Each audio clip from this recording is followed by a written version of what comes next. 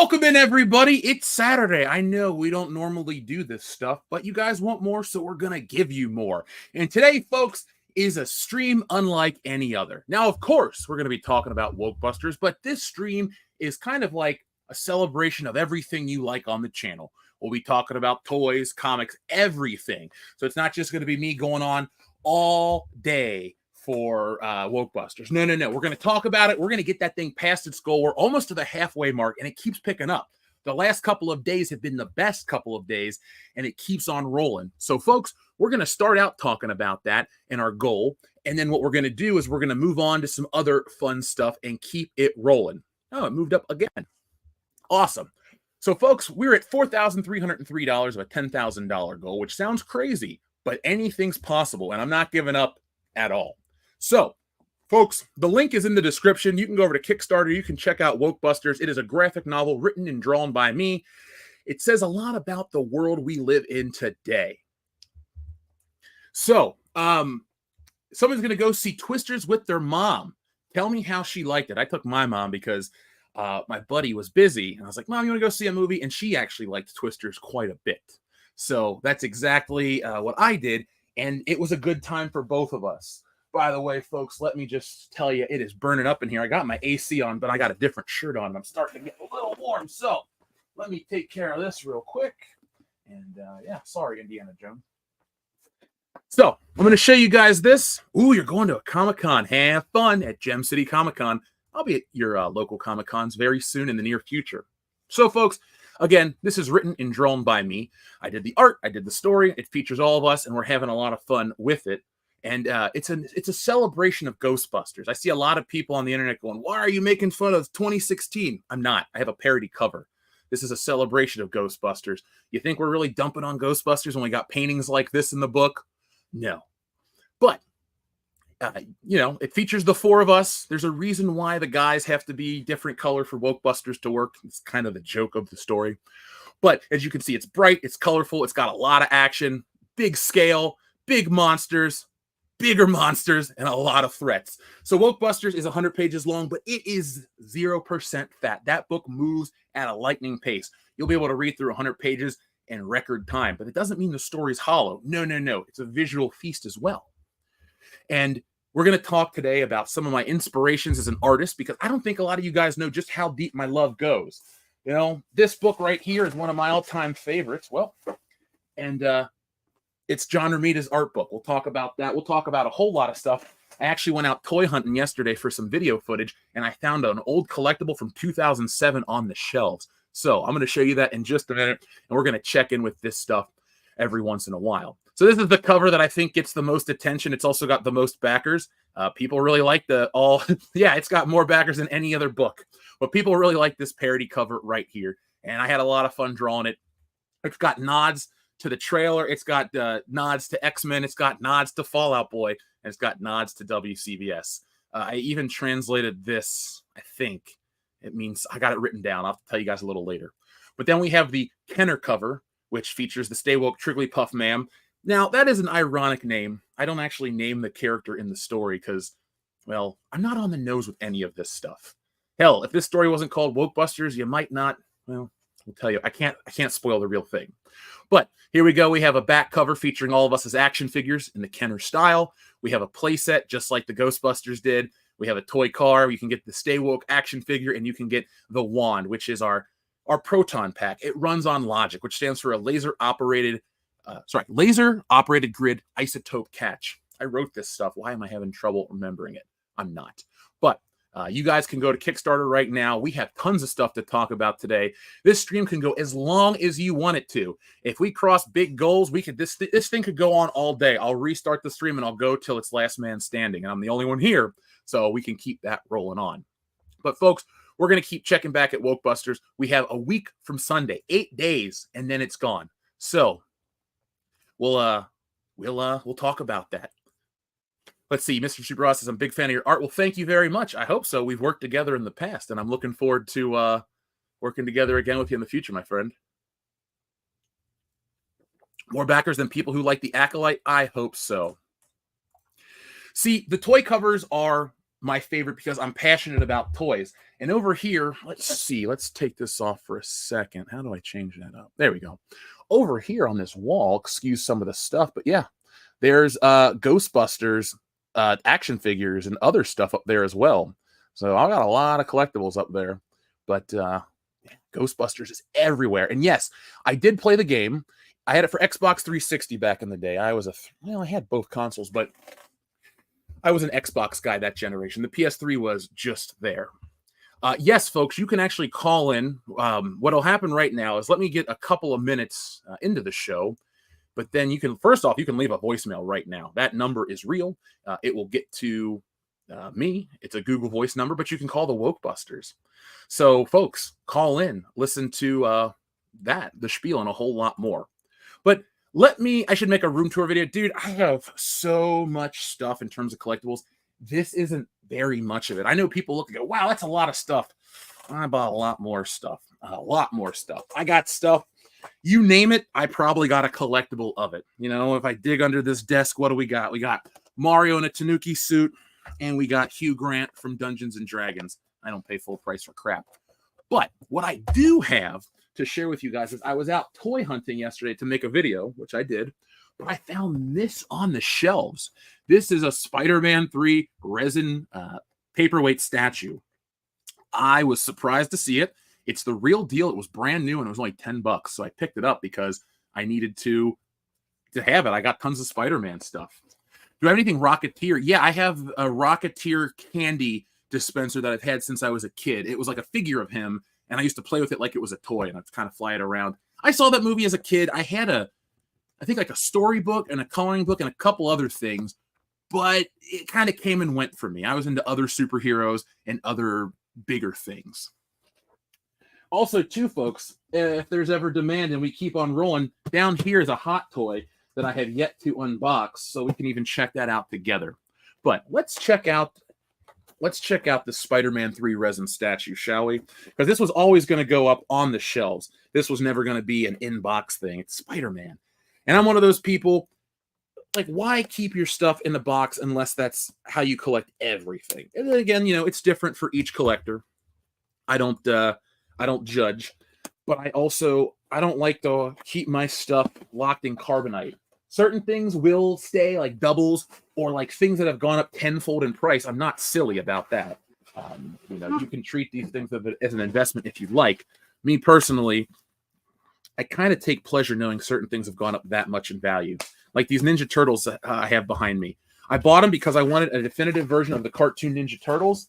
I forgot about them. I moved to California. I came back. They went from $50 a set to $200 a set. So a $200 investment became an $800 reward. So I'm going to hold on to them in the box. It's the 4 boys, and then you get a foot soldier. You get one comes with Krang, and the other one comes with Shredder. So, I mean, what more could you ask for? They're pretty cool looking, too. I can show you guys that. What up, Xavier to God? Good morning or afternoon, wherever you are. You'll like this. I'm just showing this. I got this at a store when I was out making a toy video. So I picked this up. This was $10. This is a resin statue.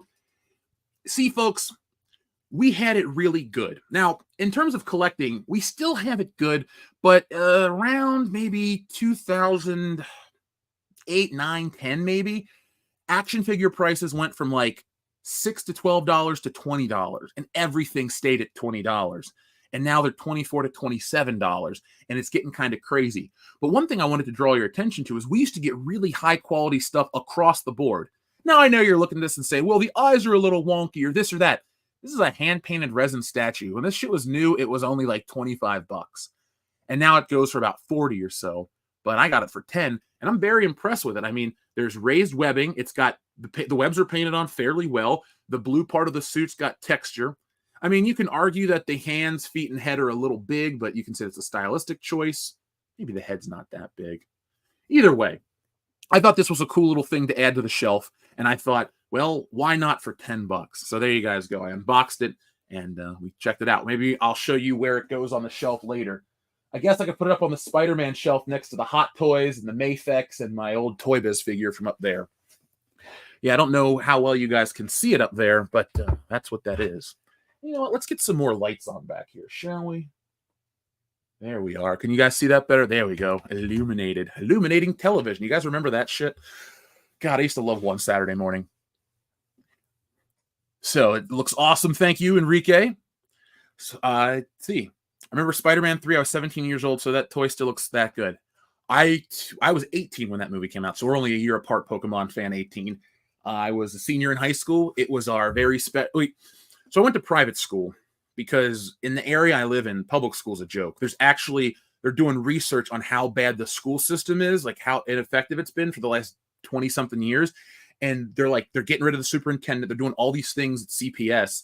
And, the public schools were a joke. So my mom's like, you need to go to a better school. So she saved and made sure I went to my all boys school, whatever. But don't apologize for that.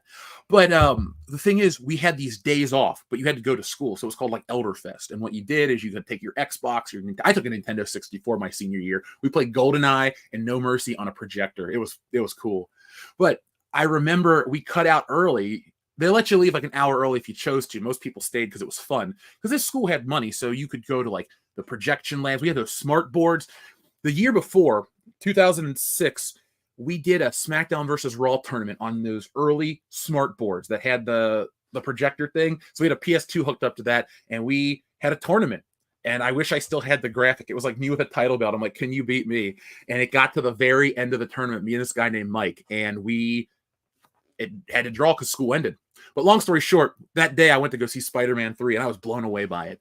And then I did not convince myself that it was a terrible film until October of that year when I came home from school. Xavier to God with the first super chat of the day. Thank you. What TMNT designs do you like more, 87 or 03? Well, I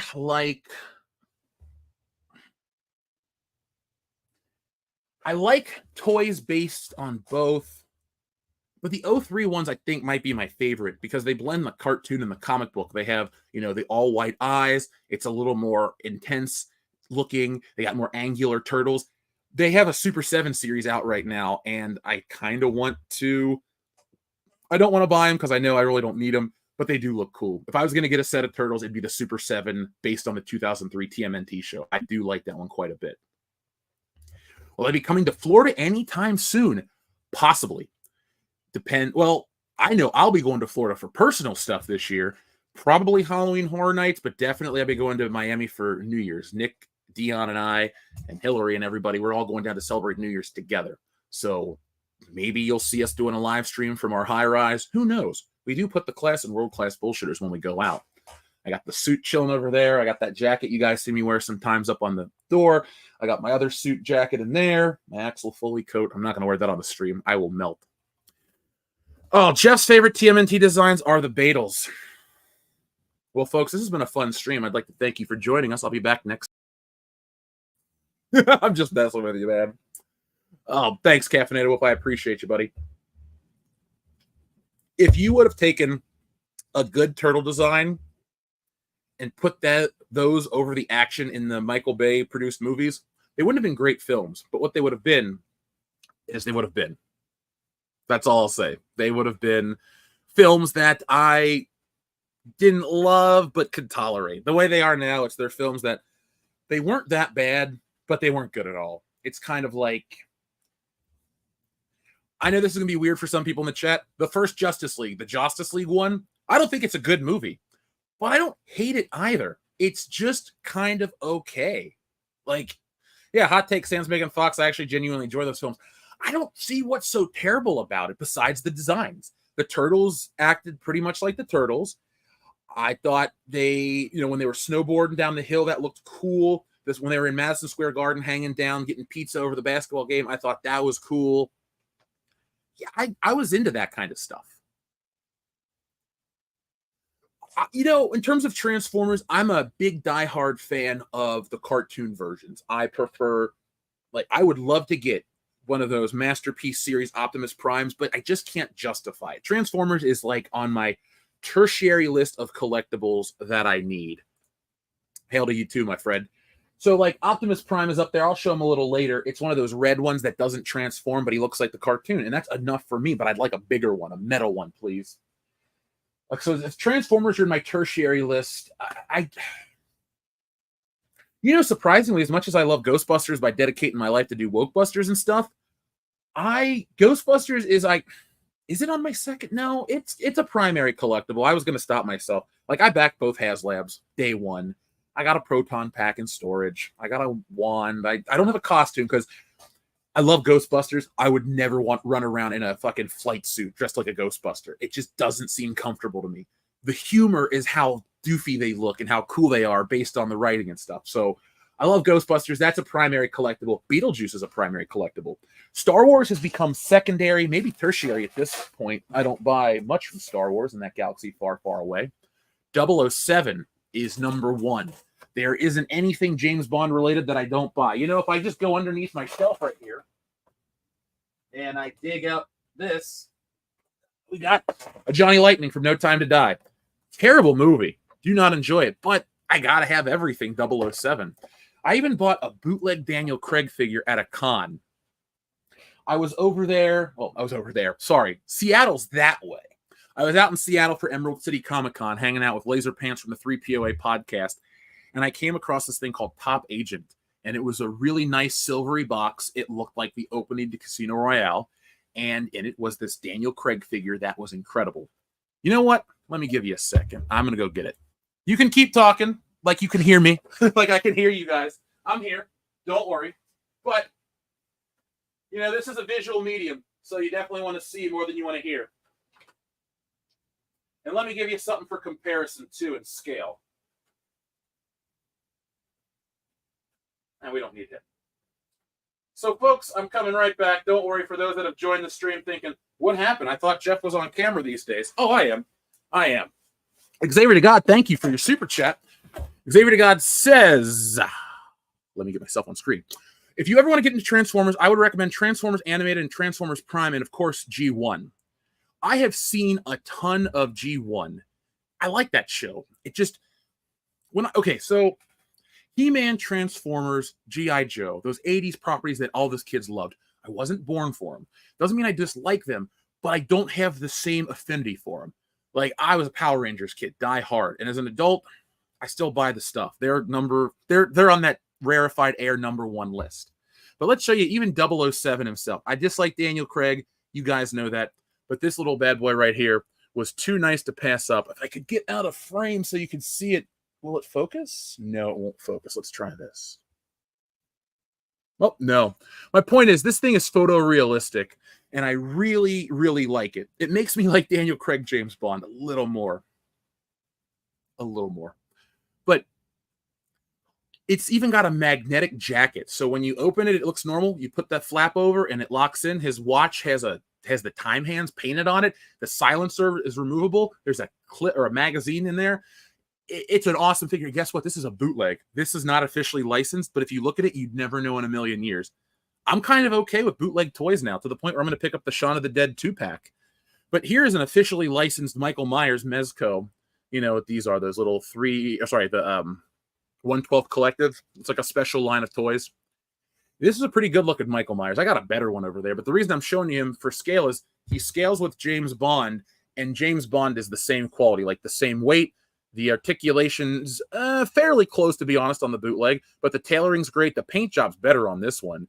I mean, this is just a Michael Myers mask, so what do you expect? But that's why I'm showing you guys. Like, these bootlegs are pretty legit, and if it's James Bond, I gotta have it.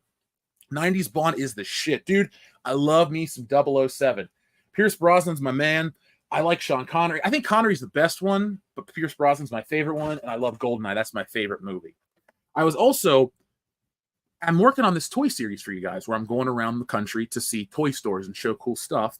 And they had these. So I bought these straight up. Here's the best part, though. It has a Toys R Us sticker for $9.99. What did I pay in 2024? $10. So this thing has not increased in value, but check it out. It's this Dr. No. It opens up, and inside you got more James Bond stuff. And this is a 3-figure set. There's Dr. No, there's James Bond, and there's Honey Rider. And they had all of them. So I picked them all up, and I've added those to the collection. And James Bond, I think, is out of reach. I saw where I put him. I'll show you in a little bit. But here's Honey Rider. It's one of those 90s female figures where it kind of looks like a woman from a certain angle, but that is clearly not Ursula Andress. Ursula Andress is an all-time beauty, and this is a 90s action figure. You guys remember how shitty Rogue looked back in the day? Yeah. Man, I have a ton of stuff in here. Ooh. There's a Hot Wheels Mine Line Bond car, Aston Martin 63 DB5 from Goldfinger from this year. Ooh, I got to check that out. I don't have any Spaceball figures yet, but when they release them, I will buy them. Folks, I am ready for the long haul today. I got a case of Liquid Death. I got time. Let's make this happen. I did go out last night to an independent wrestling show, and I had a great time. I was at this bar, and I didn't tell anybody this. I'm friends with a wrestling promotion. They're called Ascend Pro Wrestling. There's a plug for them. They're a group of good dudes. Long story short, I get invited to the shows. My buddy Phil, he's usually like a manager or a sound guy. He's like deep into the company. And I went to this show to support the guys, and one of the wrestlers goes, "Oh, you're a wrestler tonight." And he gave me this yellow wristband. So I got to drink for free all night. And you were supposed to get a beer and a shot. They gave me 7 beers and 2 7 and 7s. It was a great time. We were out all night long, hanging out, watching wrestling. Then this punk band came on, and they sucked. So we left. But, man, was it a good time. There he is. But drugs. Have a great stream, bud. You too, man. You have a good day. See, there's Phil right there. We had a great time at the show last night. It was just too much fun. Honestly, the dudes at APW are solid wrestlers. Like you watch a lot of independent stuff and these up and coming guys, and you go, okay, maybe one day. That's what a lot of these guys are like. They could do it. Like the one guy actually has made it into the NWA. You can check him out. His name's Carson. He's cool. Carson Drake. He's on television every week. So check him out. And the thing is, last night, I never wanted to be a pro wrestler as much as people think. I'm the size of them. It would have been a different life for me, but my passion was the art and the comics. And last night at a wrestling show, watching these guys wrestle, I kind of had that realization, and I'm kind of getting to do what I want with this, and I'm very happy. Reese M, what is up? Ooh, Andre the Giant. You got a Andre the Giant championship belt from back when he took it. Oh, you have to show it to me, buddy. You'll have to show it to me when we hang out at a con. Leo, I have seen that bootleg Axel Foley. I really want an official one because I'm a nerd for it. But I would buy the bootleg one if I thought the face sculpt looked better. The face and the body don't match skin tones, and I'm oddly particular about shit I like. So here's the thing. I'm particular and forgiving, but I figure if I'm paying for all this shit, I want it to look a certain way. I love indie wrestling. Here's the thing. It's not an easy sport to do. You bust your ass to make it. And so I try to give the respect that all these guys deserve, because it's like, I'm not doing it. You're doing this to entertain me, and I'm entertained. We had our Tim Lutz Suck shirts. We had beer. They ran out of beef sandwiches. It was a thing called Beef Fest. Yes, it sounded weird. This guy with a mustache, this bar owner, would come out and chant, "Meat, meat, meat." And then he would do a raffle and give away like a rack of ribs or some steaks. I didn't enter the raffle because I didn't care. I got porterhouses in the freezer. If I'm really hungry for a steak, I'll go ahead and get I'll get one of those out. It's cool that you didn't like Beverly Hills Cop 4. I don't mind if people and I have a differing opinion. I actually prefer that so we can have the conversation. I loved it a lot, actually. It's a weird year for me. Beverly Hills Cop 4 was great. I liked Twisters quite a bit, to the point where I will watch that when that hits streaming. I mean, and I'm not changing my tune. The Acolyte sucked beehole. Madam Web was a joke. You've seen the videos. But for the most part, some of the stuff that I've consumed this year's been pretty solid. Now, don't get me started on The Boys. You talk about a disappointing season. I loved that show. I was kind of disappointed. Xavier God, thank you for your super chat. When it comes to Spider-Man's black suit, do you prefer white or black webbing on it? All black or black and blue with the blue highlights? Ooh, excellent question. I love art questions like this because no one ever asks me this shit. But this is the stuff I think about all the time. So, it depends on who is drawing it. Now, I do like the black with the blue highlights. I have a Mafex black suit Spider-Man. Maybe I'll pull him down in a little bit.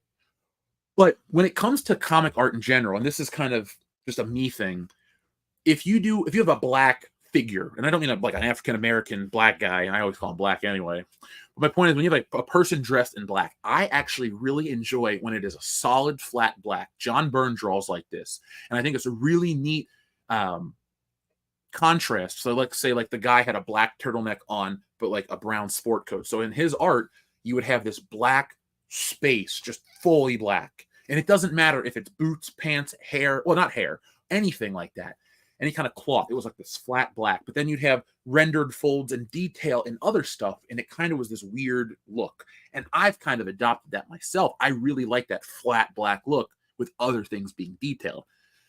So that being said, I really do like the all black Spider-Man suit. I think that looks really cool, but I don't love it as much with the white highlights. If I'm going to do highlights, make them this shade of blue that the Super Chat blue uses right here. I think that's the right shade.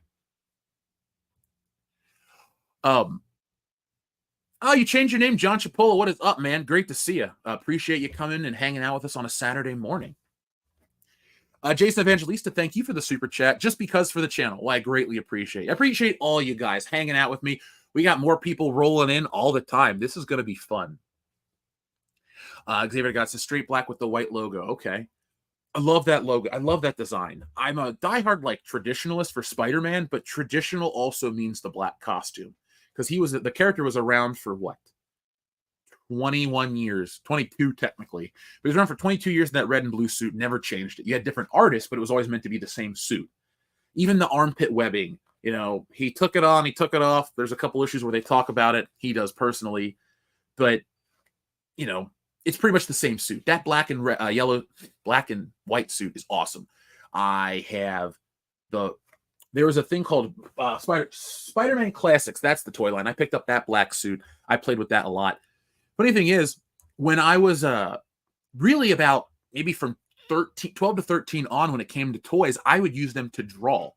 Like straight up, I would buy my action figures and I would like draw their bodies to learn how to do depth. I'll never forget the day I figured out if you draw a circle for the upper chest and then you put the other circle back and the other one in the front, it makes it look like the person standing. I remember that. I was like, cool, I figured it out. And it all came from my toys. That's kind of what I've used toys for a long time. With Stealing Solo, I had a Harrison Ford doll that I would look at, and I'd be like, okay, let's figure out what his face would look like from here, because it was a 12-inch Empire Strikes Back.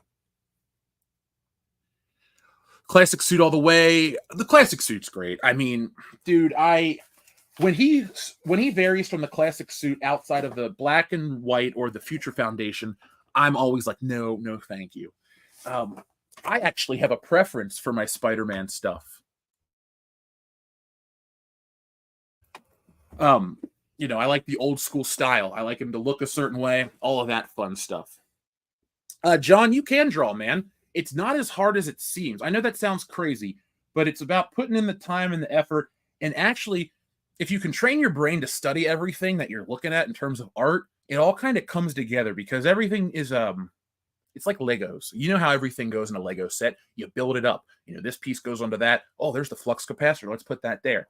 Think of it like this. It's a puzzle. You start off with, here's how I do it. Other people will tell you different ways. I start off with an idea of what I'm drawing in my head, and then I'll draw the actual head of the figure, and then I work from the shoulders down. And then once I kind of know where the shoulders and arms are going to go, then I put in the torso, and then I just kind of figure out how the stuff is, mapped out that way. That's how I do it for the books and stuff, because I draw in like 3 layers. I do a really, really rough version, like for Wokebusters. It'll be like, for example, I don't have any of this to show because I don't put it on any other thing. It's just on the iPad, but it's super rough and super sketchy. And then I put another layer, and then I tighten the pencils. And then usually I go over that with an ink brush, and then I add in details. When I ink my own stuff, I do a lot of texture in the hair. It's kind of like when I was talking about the black a minute ago, how I like a certain look. I like more of a cleaner look for the skin, but then I like to do hair a little more textured. Sorry, there's a weird sound coming from outside. Okay. But yeah, there we go. But yeah, you can do it, John. If you really just sat down and do it and try it out. Like, I guess I'll be funny about it. Just know that if you're going to start, it's not going to be that good. But then if you keep at it, it'll get better and better. And hell, I draw almost every day and I keep learning new things and going on with stuff like that. When the black and white suit first appeared, though, brother, it was as epic for Spider-Man. Dude, I wasn't around in 1984, but I do love issue 252, which is the very first appearance of the black suit. Everybody says the first appearance is Secret Wars number 8. Secret Wars number 8 tells you how he got the black suit, but Amazing Spider-Man 252 came out like 7 months before that book. So if you're a regular Spider-Man reader, the issue starts with Peter Parker, well, Spider-Man in the black suit, and Doc Connors coming through a portal talking about where all the superheroes have been. And it's drawn by Ron Frenz, and it's a really good-looking issue. You learn that the Thing is alive. You learn that the Thing is an alien. It's crazy. Garth Vader has pledged to Wokebusters. Thank you very much, Garth Vader. Folks, you can pledge to Wokebusters as well. You can go over to Kickstarter. You can get yourselves a copy of that. All right, we got more backers. All right, sweet. We are moving up now. We are moving up. Let's show this real quick to let you guys know that this is working. And we'll have the telethon element in a moment. I'll be honest, I'm just having fun with you guys. So we've gone up another 100 and something bucks. So guys, thank you very much. I really appreciate you guys coming together, making these things a reality. And I can tell you this. I have a great story for you. It's a big, epic book. When you get a story from me, you're going to get a complete story. Wokebusters is a one-and-done epic event. It's a big story, but it has a beginning, a middle, and end. There's no cliffhanger. There's no come back next time for more. It's taken me a while to do this thing, but that means I refined the hell out of this. This story, like I said, is all meat, no fat. You guys want a delicious meal? That's Wokebusters for you. And I really need to stop making food comparisons because, my God, does it make me hungry on the stream. But I'll be okay. We got plenty of time for that later. But Garth Vader, I just like to thank you personally. Everybody out there that backs Wokebusters, I appreciate you guys. And I will continue to bring you excellent stories that are unlike anything else in the future.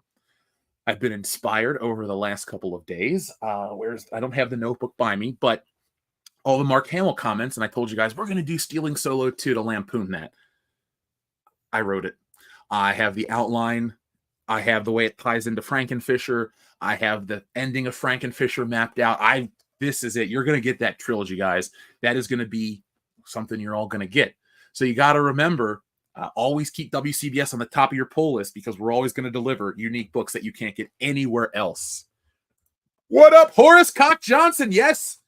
Haven't caught one of your live streams in a while. Listening while playing Friday the 13th, the game. Best wishes. Well, Horace Cock Johnson, thank you very much for one, hanging out with us on a Saturday. Yeah, it's been a while, man. Happy to have you back. Guys, I'll tell you this. If you tell me what times usually work best, because we have data. I can look at it. It says your audience is on from noon to midnight. That's great.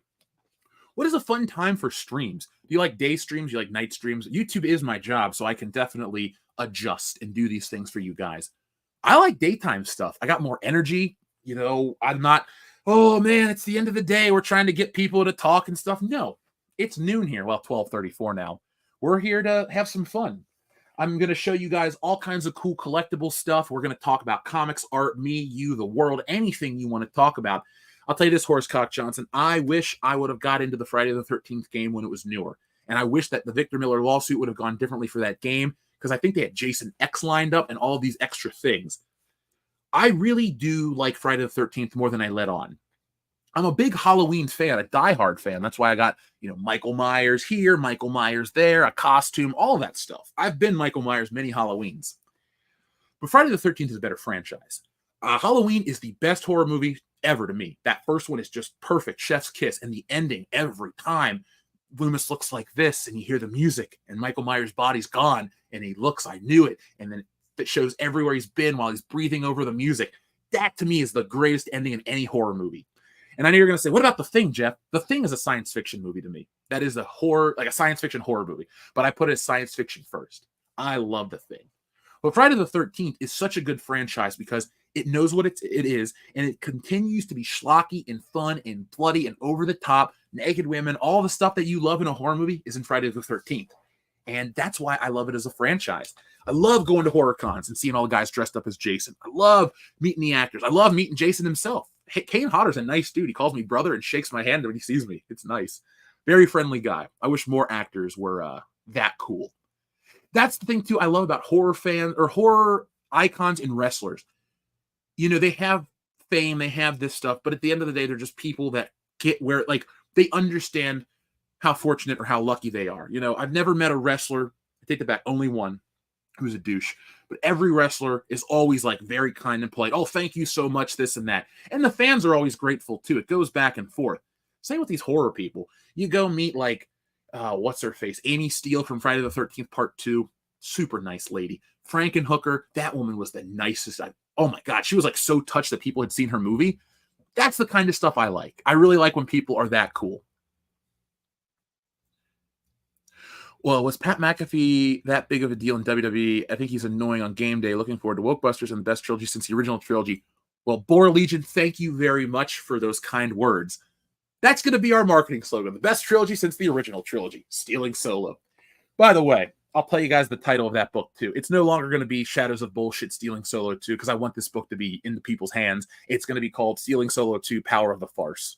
That's what I'm tentatively sticking with. If I come up with something better and catchier, great, but it's very funny, and I wrote a couple lines of dialogue for it, and I don't want to share it all with you, but I keep chuckling at the one, and I told my mom about it, and I told Phil about it, and I just, I know you guys are going to love it. Now, Pat McAfee is a fine commentator. I enjoy him as a commentator.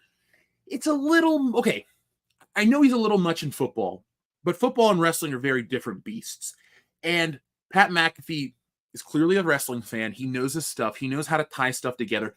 He is able to say, like, you got to remember too, if you're a wrestling fan, wrestling's been really buttoned up. Chris Benoit died in 2007, and WWE went PG in 2008, and they have tried to be sanitized for years. You would have stupid shit. Vince McMahon is as bad as he is good. Now, I know you're thinking, Jeff, are you really offended by what he did? We're not talking about his real life issues. We're talking about him as the boss of the WWE and what was put on television. Wrestling was garbage from 2007 through 2020. Okay? It's a long stretch of my fandom. Most of it has been shit. And the commentary, no different. Pat McAfee says stuff. He's funny. He can cuss a little bit. I like him. Now, I do think his presence in the video game is far too much. I don't want his little jabroni friends in my 2K. And, oh, can't you just beat them up? No.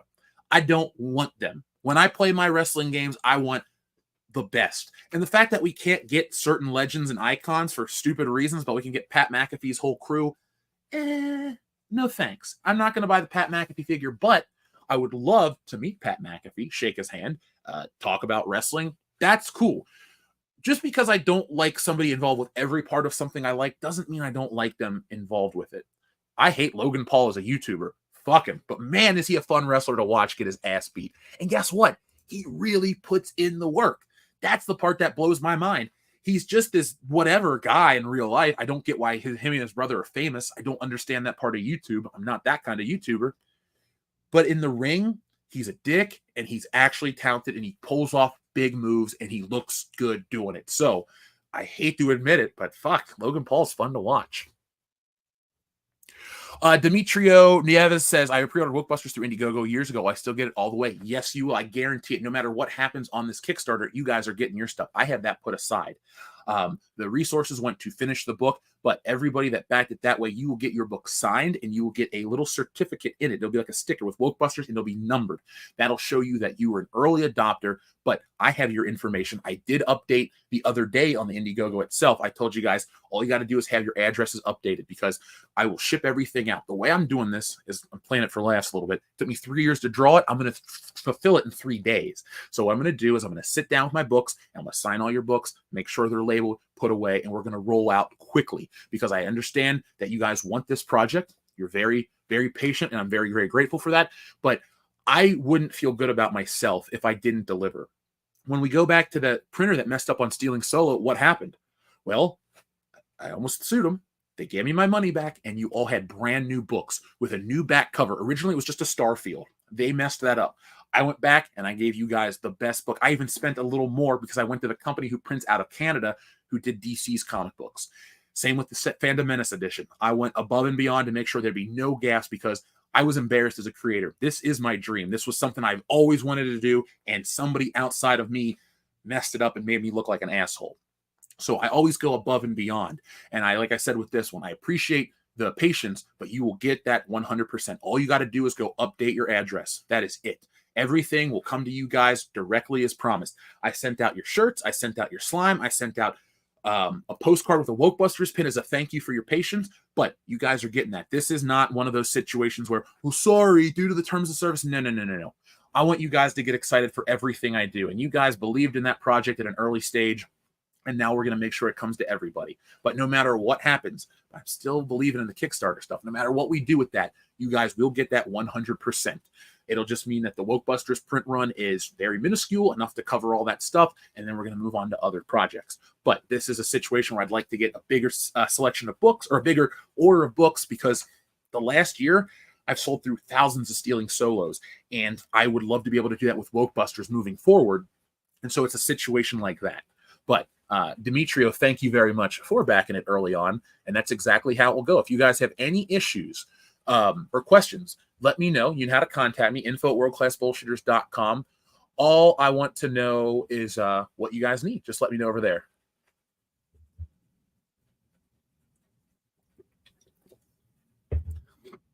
Superfan Adam Shawhan, I appreciate that. You backed me, what, 14 times?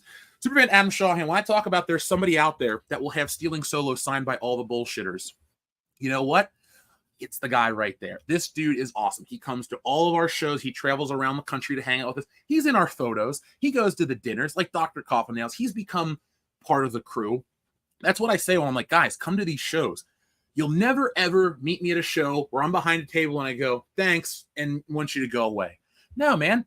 Come to the table, hang out, introduce yourself, go check out the con, because I do have to stay there to meet everybody because I'm paying to work the booth. And then, you know, after the show, let's go all to dinner. We get pizza, we get steaks. We always do that shit. We usually have a big crew of people that go. And I love that kind of stuff.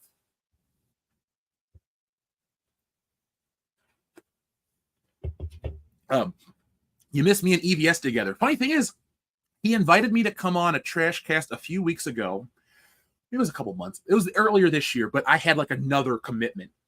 But I'm happy to stream with him. He's fun. Like, I don't worry about people's drama. I worry about how I interact with people. And last time we spoke, it was cool. I really don't know what else to say, man. I like him. I like us. I put it like this. I like our time together streaming. I like the artwork quite a bit, and we've had a lot of fun. So all you guys got to do is say, hey, get together with so-and-so. I'm happy to stream. There's no bad blood. So what's going on, Keely Chow? This is a stream for Wokebusters to get people talking about it, to get it up. It's working. We're moving. We had a couple $100 already come in the first 45 minutes. So folks, I would love to stay on and make this happen all day and get this thing to its goal of 10,000. Why that amount? Shipping is a nightmare. I took a bath on international shipping for the Stealing Solo Fandom Menace edition. I met with an accountant. Accountant, lawyer, same person, but different qualifications. I got this person who's very, very good with numbers. Long story short, we mapped out what stuff would cost to get stuff printed and shipped out. This isn't really a book where I'm making tons of money for me. It's a project I believe in, and in the back end it'll do better stuff like that. But we just, like, shipping went up again. So you guys know everything's going up in price. That's exactly what's going on. Yeah, I like streaming with Vinny. Vinny's cool. I like other artists. I would love to get involved with one of those streams where people just hang out and draw. I just never. It's like the channel's how do I want to phrase it? Because I want to come off egotistical. Like, I run this channel. People think of it as one way. I never really get to be a part of a stream where I'm not hosting it or running it. I would love to be invited on to stuff. Just like when I go on the side scrollers, that's one of my favorite things to do because I'm a guest. I don't have to run the back end. I don't have to worry about reading the messages. Like, I interact with the audience, and it's a lot of fun. Anthony Franklin, have you been able to add the United Kingdom shipping yet? I thought I added that already. Hold on a second. I thought Wokebusters already went international because I did select. Right, we've moved up again. We are $1 away from $4,400. We have been moving up on this stream today, folks. So thank you to all of our new backers and everybody who supports this book. Like I said, folks, it is done. I'll even show you a brief. I'll show you something cool in a minute. let's see, I can't back my own project, but I was almost positive. Let me see how much I'm showing on screen right now because I don't want to show any personal number information. But I could have sworn I offered to Europe in the thing. Hold on. View project, edit project. Okay. No, I don't want to edit the project. Shit. Let me tell you this. Give me. We gotta. You know what? Let's take the call, folks.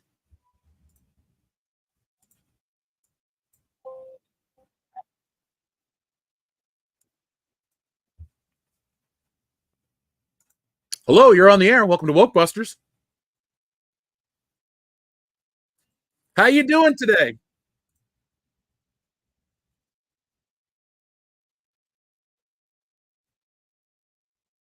I told you it was a real number, man. We're here hanging out on the live stream. Obviously, you know what's up. How you doing today?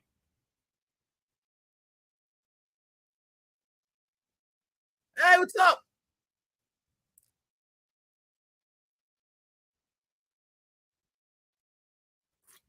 Thank you very much. I had a lot of fun doing it. I know when I say it took me 3 years to complete, it doesn't mean I was miserable making this book. This book was a lot of fun for me, dude. And it was weird. After it was done and I got the final pages colored and everything, I'm like, what do I do now? Because Wokebusters was such a part of my life for so long to get through it. And now it's done. So thank you for the compliment and thank you for hanging out with us and joining in, man. I know you. As soon as you said it's your screen, I'm like, oh, what's up? So how you?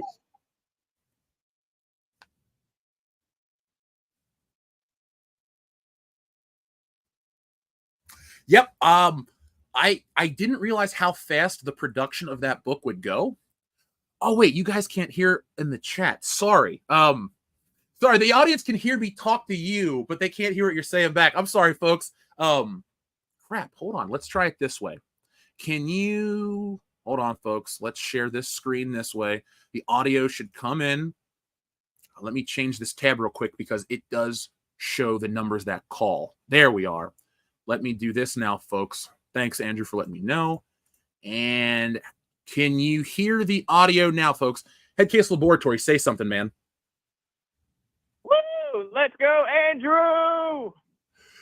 All right. He said, woo, let's go, Andrew. Folks, can you hear that right now?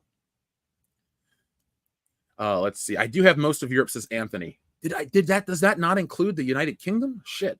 Then I do have to fix it. I thought when I typed in, oh yeah, duh, European Union is the euro, not the pound. Sorry. Okay, now you can be heard. Okay, cool. Sorry, folks. Technical glitch. Headcase Laboratory is the first person to ever do a call in here on WCBS. So there you go, man. You are officially. I'm the first. Yeah. You know, I'll have to send you something. Dude, I gotta get a sticker for people. I gotta get that seal of approval sticker made, and we'll send you one out in the future, man. Because that's a first here on the channel. Yeah, this is the first ever. Hell yeah. Woo! So, let's see, folks. What else can we do? There you go. That'll work. So, anything else you want to say, man? No, I just want to congratulate you for all your good work. And I got to ask you one question. Yeah. Just one question. What's that? In your humblest opinion, do you believe that it was the wrong decision to bring back Darth Maul? I always say, without a doubt, it was one of the greatest decisions. He was a lost opportunity in the movies beforehand. I didn't like his appearance in Solo, but him coming, I don't think he should have died in that first movie. I thought he should have been the big bad guy of the prequel trilogy from the get-go. That's damn right. My take on it. So I would have preferred them to do it that way. But him coming back is fine. You know, when I talk about the love I have of these movies, it's really the first three, mainly the first one. And so Darth Maul is just like a fine character. I never had the attachment like I do a Darth Vader or a Boba Fett. But either way, I'm cool with him being back. I don't dislike it. And people like Sam Witwer. I kind of look at it like this. If everybody's really happy with that one of their favorite characters is back, who am I to complain? You know, he's not my favorite, so I don't feel like I have any ownership over him. And also, I know everyone likes Ahsoka, but damn it, I think she should have either died or gave up being a Jedi after everything that she went through. I agree with that. I think she should have never come back after the Clone Wars ended. The way she kind of went off and did her own thing. Mm-hmm. Leave it open to interpretation, because that way Lucasfilm can go, well, Ahsoka's out there. Let's make an action figure. Ahsoka's out there. Let's drop her as a skin in Fortnite. Ahsoka's out there. Let's, have our ladies' clothing line. But what you don't Yep. need is to have a show based on her or any of this other crap. It was pretty bad. Because it honestly makes the whole Order 66 pointless, because we've have Jedis popping up left and right. Yeah, it's like how effective is Order 66 if everybody survived it? Before it was like you're the last of your religion, your fire's gone out of your universe or the universe, you, my friends, are the last of that religion, something like that, what Grand Moff Tarkin says. Yeah, with all of this, with any kind of entertainment, too much is too much.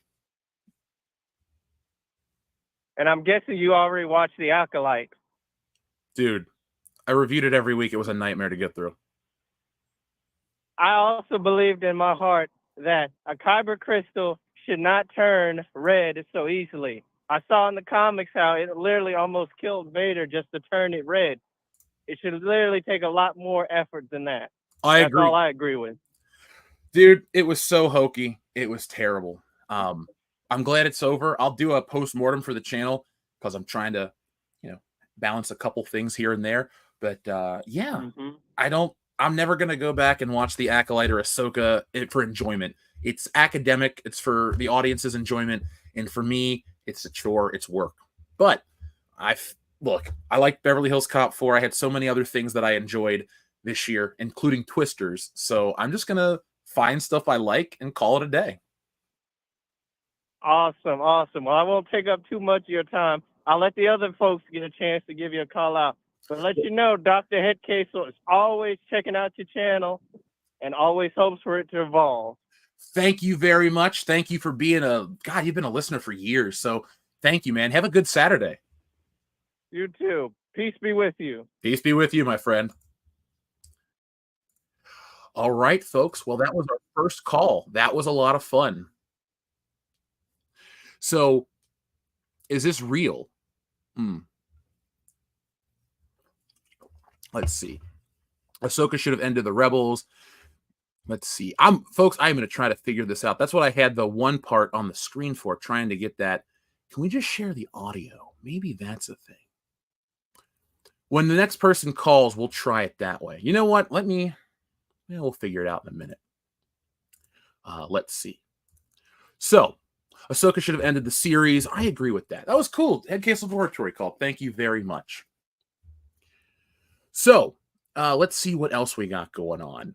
I'm glad you guys could hear it, though. I asked because Elon, the live streams, Elon is weird.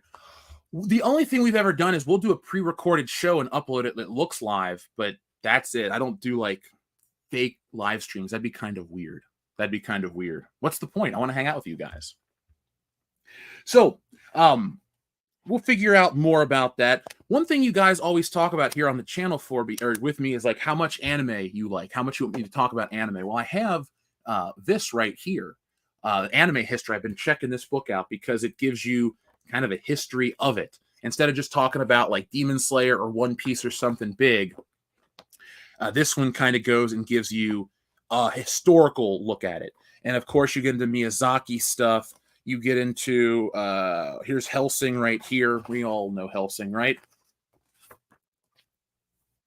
Oh, Afro Samurai. I watched this in college. That was a lot of fun. What else is in this book? I haven't made it to this section. I'm only in the first couple of chapters. What? Is Dion doing phone readings as Miss Cleo because the cards don't lie? Yeah, the cards don't lie. They do not lie at all, and they spell disaster for you at sacrifice. Folks, I'm going to grab something real quick, and I'll be right back. But you can hear me talk in the background. What do you guys want out of the end of, or what do you guys want out of Deadpool Wolverine? Are you excited for that movie? Do you think it's going to be good? Let me know down in the comments. I'll be reading the chats with you. But I'm going to stay optimistic. I'll have a review for it on Thursday. You guys can check it out. We can do all cool stuff like that. and watch it. We can't watch it together, but we can talk about it together. Personally, I'll stay optimistic. I'll stay faithful, but I mean, come on. The last couple Marvel movies haven't been that great. Guardians is fine, but I haven't thought about that movie in almost a year, and I didn't like how it ended. I really thought Gamora was the whole Gamora and what's his face Star-Lord trying to fall in love again was a silly gimmick. Let's see. Anime is awesome. I got the tickets months in advance. I can't get refunds. I don't want a refund. By the way, I was burning up in that shirt, so I switched to this Raiders of the Lost Ark shirt. And I only bought it because it says Raiders of the Lost Ark on it. It doesn't say well, I can't show it. It doesn't have Indiana Jones and the Raiders of the Lost Ark. And I also got it really, really cheap. So that's why I wore it. But I was burning up in that shirt, as you could tell. So with Deadpool Wolverine, I think that it's going to be a lot of fun to see the callbacks and shit, but I want the narrative to work more importantly than anything else. I don't think that sorry, here we go. Now the chat's rolling in. We got people talking more about the movie. Thank you. I like this shirt too. Enrique, you'd like the other shirt that I bought with it. It's a Back to the Future shirt. It's the DeLorean and the logo. One of my favorite movies, man. One of my favorite movies. So Ryan is the only reason I want to see it. I'm really done with Disney. Ryan Reynolds is good. He's one of those actors that has fans around him. Not every actor has that. I mean, does Daniel Craig have that? He plays a couple roles that people like. I don't really think of that shit. Andrew says, I hate what they did with Adam Warlock. Yeah, he was kind of an annoying child. He was an annoying child. I wasn't a fan either. Let's see there. Okay. Trying to think, how do we in the future, because I want to make sure we can answer all of this stuff. There we go. Sorry, folks. We did the technical part. It definitely worked.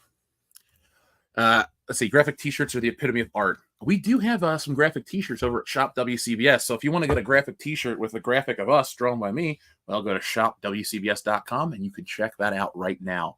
We even have the Wokebusters shirt. Instead of me trying to do t-shirts on a Kickstarter and all this stuff, just go get it now and get printed and shipped directly to you. It's more efficient that way. And that way, if you have any problems, you can get that taken care of too. Daniel Craig went gay after Glass Onion, says Monkey Jeebus. I did not like Glass Onion, my man. I thought that movie was crap. I didn't enjoy it at all.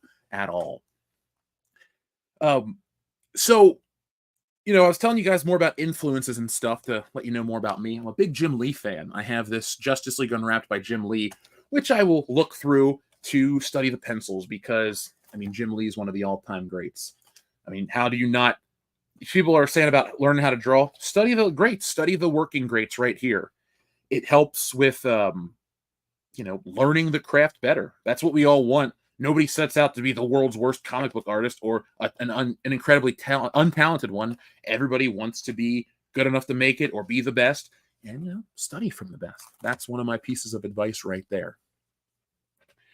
So, all other books that I have that are an influence to me, I know I don't really go to bat for this, but I like Watchmen Noir. I don't like the color of Watchmen, but I do love Dave Gibbons' artwork. And so, again, I love the smoothness of some of the lines. I like the texture. I mean, it's Dave Gibbons. It's hard for me to sit in... One, I refuse to pick apart people because that's crappy and stupid. Unless you can do it as well as they do, I don't think you have room to talk shit. Secondly, when it comes to this stuff, I mean, this is great. This is considered the greatest of all time. This is what they consider this one. Sorry, not the graphic tees comment. They consider this the greatest of all time. And you know what? I don't disagree with certain parts of that. But what I disagree with is like it being better than like every comic. You know, when you say it's like maybe the greatest of the 80s, maybe it's Alan Moore's greatest work, maybe it's Dave Gibbons' best work. But for me, it's great, but I don't think it's the greatest. Let me correct myself. I would much rather read Spider-Man from 1986 than all that. Get an anatomy book. Jim Lee was studying to be a doctor. Oh, I agree. I have anatomy books, like the big ones that sit and flay the muscle. One thing I think is helpful beyond just an anatomy book is I bought this big honker of a book. It's literally just poses and poses and poses and poses from every angle, and you can really wrap your head around how to draw these things. At least I can that way. Oh, perfect. Sometimes you keep a letter or a piece of paper in a book. I have a letter from our friend KR Companion. Good dude, by the way. Definitely a big fan of his. You guys should check out his channel. Check him out on Twitter. He is a diehard WCBS fan, and that guy is awesome. I learned to draw by studying Jack Kirby. I like to study Jack Kirby too. I have an Eternals book right here that I got cheap, but I bought like a master artisan edition of Jack Kirby's Fantastic Four to study the line work from Joe Sinnott, because inking is something I'm always looking to do better. And so that is, the way I like to operate. So, folks, thank you. So far, our first hour, Wokebusters, has moved up. We keep moving forward, and this has been a fun first hour. I can't believe it's been an hour of a stream already. So let's just keep these things a-rolling, and we will have a good time. NPH would have been a better Deadpool, Ryan, but I appreciate Ryan's pushing to make it happen. I'm trying to think how different NPH's Deadpool would honestly be. Because, Barney Stinson, an R-rated Barney Stinson would be funny. NPH is still Spider-Man to me. That's the part that kind of, like, in my mind, I'm just like, oh yeah, NPH is Spidey. Kind of like, who else is an actor that does a role that you're surprised with? I put myself on the spot. Monkey Jeebus says, I don't think NPH has the physical ability. Oh yeah, you have to forget, like, it is an actor in a costume. I always think of these things as just stuntmen wearing the suits, but Ryan Reynolds is, wanting to be the character himself. Head Case Laboratory, thank you for calling. He says, artwork by Joe Bennett is both horrifying and awesome at the same time. He's a great artist. That is a name that's been on my radar for years and years. He worked on Marvel books in the 90s and early 2000s that I had, and I was always into the style, into the work. And yeah, he's like in our sphere. Well, we're artists, so we're in this sphere, but it'd be cool to stream with him and talk to him.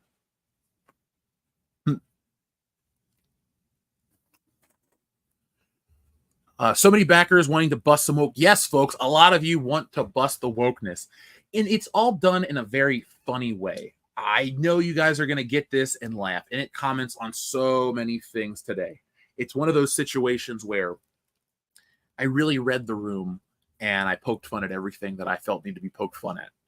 I mean, we come up against hiring problems. That's kind of a funny thing I joke about in that one. We have issues with the local government looking into us. There's conspiracy stuff. It's all kinds of stuff. Wokebusters is one of those books that is, it's not ever going to be dated in a way, because it's like, it deals with issues that we all deal with and will continue to deal with in the world the way it is today. So let's see. Autocorrected to hell, it looks like. I think he would have done this no point in the stuff. Oh, sorry, Buddha Bear. I'm confused. I was thrown off by the message. If you want to resend it in, I'll read it for sure. But folks, one thing you can do today to help the channel for free is hit that like button. You hit that like button, it'll help WCBS continue to grow. We're fighting YouTube. If you're ever wondering, why is it taking you so long? It's not on our part. It's really not on your part. It's on YouTube's part, and likes to keep things a little funky. But, we are going to make it happen. We're going to continue to push past it. And I have a sneaking suspicion once we get past 200K, YouTube will then, I don't know, push us back to where we're supposed to be. But that is, you know what it is? It is what you have to do to make it work. You guys love us. You guys are going to continue to watch it. I'm going to continue to do it because I enjoy it. I don't want to do anything else. I have found that this is fulfilling. This has been a decade almost. Next October will be a decade. I'll be 37, and I'll have done this since I was 27. That's kind of cool if you think about it. We've done a lot of shows. We've done 408 episodes of the show. Realistically, we've done more like 425 because there's some unnumbered ones and some other backup issues. We've done hundreds of high councils, hundreds of Good Morning Pop Cultures. Yeah. Listen to Freddie Delgado. Bust that like button. Thank you. So, folks, one thing to do to keep this interesting, keep this moving right along, is to keep new topics flowing towards you. So I'm going to show you one last piece of art book, and then a piece of art in a book, and then we're going to move on to some other things. like this giant Power Ranger I have. Yeah, we'll talk about him in a little bit. But yeah, I just like to give you guys a sneak peek into WCBS headquarters. I feel like we're all on this journey together. I use this giant Todd McFarlane book as my drawing board. So what I do is I sit here at this desk, I put this thing down, and I draw. This is how I did Wokebusters. I sat here on the top of this book, or another one like it, but mainly this one because it's a little bigger. And I just would draw for hours and hours and listen to music and listen to podcasts and have a lot of fun. I like Todd McFarlane's artwork. I don't ever find him an inspiration. Like a lot of people, want to study him and be like Todd McFarlane. I like Todd McFarlane's business acumen and like personal mantra and how he operates and how he carries himself. That's the kind of stuff I look at Todd McFarlane and go, all right, if you want to make it X far, you listen to how he operates. His artwork's good. I have nothing but nice stuff to say about it. He's just not my favorite. This is what I grew up with, and even then I didn't really love it. I always gravitated towards that traditional style of, pseudo-realistic proportions and illustrated faces and stuff like that. Kind of the way I enjoy drawing myself. Maybe that's why I picked it up. Bill Burr should have been Deadpool. Ooh. It would have been a lot funnier, and I still think Deadpool's pretty funny. And by the way, folks, I also have this book just chilling here, Dark Knight Returns, excuse me. Not my favorite Batman story, but probably my second or third. I like Batman Year One. David Mazzucchelli's art is one of my favorites. Just that heavy black, him and Chris Samney and a couple other guys like that. I'm really into their stuff. But I see a lot of talk of Power Rangers in the chat. That was the happiest, one of the happiest parts of happiest part of my childhood, but a really good part of my life. And I was at a con working it last year, and this guy was selling these giant cardboard cutouts of toys. He had a couple Power Rangers. He had an Indiana Jones. I wanted to get all the Power Rangers, but they didn't have all of them. So Billy is my favorite from the original run, the Blue Ranger. And I had the first Power Ranger toy I ever got was Billy the Blue Ranger. 1 year, next Christmas, I'll tell you guys more about Christmas '93, the story of the Power Ranger Christmas. It's a fun, true story, but it needs to come out around the holiday. But I gotta say, Mark Hamill and Stealing Solo 2, it's the time is now. And even my mom, who I wanted to have see Christmas '93 because of personal reasons, she's like, you gotta go ahead with this one. It'll be fine. So let's see what we got in the chat right now. It is peaceful and meditative to draw. I love it. I try to draw every day, even if it's just rough crap, just to kind of keep it going. And I never go to a restaurant and not draw on a napkin. Oh, sorry, a receipt. Always draw on the back of my receipts, every one. It's like, there you go, there's the tip, blah, blah, blah. Now let's flip it over and let's doodle a face. Let's doodle a quick body. And I always draw on those as fast as I can to see what I can put on paper in under a minute, just as an exercise. Because I have watched a lot of... Here's the thing that helps me the most with all of my comic and art, to actually watch somebody draw. Because then I see, oh, you don't go this way, you go this way. Oh, you do this with your wrist. Oh, okay, this is a quick gesture. Like, that helps me more. That's almost like watching somebody dance. I can sit and study this shit for hours and look at it. But when I watch a guy go, okay, he goes this way and he presses down harder here to get that arc. Oh, I get it. That is what I need. And that's what I watch. Like, I watch David Finch here on YouTube. He is one of the best teachers. He is great. I love watching his stuff. I sit on my exercise bike and I'll watch him draw, and then I'll come in here later and go, now what do I remember from memory? And I try to take it down and do all that stuff. What up, Eric O'Sullivan? How are you doing, my man? That was such a fun stream over talking comics with you and the rest of the guys. What was that, 2 Saturdays ago? I need some water, excuse me. Yeah, that was such a great time over there, and I had so much fun. What comics are you reading, man? I haven't read anything new this week, but I did read an old, what did I buy? Like a Chiller magazine? I bought some like off-brand horror magazines because I love horror. There's never too much horror for me. Oh my God, the new Deadpool controller with the booty on it, that was so weird. Like, it's on brand. A fleshlight popcorn bucket and a butt controller. People want that stuff. I just hope the Deadpool movie isn't a bunch of butt stuff jokes and cocaine jokes. Like, I do want a story on top of that, but I also want it to be raw and whatever. So, folks, on Thursday night at our normal time, we'll have a Deadpool review. I will have reviewed the movie, or I've seen the movie. We're reviewing it. We're going to have fun. Let's see. Stan Lee says, nice drawing. Can you do it better again and faster, faster? I don't want to come off as one of these angry people. I don't want to come off as somebody who wants to dunk on the dead or punch down on an old guy when he was alive, because I loved Stan Lee. When he died, that was oof. Steve Ditko died, and I was like, man, what a bummer. Then Stan Lee died, and that just sucked the air out of my day. And then John Romita died last year when I first moved home, and I'm like, that was a little different, though, because instead of being bummed out, it was like one of those weird things where I celebrated his work. I was like, you know what? He passed away. Let's read some of his greatest comics. And I really paid attention to it. And this is why it didn't really bother me that much. I went to Kings Island the next day, and a little kid had a Spider-Man shirt with his drawing on it. I went, that'll live forever. And then I just kind of went on and rode roller coasters and had fun. And I'm kind of looking around. I actually bought a giant wood cutting of that Spider-Man head because there was a minute where I was going to build a secondary recording station to do more streams from different parts of my place. And I thought this would look kind of cool. They even had a Spider-Man Way sign. Why did I buy it? Because John Romita's artwork was on it. What artists do I hate but love their work? I don't know about a lot of these guys' personalities because it's not important when it comes to that. I know a lot, I know John Byrne is not a likable guy and he's very edgy and mean. So there you go. I don't hate John Byrne. I don't know John Byrne. I'll probably never meet him because I know he's not super friendly and he's never an artist that I had to go, hey man, I draw too, blah, blah, blah. Because it's well documented how John Byrne is. But man, I will buy reprints. I think his X-Men work is the best. I study his Superman work. He's all-time great. But I would not go to meet him at a con. Now, George Perez, on the other hand, was an artist I always liked his work and respected him, but I met him, and man, was he the fucking nicest. He sat, it was when the New 52 was new. He sat and talked to me and my buddy Joel for like 15 extra minutes after the sketch had been purchased. My buddy bought was it a Green Lantern or a Power Girl or something? He had her draw. That was great. But he was so friendly. And that's the thing that really sticks with me. It's not about like an artist you like. I look at it like this. These people are world renowned. They are famous. They've made it. I don't know what else they have to be bitter or angry about. I can understand if you're trying to make something happen and you can't and you're angry or this or that. But we're talking about the best of the best. What else is there to do in their field? They have boats, they have mansions, they have all these wonderful things. Those guys made it to the tippy top. And I'm always surprised when they kind of are angry or arrogant.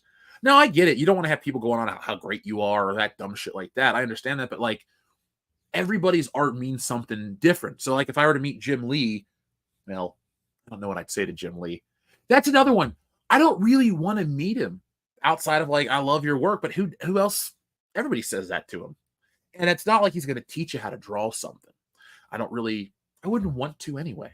I think that's another guy that I would like to keep at arm's length because I really like that stuff so much, but it also ties into being like a kid. So I kind of look at like his X-Men as he's like the real life embodiment of what that X-Men is. Because those are fake characters. They're never going to be real, but he designed that look. And so I kind of like tie that together.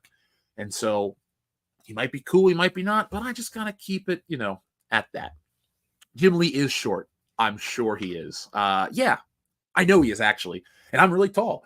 Marv Wolfman was taller than I thought he would be. That was a surprise. If you don't know Marv Wolfman, and he's a very great writer. He worked with George Perez, Teen Titans. I believe he wrote Crisis on Infinite Earths. He did, because I have that book. Somebody in the chat says, Jeff, do you collect Hot Toys? Well, here we go. Deluxe set. What does that say? Oh, yeah. SM. That means Spider-Man. Sorry, you guys don't know the coding. But there we go. This is that Tobey Maguire Spider-Man. Jesus, this thing's huge. That's what she said. Crap. Yeah, check this out. I do collect Hot Toys. I got this. I still have yet to open it up. I have the original Spider-Man 3 Hot Toy on the shelf. It was given to me as a gift way back in 2011 for my birthday when it was brand new. Not my birthday. Hot Toy Spider-Man. Sadly, I never was able to meet Michael Turner. Oh, man, Michael Turner was so awesome as an artist. And he has got a table. This was years ago. I worked for Neil Adams at a con, and that was like the coolest thing ever. I'm at my movie theater, and my comic book store calls me. They go, hey, there's a spot open. Do you want to work for Neil Adams? I go, yes. What was it? 2015. It was the year maybe it was 2016. The podcast was around for sure. And that was like the coolest experience of my life. I'm like, oh my God, I get to work with a legend, work for a legend. Like, holy shit, it was cool. And I would like sneak over to watch him draw and all this shit. And his wife and he paid great money to work for him. Like, they want you to work hard and they want you to hustle, but man, do they reward you. I gotta say, that was still one of the coolest moments of my life. And Neil's a businessman first. He definitely is on the grind, but he was fairly cool. I was trying to just, be cool about stuff because you never know who you'll meet in the future. And his sons were great too. They gave me some signed prints. They gave me some signed prints of Neil's. Nice guy. Great experience. That was amazing. What's a live stream for if not a full unboxing, asks Phil. Maybe. Once we hit the 200 people, so we need 13 more people watching, then I'll unbox the Spider-Man. I'll start showing that on camera. Let me clear off this table over here. Push. There we go. These books are fucking heavy. Jesus Christ. This one. I also pushed it with 2 fingers, so this is like, I should pick it up in case I hurt myself. All right, we're down to 11 more people. Shit, if it's going to go that quick, as you said, we got to cross a Wokebusters back. I was joking. But no, Michael Turner, the reason I brought up the Neil Adams thing is there was a Michael Turner table, and they had like his friends and other artists and original artwork there. And I was like, man, Michael Turner was great. I wish I would have met him. And they told me what a cool guy he was. So I would have loved to have met him as well. The weekend I worked for Neil Adams was awesome too, because you got to remember, he was like the godfather, and every artist came over to him. Oh, Neil, it's so great to see you. So Darwin Cook came over. And Darwin Cook was friendly. I was like, I shook his hand. I'm like, hey, I know I'm working, but I love, oh God, not the New 52, the New Frontier. I loved that book. I was like, oh, it was cool. The best one though was Alex Saviuk. He drew Spider-Man in the 80s and 90s. He was so friendly and so nice. He's like, friend me on Facebook, and he accepted. And we've been friends on Facebook for a better part of a decade. And it's surreal to see that like on my Facebook, like, oh yeah, like so and so. I was like, I just got back from a con, and he's like talking about his life and posting the drawings, or at a wedding or something. It's surreal to like, that name just was a name in a book, and then the drawings came from him. But now that it's a Facebook thing, it's really cool. So that Neil Adams weekend was amazing. That was probably the coolest comic book thing until Stealing Solo, because all I had done is I had worked on some books that I got paid for, but the printing company or the production company, they just didn't have the money to do anything else with it. So I got paid, I delivered the work, and that was all I saw of it. But when I started doing cons and selling posters and prints, that was cool. But to see your own book in print, even if you're selling it yourself, and you know what? It's really no different, because these people, they have to sell through a channel, like an actual sales channel. We just have a YouTube channel, and we're very fortunate to get to do that kind of stuff. And once Wokebusters comes in, I will feel very happy too, because it'll be finally done. It was a journey to get through it, but not a chore to draw it. I always want to just reiterate, I do enjoy this stuff. And so I hope you can feel the happiness when you're reading it, because I'm sitting here chuckling to myself when I'm drawing Kendo doing dumb shit, or Nick's character falling off the building almost. We have to save him. Like, that kind of stuff is awesome. That was a lot. It's a lot of fun for me to make. And we only need 6 more. Oh, it just went down. We need 8 more people to get that. As soon as we cross that number just once, that threshold needs to be crossed.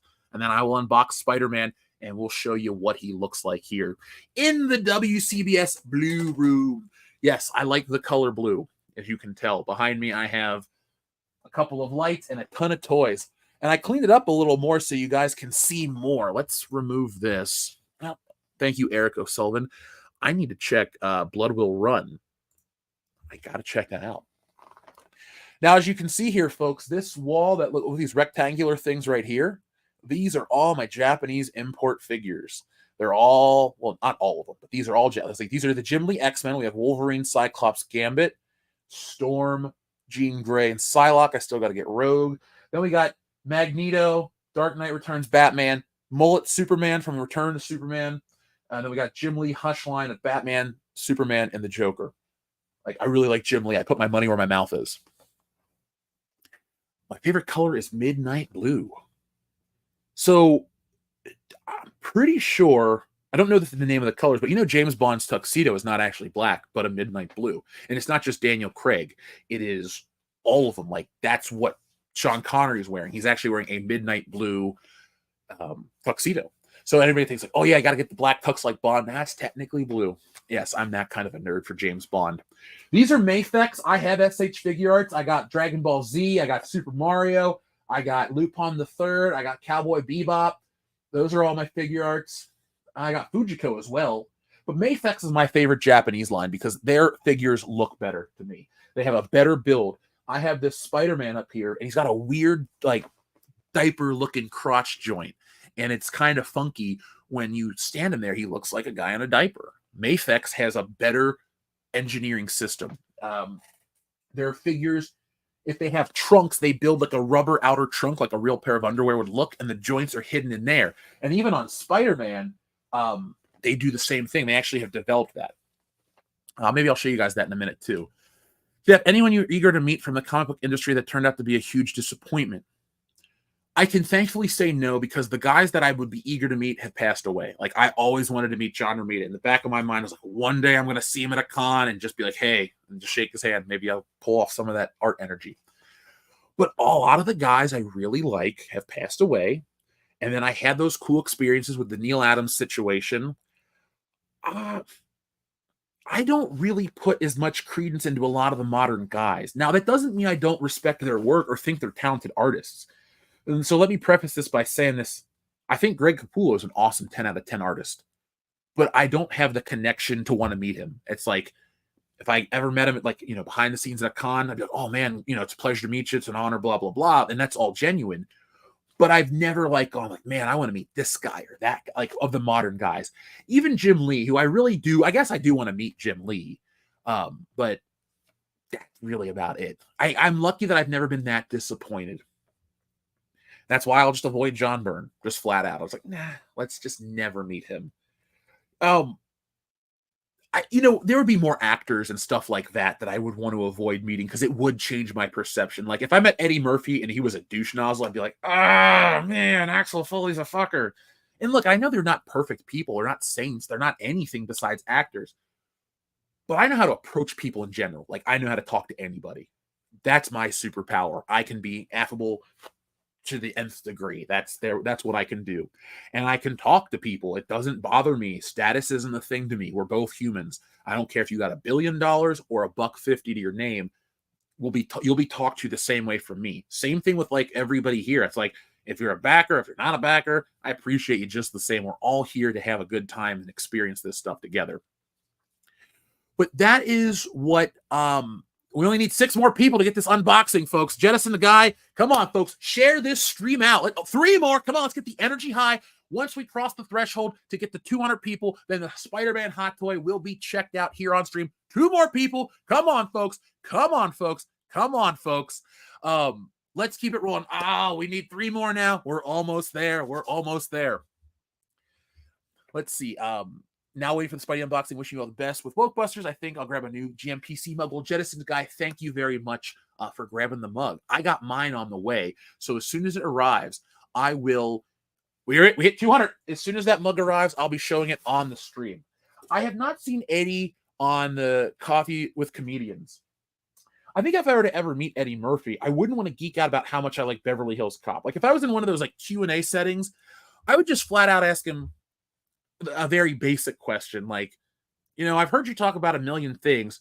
How do you feel about the music from Beverly Hills Cop? That is like that is a song that defines you as a person. How do you feel? That's the question I'd ask publicly.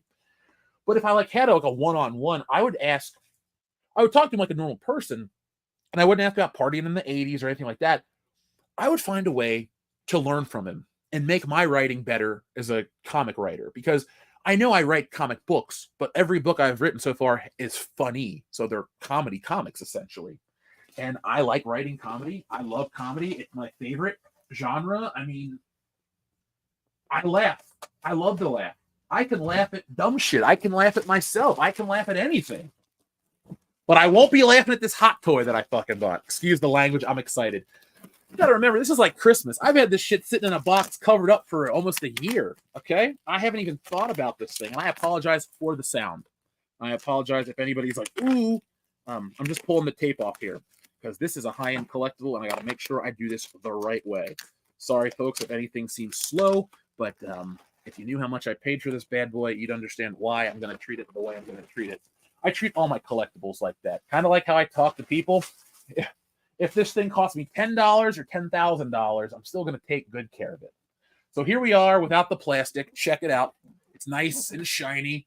Spider-Man from No Way Home. This is the super deluxe mega version. This is the best one that exists. And here's the thing. This is the highest compliment I can give a thing. If I truly love the property, the merchandise, whatever, I will always be hungry for the best version, and price will be no object. I will have to have it. So Tobey Maguire's Spider-Man is the reason why I got into doing comics, and this just slid off. So there you go if you want to see what that looks like. And so that kind of sticks with me because I'm doing comics, and I'm happy, and I'm loving it, and I just kind of look back on like this one little thing was a big inspiration. So here we go. Look at this. Man, this bad boy has got it all.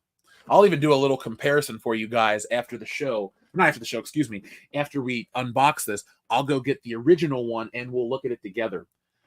I wish I had a secondary camera. I have a turntable. Yeah, I always wanted to do toy reviews. So I bought a turntable with a light and everything on it. And I'm gonna do toy reviews. Fuck it. I don't care. You guys want that stuff. You guys are cool. You watch a lot of different things. Tell me what else we're missing on the channel. Do we want to review French art films? I hope not. I don't want to read subtitles, especially in French. If they're German, though, I will watch anything with German subtitles or English subtitles from Germany because it helps me practice my language. Same thing with Spanish. My goal in the next 3 years is to be fluent in German and almost there in Spanish, and just really, I don't know, better myself, make myself more interesting. It'd be fun to do streams and as a bilingual streamer. Also, too, James Bond's bilingual. James Bond's multilingual, and I like James Bond. It's funny, too. Like, people think, like, oh, you like Bond because of the girls, the gadgets, and the guns? The girls, yes.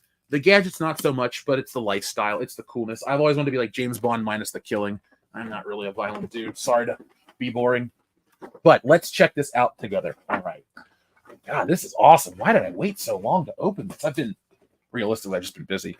The channel takes time, but that's worth it. There we go. Here we are. And don't worry, folks, I'll be showing you everything. Let me put my liquid death away. And let's take the overlay away. Thank you to Jettison Guy very much for that. What is my take? Oh, let's see. What's my take on the Russo brothers doing 5 and 6 of the Avengers? So I enjoyed the Avengers back when they came out. I think Infinity War might be the best one of the MCU, like really thinking about it. And here's this out of the box now. They did a good job.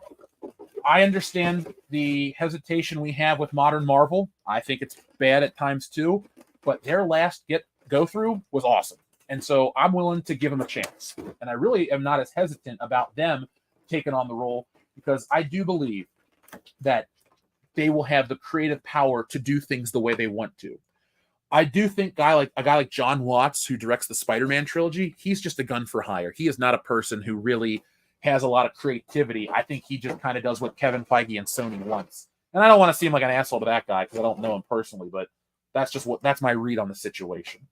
Now, my read on this situation. All right, so first off, Spider-Man comes with 1, 2, 4, 6, 10 different hands, 12 different hands, a lot of different pegs, but here you go. Here are the hands right here. And yes, he comes with pointing fingers, so you can buy all these and do the meme. That's kind of why these, all the figures were made the way they are. Memes are way too powerful these days, folks.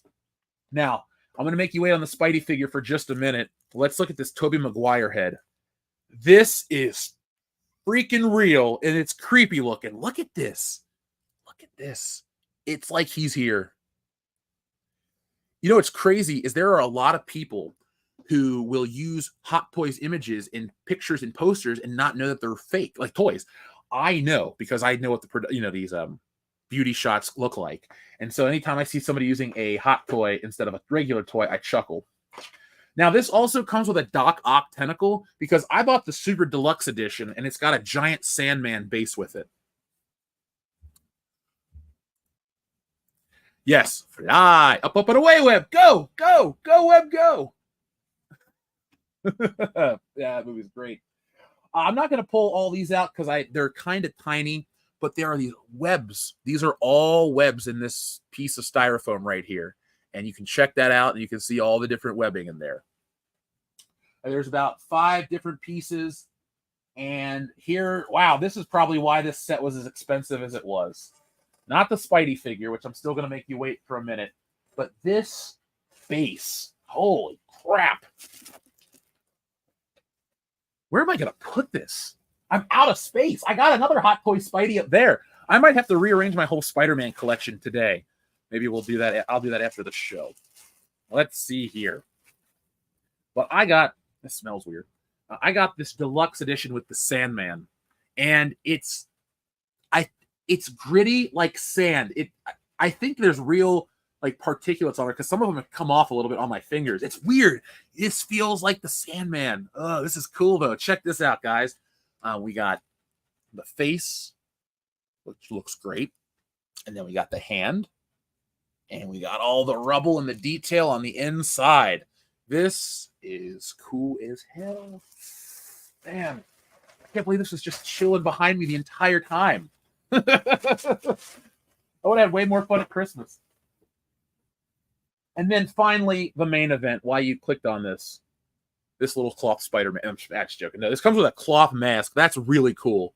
So you can hold it just like in the movie, like that. And here's what you guys really wanted to see, the actual Spider-Man figure himself. He's wrapped in plastic. Let's get some of these plastic pieces off. So I had been looking at this ever since they announced it, and I was excited for it. This looks so much better than the original one, just right off the bat. Let's take these hand covers off. Yeah, this bad boy is going to go up on the shelf after today's show for sure. Now, I don't really do much with my toys or collectibles. They just kind of stand there. I don't even pose. If there's something like this with its real material on it, I don't pose it because it stretches out the material. And, even your real clothing stretches out over time, too. So I treat these like they are museum pieces, even though they're articulated and fun. Let's get the little booty covers off. Not the butt, sorry. And one more hand covering on Spidey, and then he'll be freed from his... There we go. Spider-Man has arrived.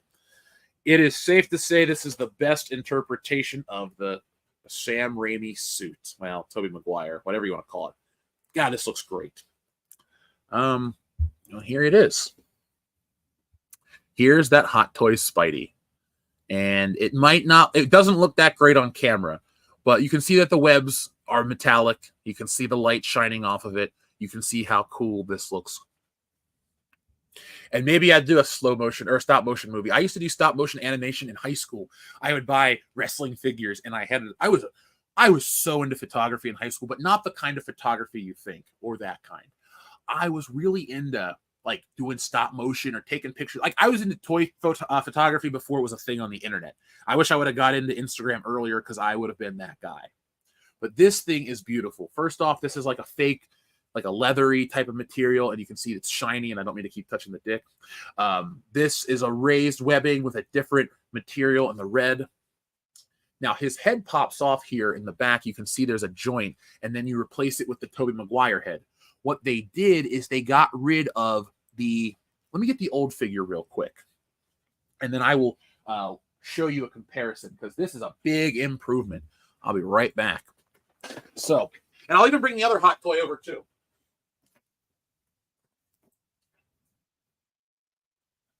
Spider-Man, Spider-Man. I moved away from the cameraman. Okay. I'm still here, folks, for the people that are tuning in as I have the camera off. I'll be right back. So, I'm walking back. Out. That wasn't fun. And now I have returned. Okay. Well, so pardon my dust. And man, I have never, ever played with this toy. But over time, this thing is falling apart and getting old. This is the original Hot Toy Spider-Man, the very first release from 2011. I loved this toy. This was a birthday present. I was 23 when I got it. I was so excited. It was my first hot toy. Not my last, not my favorite, but my first. And so this bad boy went out to California. He kind of just sat in the box. He's really spent most of his life in a box. Now he's up on a shelf with my other Hot Toys. But here's the old one, and here's the new one. And I mean, even on camera, look at how different they look. You know, we'll do it like kind of a 3/4. Look at the neck over here. It's like it looks like a man in a baggier suit. And originally this thing was a little tighter, but just over time it's kind of fallen apart, which is sad for the money. And then this one is just better in every way. I mean, I'm actually really excited for this one. Again, it was in a box the whole time. Why didn't I open it? But like, look at the back. You know, they both got the spiders, but this one has a matte material. There's a sheen to this like blue area that you can kind of see on the camera. But this one is just way cooler. And the body is different. The shoulders are way too pronounced here. This body type is more accurate to Tobey Maguire. And they also do a good job with hiding the seams. The reason I'm talking about hiding the seams is I'm going to show you a different Hot Toy Spider-Man in just a moment. And yeah, he has more of a chin now, which makes him look like Spider-Man instead of, you know, a man. But let me show you the other Hot Toy Spider-Man that I own. This came from the video game. Now, I loved the PS4 Spider-Man game like a lot. I beat it, 100%ed. It's the only PS5 or 4 game that I've 100%ed. But here's that Hot Toy that comes from this, and I even keep it on the stand. I really like this one. To me, this is like the John Romita Spider-Man come to life. So he just stands there. I've never really posed him much because, and here, let me put this other one down. I didn't really pose him much because it's like a leather material that this figure is covered in. It's textured. It's great. And I got lucky. I had a good seam, but they like sew it in on the side. Well, I can move the arm. That's not that bad. But like you can see there's a seam right there and he's sewed into his suit. You can do a ton with this body. And if you look, like, you can actually see the muscles and the highlights and everything in it. This is definitely one of the best looking Hot Toys ever made. I love this toy. And that's why I don't really play with it. I don't play with any of the toys, really. Sometimes I buy them because they're cheap. Most of the time I buy them because they're important to me. And then they just kind of live on a shelf. I'm a little too old. Lonnie, that number you're calling is for Wokebusters. Wokebusters takes place in the Midwest, but then they move to Portland, Oregon, where they do most of their woke-busting activities. And so I made sure that the phone number from Wokebusters represented Portland, Oregon. Yeah, Jettison Guy, these are phenomenal details. This thing is a piece of art right here. That is why I like Hot Toys. I know some people, oh, they're not that great. They are. Like, some of them are. Not every one. Believe me, not every one, but some of them are. Most of them are. And here is, you know, Tobey Maguire Spider-Man next to Comic Spider-Man. And you can see that this is bright and colorful, but this is detailed. I love them both. If I had to take one in a fire with me, that's hard, man. I love Tobey Maguire Spider-Man. Those are good movies. But maybe well, hold on. That includes all this extra shit. So I guess I'd take this Tobey one. It's beautiful, though. They knocked it out of the park. It's got articulation. Oh, this is awesome. So the feet are articulated, and you can see the joint.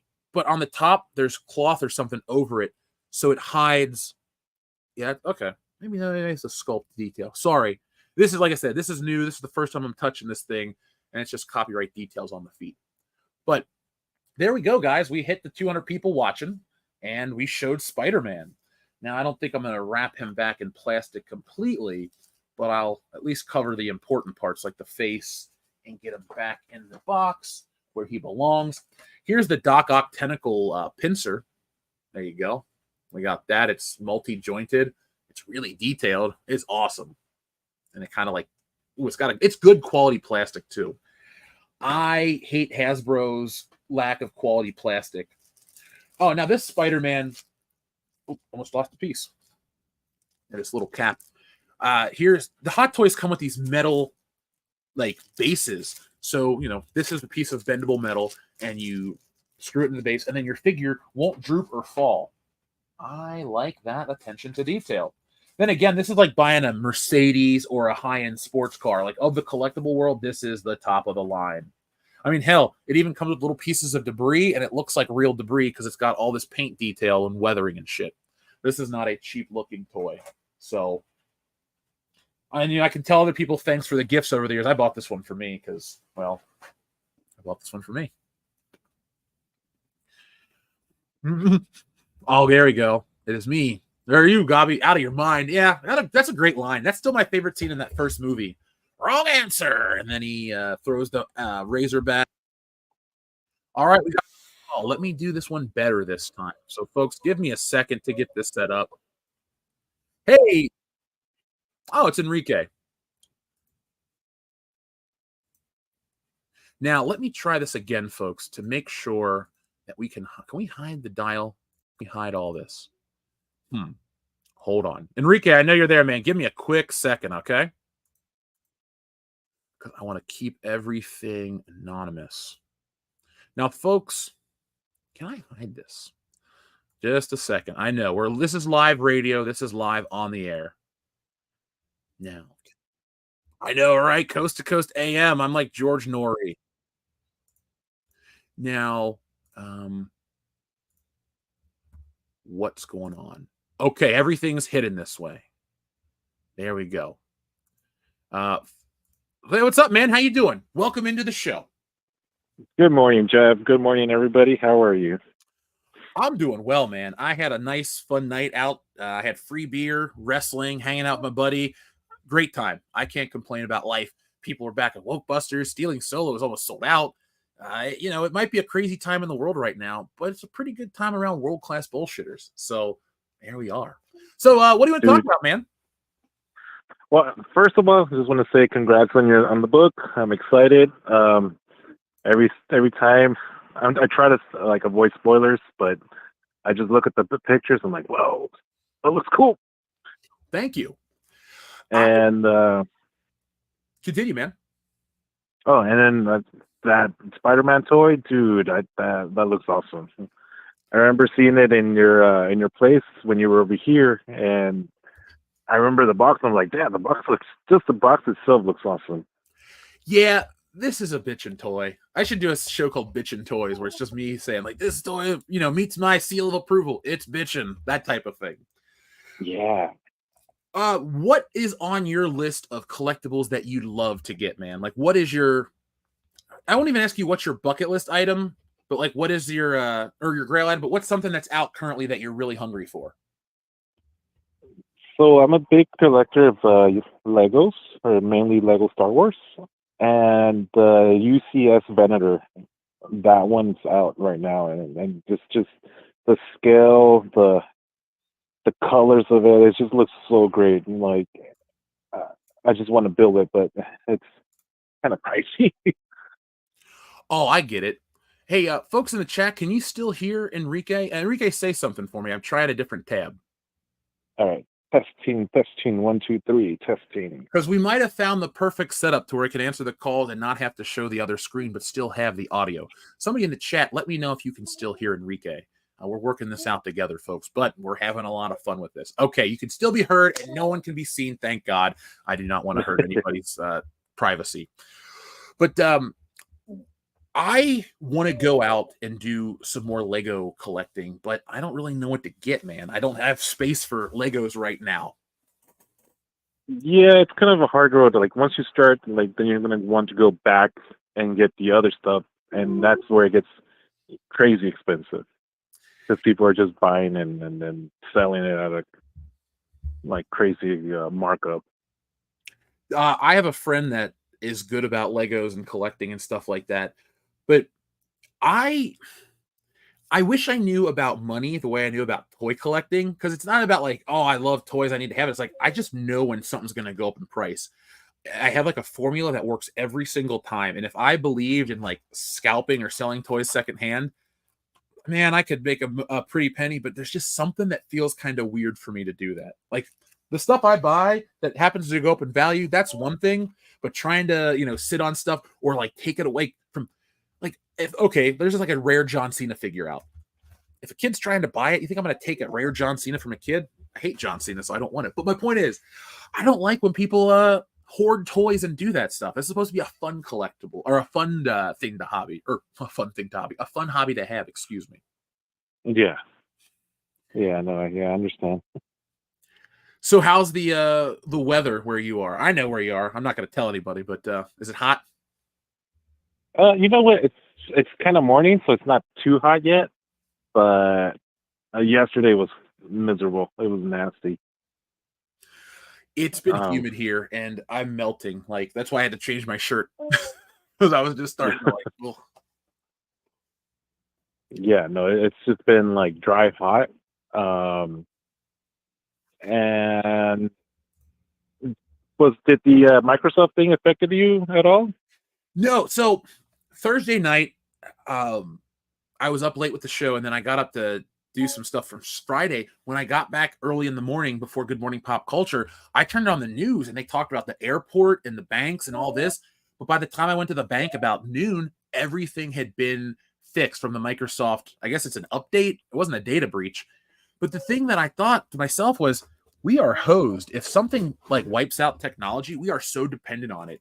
And I had a conversation with Nick. I'm like, we need to come up with like analog ways to do things. Yeah, it reminded me of Y2K.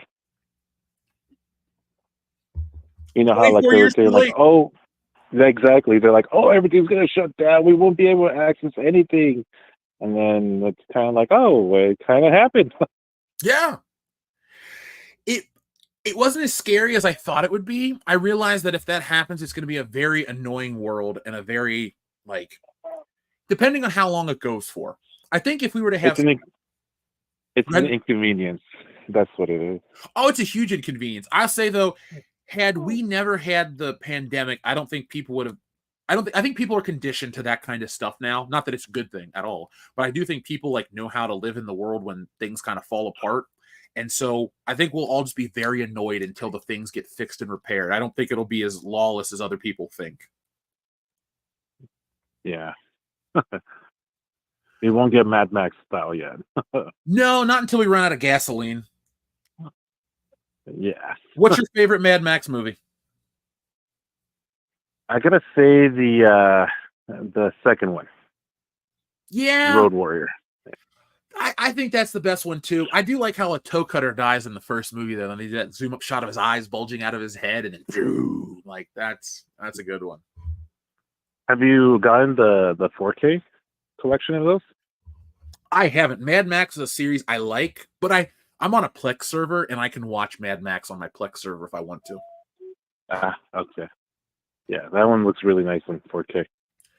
Dude, so with Prime Day, I did not buy any 4K discs. Folks in the chat, did you buy any discs? I bought a shelf to put all my old discs on, because you've been to my old place, dude. I had so many movies. I didn't even know what to do with them. Yeah.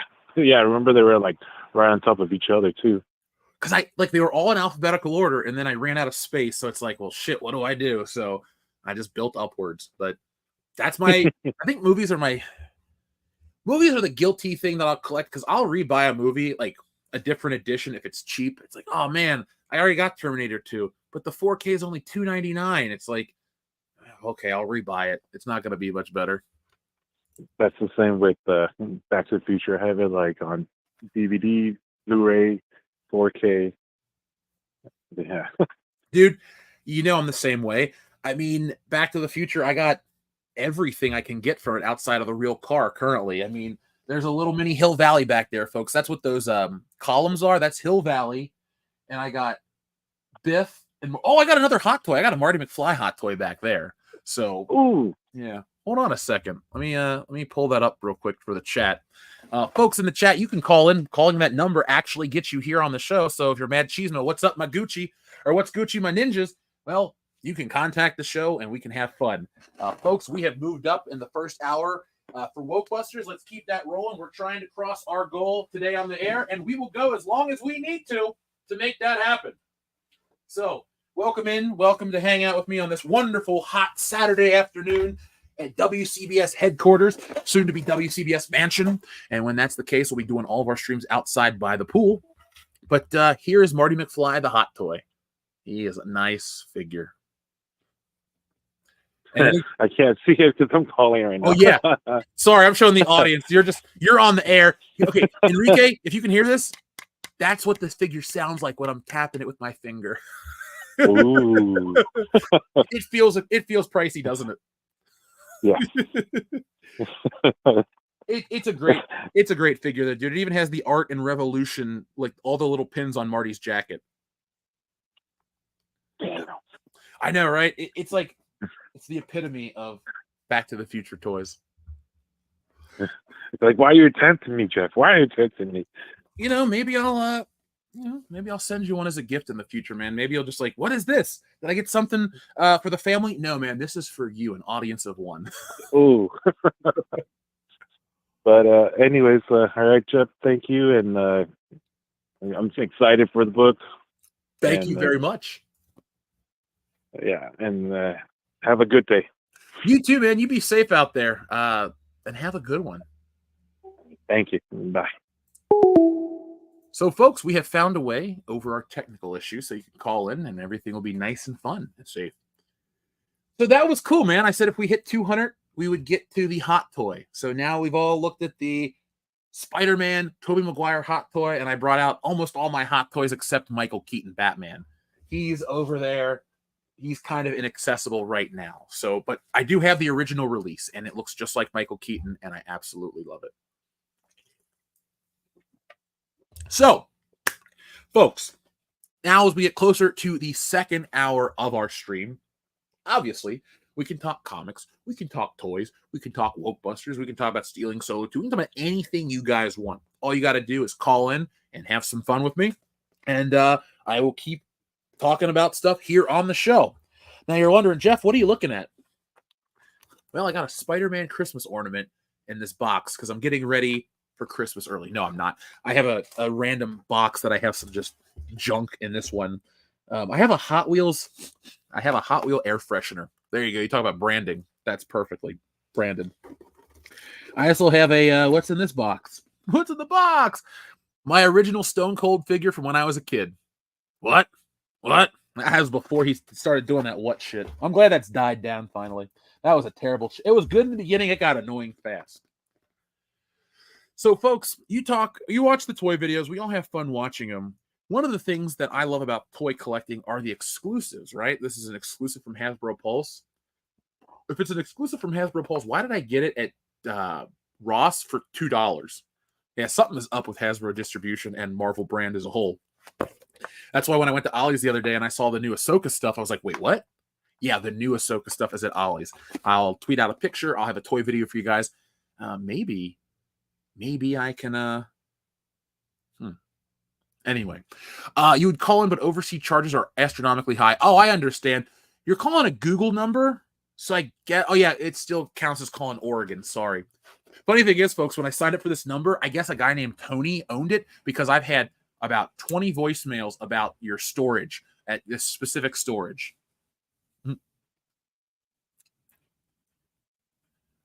Let's see. My copy of Stealing Solo is pressed and safe in my Attack of the Clones art book. Cool. Well, thank you very much, Jettison Art Guy. The art of Attack of the Clones, really the art of any Star Wars movie, is world-class art. It's technically beautiful, and any opinion you might have, not you personally, but people might have about those movies, you can't really take away from the artistry. Maybe I don't like episodes 1 and 2, but man, Theed, that looks beautiful. Coruscant, that is hard work that a lot of artists put in together. Kevin Flynn says, I have to ask, what is the difference with Stealing Solo and the Fandom Menace? So, years ago when the Fandom Menace, when we were all streaming stuff, we did another edition of the same book as a kind of celebration of everybody. And so the difference is it's the same Stealing Solo. There is a special edition change because I wanted to change one part of the book, and it's really irrelevant, but I have this version's gray toned in this version of the book. And then in the back, you get all kinds of bonus features. So the first book is like a 92-page book because you get Stealing Solo and you get Anthology, which is some of my earlier work. I really wanted to beef up the book for everybody to give you like a lot of me. But then after you get at the end of In My Daughter's Image, we go back and we got, rough versions of the cover, versions of the cover without text, the line art version of the cover. It's got this is the original Stealing Solo cover right here, not the toy box, but this one right here. That was the original one. I used to take the cons and be like, hey guys, this book's coming out. And people would be like, that's cool. I have the original autograph pages, and then I got them updated for the Power of the Force 2. I also have all like the advertisements that I put on social media, the original thank you card, the trading card ad, all the unlocked tiers and shit. and then autograph sections for all the people and stuff like that. And then also, if you know, you know, and a different back cover. Now, this is something from the past. That's why we sell it in a 4-pack. You get 4 books for the price of 2. So if you're a fan of all those people and all those channels, it's the only kind of physical merchandise that exists for all of us. And that's the big difference. It was a separate campaign. It did better than the first one. It helped Stealing Solo. Stealing Solo is a successful book. It has grossed almost $150K. That book alone has been a surprising juggernaut. And that's the difference between that and the Fandom Menace edition. Now, the other edition is older. It's a little rarer. And it's more near and dear to my heart. I loved this cover. This cover is me. I love toys. I love that kind of stuff. And the meaning behind this cover is he's trapped in this role. People see this role as an action figure, and he's trapped in this, and he can't get out. There's a bigger meaning to this story. There is a bigger meaning to this story, and the cover kind of represents all of that. That is why, with the second book, I'm really torn. Do I want to do another toy cover? Because the theme of the story isn't about being trapped in something that you can't get away from and then literally being held hostage over it. Or is it a situation with, I don't even know. I know the cover art. I know what I want to put on that, but I don't know how I want to package it. Because remember, I did this piece of art first and then tied it all together.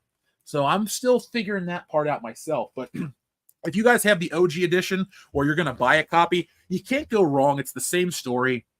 I offer the one as a 4-pack because it's a lot of, every cover and everything for a lot. And that one's really successful. I just sent one off to a military base. I thought that was kind of cool. I had to fill out the paperwork and the customs thing. And I'm like, all right, this is going around the world. Thank you, Zombie Box Reviews. That is one of the themes of this story. And the next one is about living in Harrison Ford's shadow, both literally and figuratively. Mark Hamill is a nut bar in this book. He's like the Joker. When I was writing some of the dialogue, I started cackling. I'm like, this is fucking weird. This is going to be great. And I got like this, because when it comes to a creative idea, I'll have a spark and then I'll go, that's it. And then I'm off to the races. The way I know stuff will work for me and will hit with people is if it comes together quickly. And I don't mean I rush through it. It means this joke then jumps into this joke. And then you just go. And honestly, I put on Claim to Fame because I took my mom to the doctor yesterday and I brought her back and she's like, oh, let's look at Claim to Fame. And I had an idea for Stealing Solo. And by the end of Claim to Fame, I had stuff mapped out quite a bit.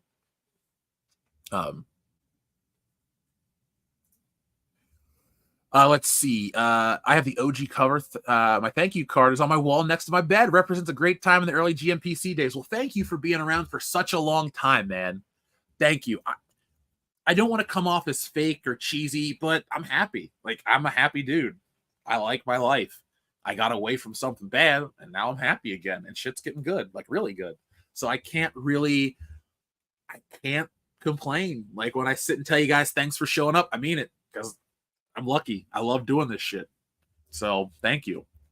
The creative process is exhilarating. Hold on a second. Let me see if this will show up on camera. There we go. I'm back. So here's one of my sketchbooks. And obviously, I lost the cover. And this is old, too. This is from many years ago when I was living out west. When did I draw this shit? I used to date my drawings. Here we go. 4/16 of 2021. These are rougher. These are kind of rough. I've gotten better. I can't show that one. It's a naked lady, and I don't want to get dinged or demonetized or have my channel taken down. But I would sketch out and do rough shit like this for hours and hours and hours. And then the way I do when I map out my stuff is I am very meticulous.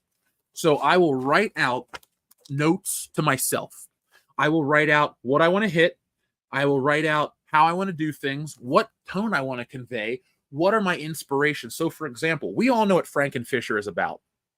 We all know that it's going to be about digging up the corpse Carrie Fisher and reanimating her in a joking way. And anybody that goes, that's offensive, I guarantee you that if she was around for this story, she'd be the first person to laugh her ass off at it. It's not a mean-spirited story. But comedy isn't about being saccharine and hokey and shitty. That's why comedy sucks today. So many people just don't have the balls to do it. I don't care if it offends somebody. You know what?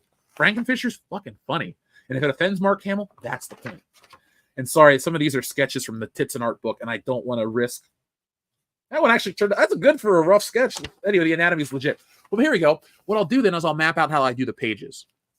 And what I do is like, okay, so I'll have title page, indicia, and this is for Tits and Art. This is from 10/20 of 22, the day before my birthday.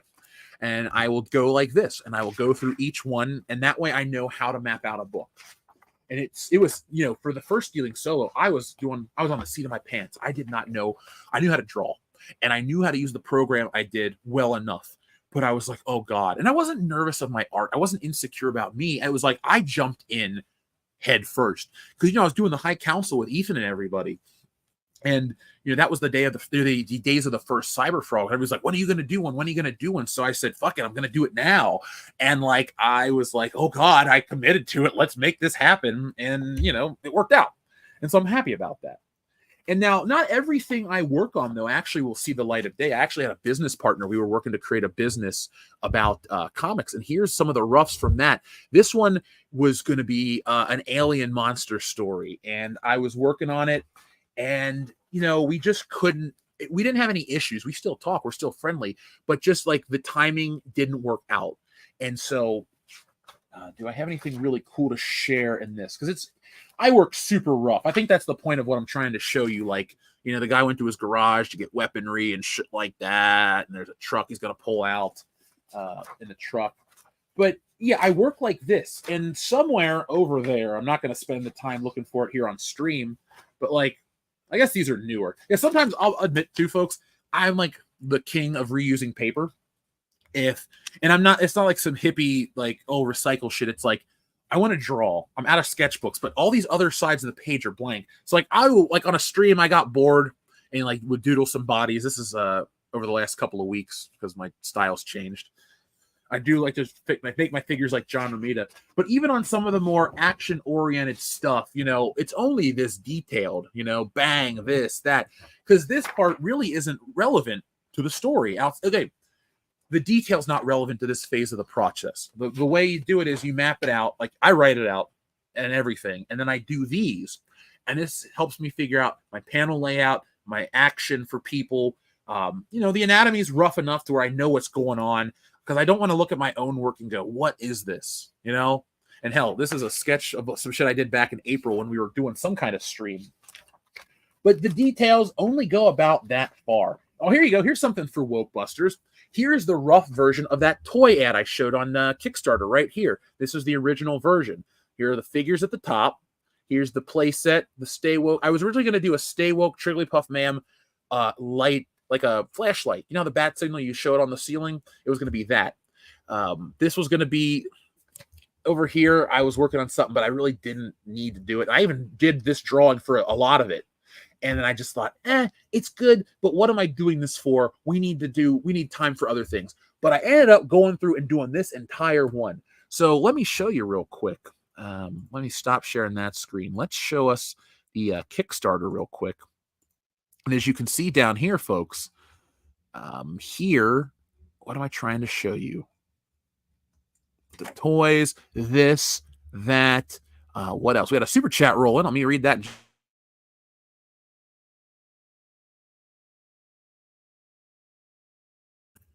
And here's the cover. Sorry, guys. I'm trying to show a million things at once. Did I actually take that off the Kickstarter? Shit, I love that image. That was like the only drawing that I did that was never going to be in the book, but I really liked it. Well, either way, you know how this works. But yeah, that is my process. That is how I operate here as an artist. I am very meticulous. Those are my taxes. I'm not going to show that. Yeah, I did my taxes in my sketchbook. Then I took it to an accountant. Those are naked ladies. I can't show those on air. And then this is empty for the rest of it. And then there was this guy. Are you fucking serious? My very Richard Corbin-esque drawing. You can tell when I drew. I can tell when I drew stuff based on how I draw the faces. Sometimes they're more based on this artist. Sometimes they look a little different. But I know how I want to make things look. I draw for the tone of the story. Now, I'm glad everyone seems to enjoy a look at the inside. I like sharing this stuff. I just didn't think there was an audience for it. I honestly assume you guys just want to hear me talk about Star Wars and toys, and that's it. I am way more versed in a lot of different things.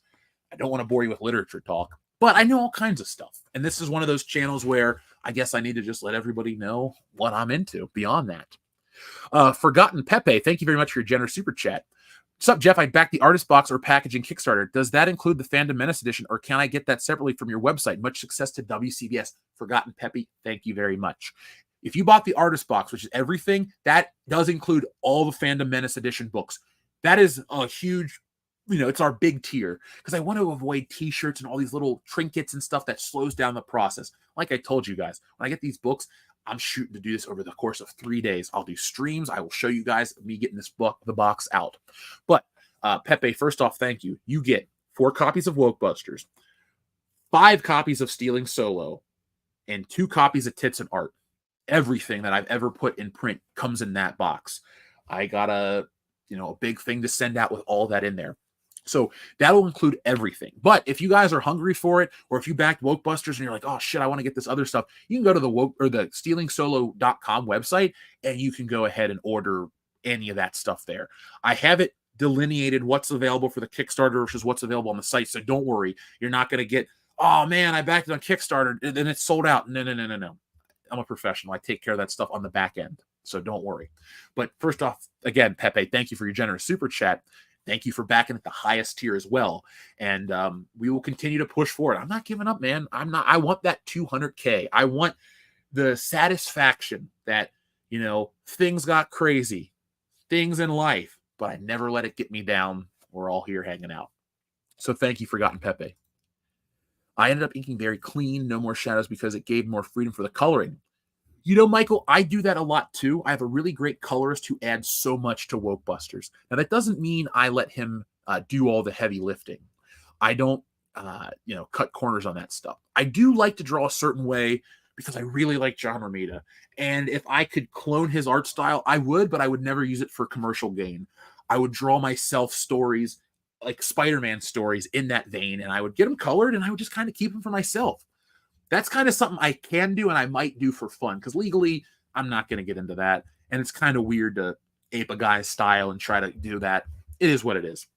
But if I could do a 1-to-1, man, I would redo certain Spider-Man stories, like One Brand New Day, One More Day. But I would do it like John Romita drew it, but I'd change it so it wouldn't be crappy like the real story. I would do that with a lot of books. I think I should do my own dream James Bond movie. And I really have an idea for a crossover of Miami Vice, Beverly Hills Cop, and Scarface. But I'd have to kind of cheat to do the Scarface part. Maybe I won't do the Scarface part. But that famous picture of Axel, Billy, and Taggart from the fishing trip with Bogomil? Why can't that have been down in Miami? Just saying.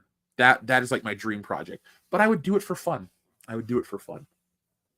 But I do like the colors to add a lot of detail. I think it makes a better looking image in the digital age, because the artistic rendering and all that's great. Again, I don't ever dig on people's art. That's not how I like to operate. But I personally just enjoy not doing that. And it's not that that's laborious or I don't know how to. I don't like cross hatching. I love Jim Lee. I think his art's great. But I would never want to draw like that because it's so much cross-hatching over and over to get depth, and that's cool. But I like the way like a John Byrne does it, or Romita, or Gil Kane. Yeah, I like Gil Kane quite a bit too. I got his Spider-Man book back there. Gil Kane's an interesting cat. I love his work. Zombie Box Reviews, thank you very much for your super chat. He says, I'm proud of you, Jeff, and I'm over the moon for your success. It's well-deserved. You're a real one, dude, and I'm happy to call you my friend. Well, I won't call you by your real name because I know who you are, my friend. But I appreciate the comment and the compliment and the support. You've been here for years as well. And it's really nice. I love when a name that I haven't seen in forever pops up. Hey, man, I'm still here. Just wanted to tell you I'm still alive. I appreciate that. And thanks, guys. Like I said, we kind of all do this together. It's not just me chipping away at something. It's, yes, I'm doing stuff that you'll like, that'll get seen. But then we're doing other stuff like this, where we're just kind of having fun on a Saturday, and we're just doing more of what we can do to have fun. I always enjoy cross-hatching. I I don't mind looking at it. That process to me is so monotonous.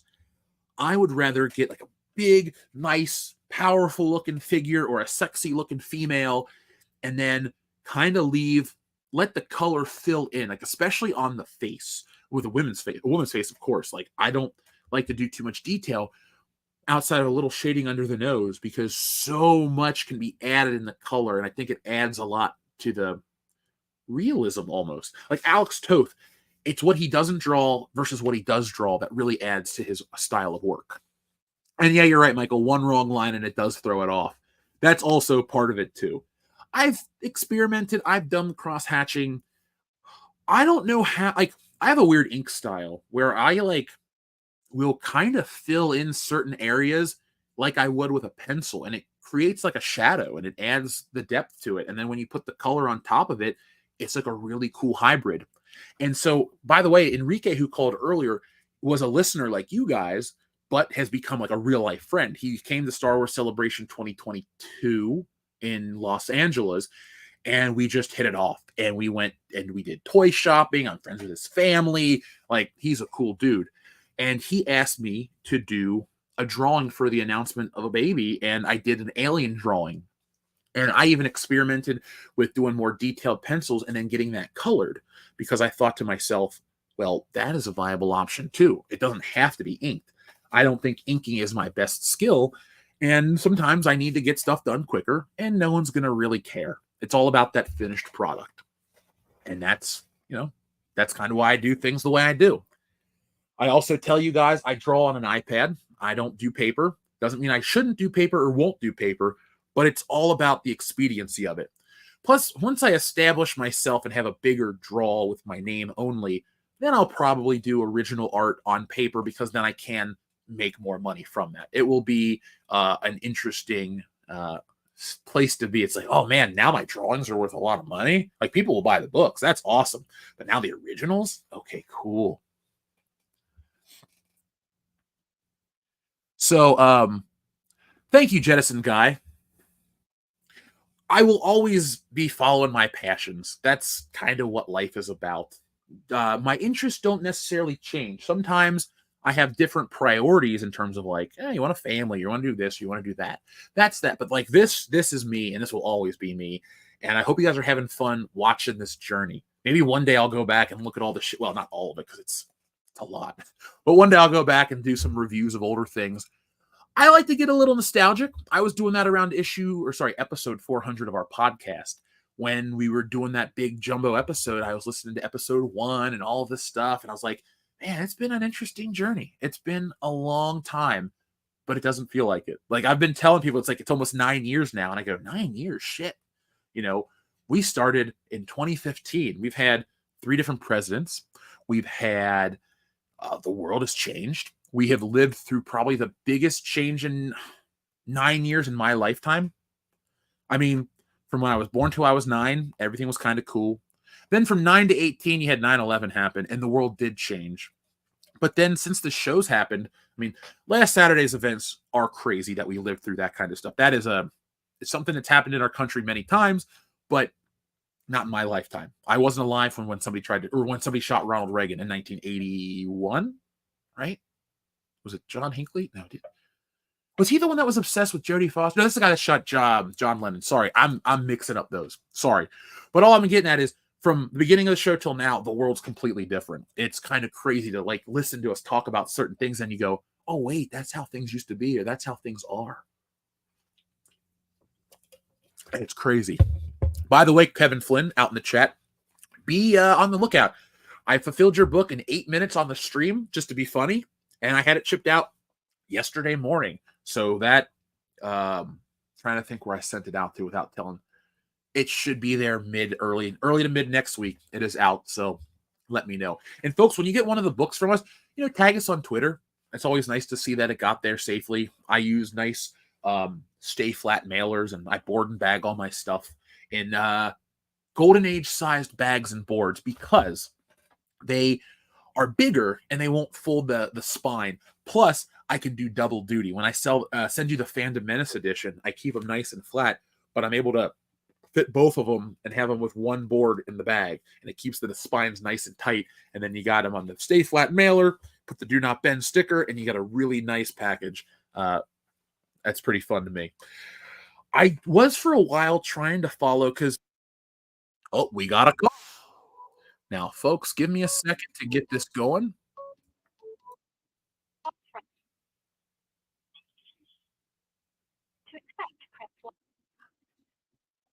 Well, let's give this a chance. Now, folks, give me a second to get this going so I don't share the wrong thing.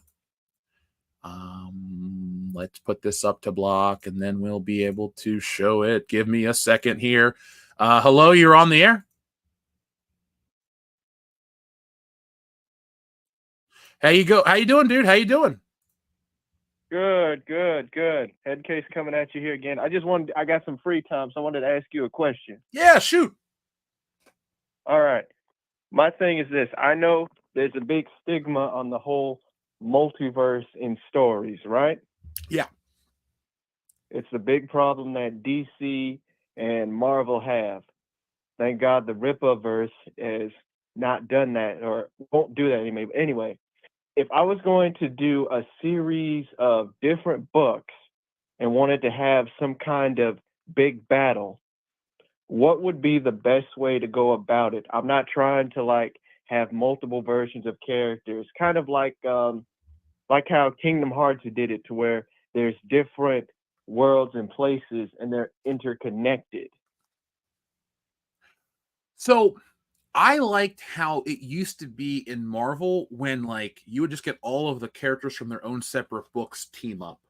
Because multiverse, I don't like multiple versions of any character. Like you say, I'm anti-multiverse as well.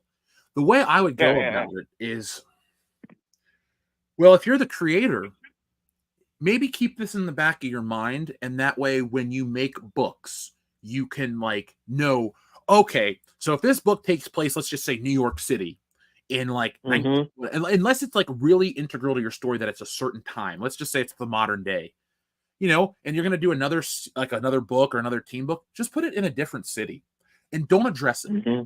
And then once you got a couple of things out, then you can do crossovers. Then you can do it that way. Like with me, I can't ever have Stealing Solo and Wokebusters crossover because they take place in, I guess what it would be is it'd be weird to have two versions of these people in the same world. Now, I do have callbacks between books, but I keep it in mind, if this one takes place, then I kind of just want to continue to keep it, not canon. What's the word I'm looking for? Well, I'll just put it like this. I want to keep it clear and easy. So my advice to you as a creator would just be map it out. Know where you're going first before you want to. Because for me, I have a big superhero story that I want to do in the future, but it doesn't take place in a shared universe, and it never will. And that's kind of the fun part for me is I just don't want to have my stuff in a crossover share universe. Even when I move into character-based stories, my superhero guy takes place in a world where certain of our events haven't happened, and it's very important to get the world in a certain place to tell the story about X and Y. But if I want to tell a story that's a nod or a callback to say a John Carpenter or something epic like that, I would set it in a different world without the one event, because I don't want to spoil it, guys. I've been sitting on this thing for literally years, and I want to put this out in a few years, essentially a few months actually, and really get this ball rolling on character-based stuff. That being said, I see. Okay. I see what Caffeinated Wolf is saying about it being different realms of existence and stuff like that. So if instead of doing that whole multiverse thing, what about just having different worlds connected like a crossover, but not in the same thing, just once in a while crossing over two worlds that are completely different. I'm cool with that. Here's the thing too, I'm much more open-minded on what I am willing to buy and consume versus what I have interest in making. But with what you're saying there, I would read that. They did a crossover Justice League Power Rangers. I liked that book. I bought that book. Yeah, like that. That I like that. That to me is fun. I do think the big moneymaker in Hollywood is going to be a crazy crossover that you can't imagine on the big screen. And I don't mean Deadpool and Wolverine. That's going to make money. But I mean if you made a Power Rangers Ninja Turtle movie, people would be like, what the hell? But it wouldn't matter because what you're seeing is two things that you love on screen together or in the same book or in the same universe and world. And like they're doing the whole Transformers and G.I. Joe. Yes, that kind of thing. Look at. I didn't like the last GI. Okay, I didn't like the first GI Joe movie. The second one was okay, and I haven't been a Transformers movie guy since the first one. But I will go see GI Joe Transformers on the first day. That is kind of my it's like dumb popcorn movie fun. You know, you go in, you watch it, you're just like, all right, I'm not going to worry about why G.I. Joe is fighting Transformers or X, Y, and Z. It's just a thing, and I like it. Yeah, because the thing is with me, I always used to enjoy the whole multiverse story because I always like to see all the what ifs and whatnot. But, recently it's just people have just been using it to just do whatever the hell they want with it. Oh, you want extra Spider-Man? Let's just pull out that Spider-Man with the wheelchair swinging around with their legs flopping. You want another Superman? Let's go ahead and bring out that evil version of Superman that's completely different than from the crime syndicate. It's just, it becomes pouring over. It just ruins a good thing. That's why if I were to ever to do a multiverse, I would love to do it in a way where it makes sense that there would be one rather than just crapping out all over a paper. I like the way you describe the way it currently is crapping out on paper. I will say this though, man. If it's something you've ever considered doing, think about it and start writing down your ideas. This is for everybody out there too, folks. Write your ideas down. Keep them in a notebook. You never know who you're going to meet or how you can facilitate to make those things happen. You don't need to be writing and drawing all your books and all this crap. There are other ways. I know I say you got to draw your own stuff. That's the stuff I like to do. But, man, just write your stuff down. You never know. You might be turning this into something. You might cross over with somebody, this artist, and you guys might create the best multiverse ever. So just do it. Gotcha. Well, thank you again. Also, here's a crossover here's a crossover I think you would never suspect that would probably work together. Okay. So you got Star Wars with the Force, right? Mm-hmm. Take that same concept and do it with the Green Lanterns and their willpower rings. That'd be kind of cool. Both technically can't run out if they believe hard enough in what they have. Yeah. I would actually pay to see that. I would too. Do you think they would figure out a way that yellow is impervious to the ring or whatever, and then, maybe like a yellow lightsaber will cut through and kill the lantern? Or do you think it'll be like, wait, the lanterns are good, the Force users are good, minus the Sith, and so they might team up and become like the most powerful force in the universe? Actually, I think it would start out in a battle first, because with the Green Lanterns, there are things, since they're more of like police, their main thing is always secure and take away before even talking about something. And with the Jedi, they're the same. So I'd say when they first meet up, it's going to lead to a fight. And depending on how it works out, I would give the Jedis a win against the Green Lanterns on the fact of, with the Force, you can do so much with it, especially when it comes to internal damage. And if they're able to read the mind of a lantern too, they can learn that their weakness is yellow. Oh, yeah. And the Force choke too. I do like, in theory, I like Jedi more than the Green Lantern Corps, but I do think the Green Lantern uniform looks better than a modern Jedi robe. But that's neither here nor there. That's a personal thing for another topic. But I do like your idea for the story. And I'll be honest, man, probably later tonight when I'm hanging out, if I'm doodling, I might think about, a Jedi versus a Green Lantern or any of that kind of stuff. Yeah. Well, thanks for chatting, man. Hey, thanks for listening, man. I appreciate everything.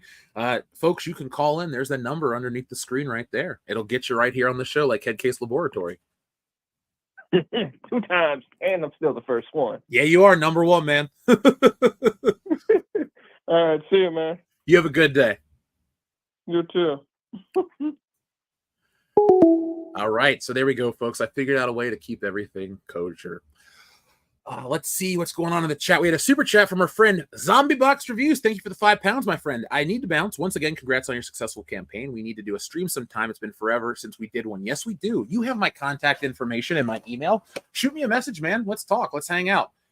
I appreciate the kind words on the campaign. We're moving up, folks. We need to cross the goal. But like I said, if you were an early adopter and stuff like that, oh, wow.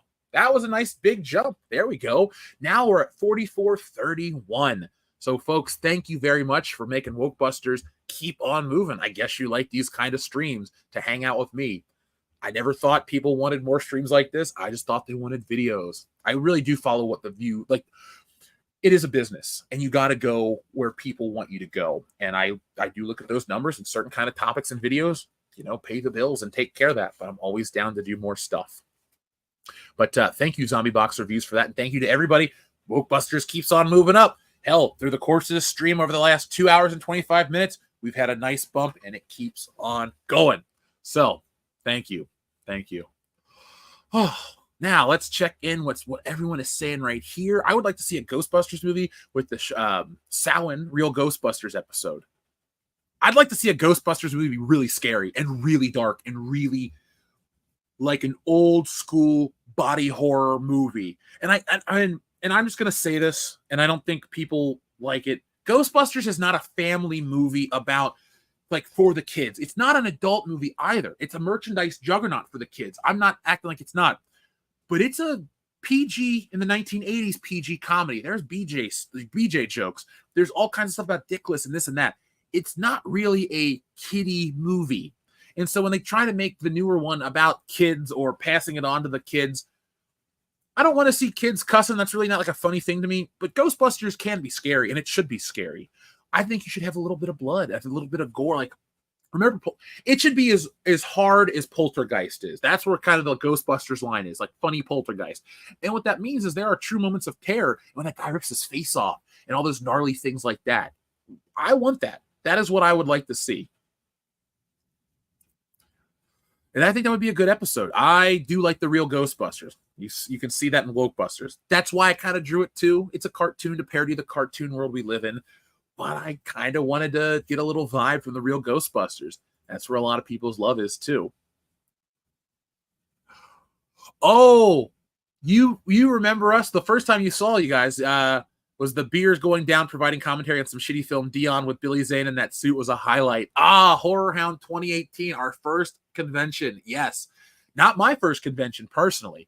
I had worked a handful. I had been doing it for about 5 years at that point. So I'd been around the country doing the shows, but that was the first time doing the WCBS one.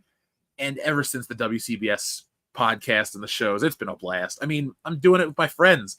Hell, Kendo is a lifelong friend from this show. He was like you guys, folks, and he was a patron, and he's like, hey, I want to use my patron thing to come on, and I want to talk about wrestling. I know you guys, and then at the end of the stream, he goes, I'm going to the pay-per-view. Do you want me to cover it and come back, or to let you know what I see? And I go, yeah, man, come on back.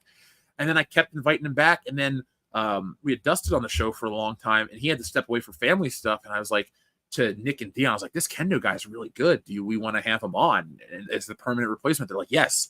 And so Kendo came on the show in 2017, and we've been friends ever since. So yeah, that's the power of this channel, folks. Not only is it entertaining, it adds lifelong friends. And I know we talk about this wedding we went to, Loudy's wedding, all the time. And you're like, who is this guy? He's a friend I went to high school with who used to be on the early episodes of this show. So it is kind of relevant. And that was the last time we all got together. But man, when we get together, the four of us, it is way more fun than you could possibly imagine.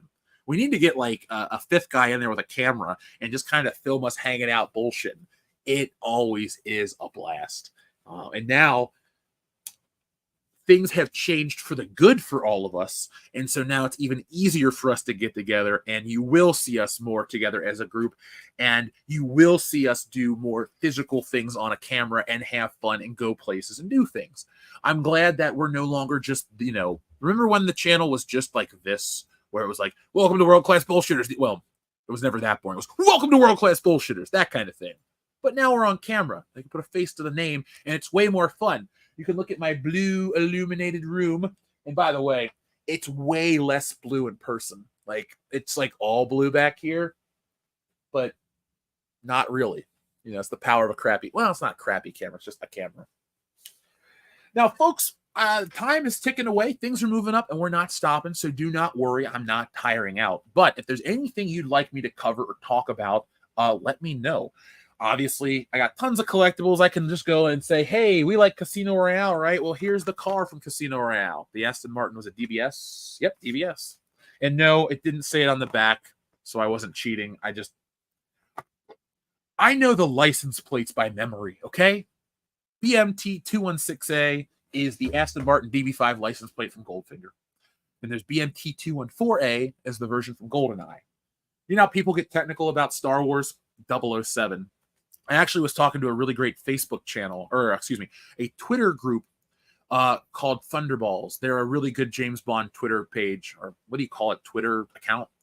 And, you know, we comment back and forth because I have very strong opinions on James Bond, but I don't have what I consider mean opinions. I really enjoy when I talk to people and I'm like, why do you think this or well that? I'm not trying to get people to change their mind. I want them to get into the conversation as much as me and just like go like, this is why this is this way and this is that. And we go back and forth and it's like a battle of not wits, but it's just like this battle of opinions, but it's fun and engaging.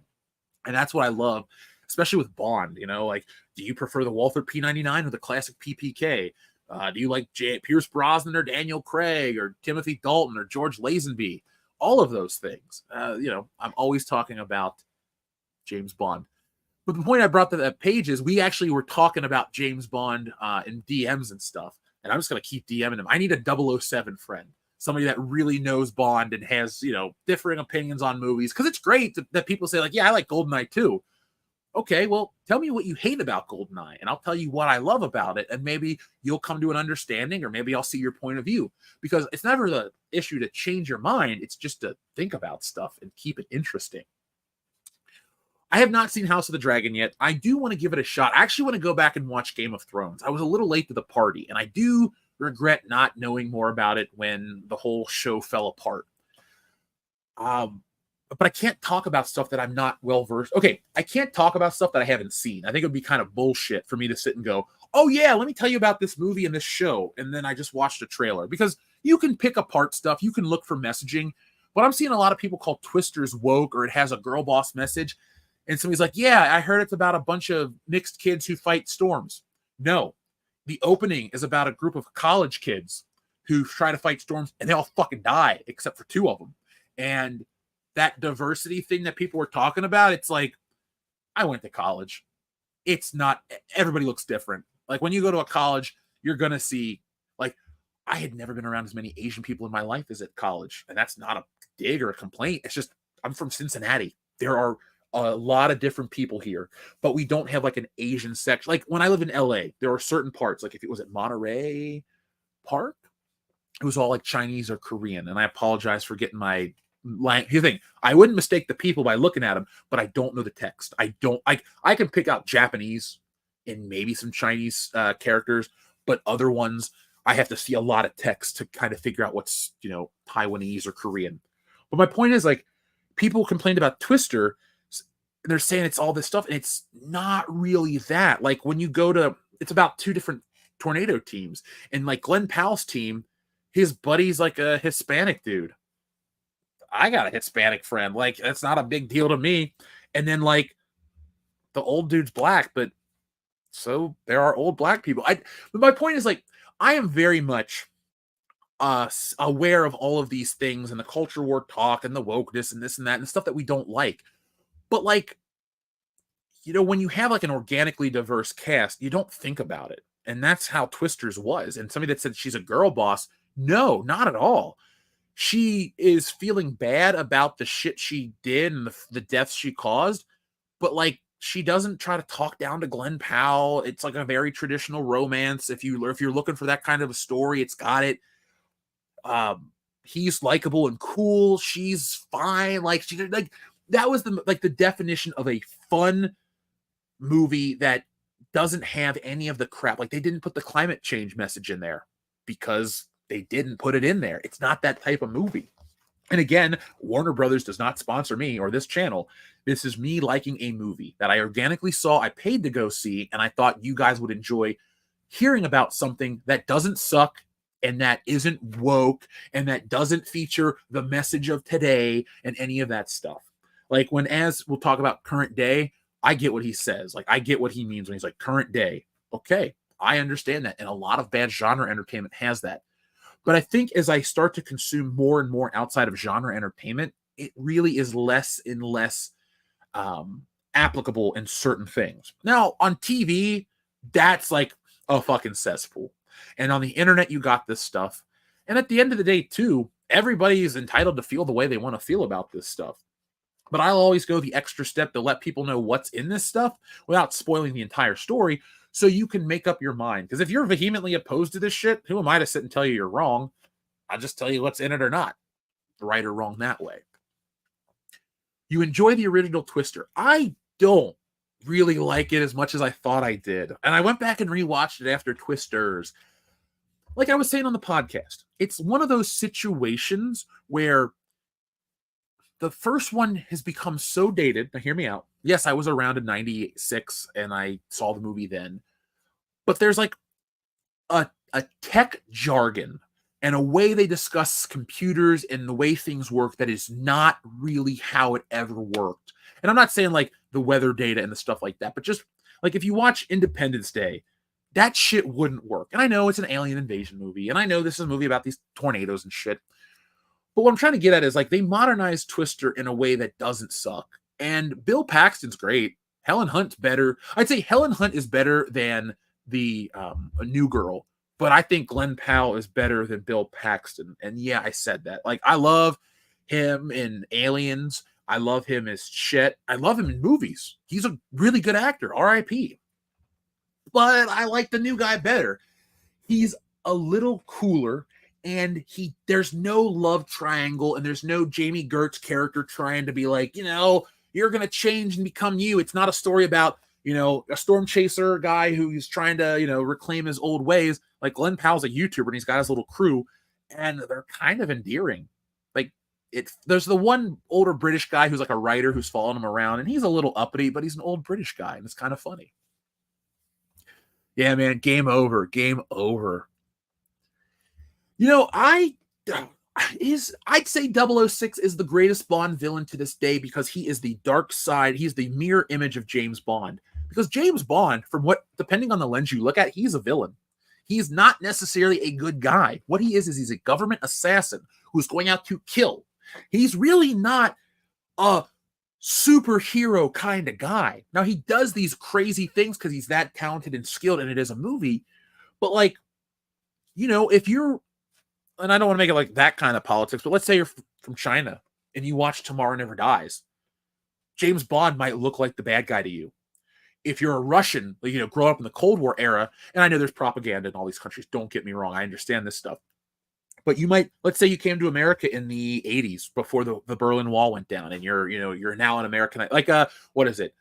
That Robin Williams movie, was something on the Hudson, Moscow on the Hudson, whatever that is. Like, say you came to America like that, and you watch these Bond movies where he fights these Russians, you might think, wow, my country, this and that, this guy's the bad guy. So I always like to remind people that Bond really works best when he is like, he's more of a gray area character than we like to think.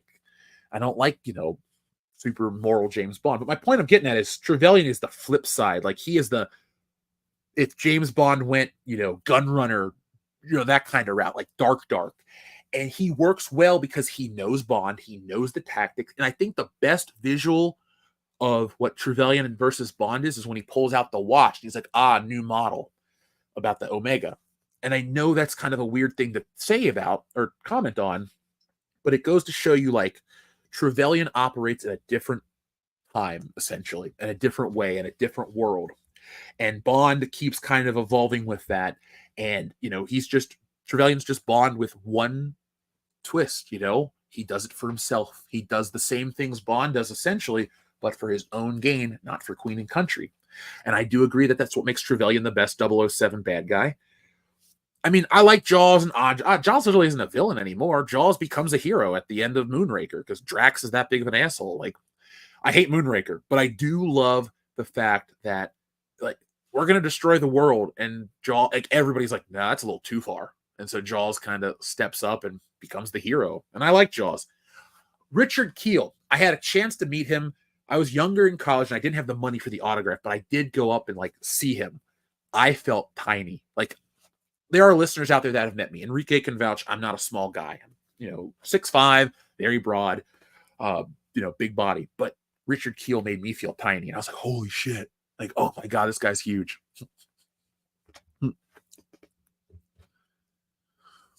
Yeah, Brett Axe, you get what's up. Like, Bond is just an assassin. He's a bad guy. I love that shit.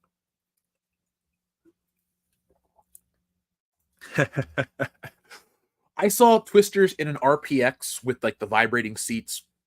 It was cool. Like, it felt great. And I never praise CGI that often, but the CGI for the storms looked really great. And a lot of the effects were practical with the actors. So like windstorms and stuff like that. This movie, I won't say it's a future-proof movie forever, but I do think it's going to take a long time for these effects on the storm to look bad, if ever.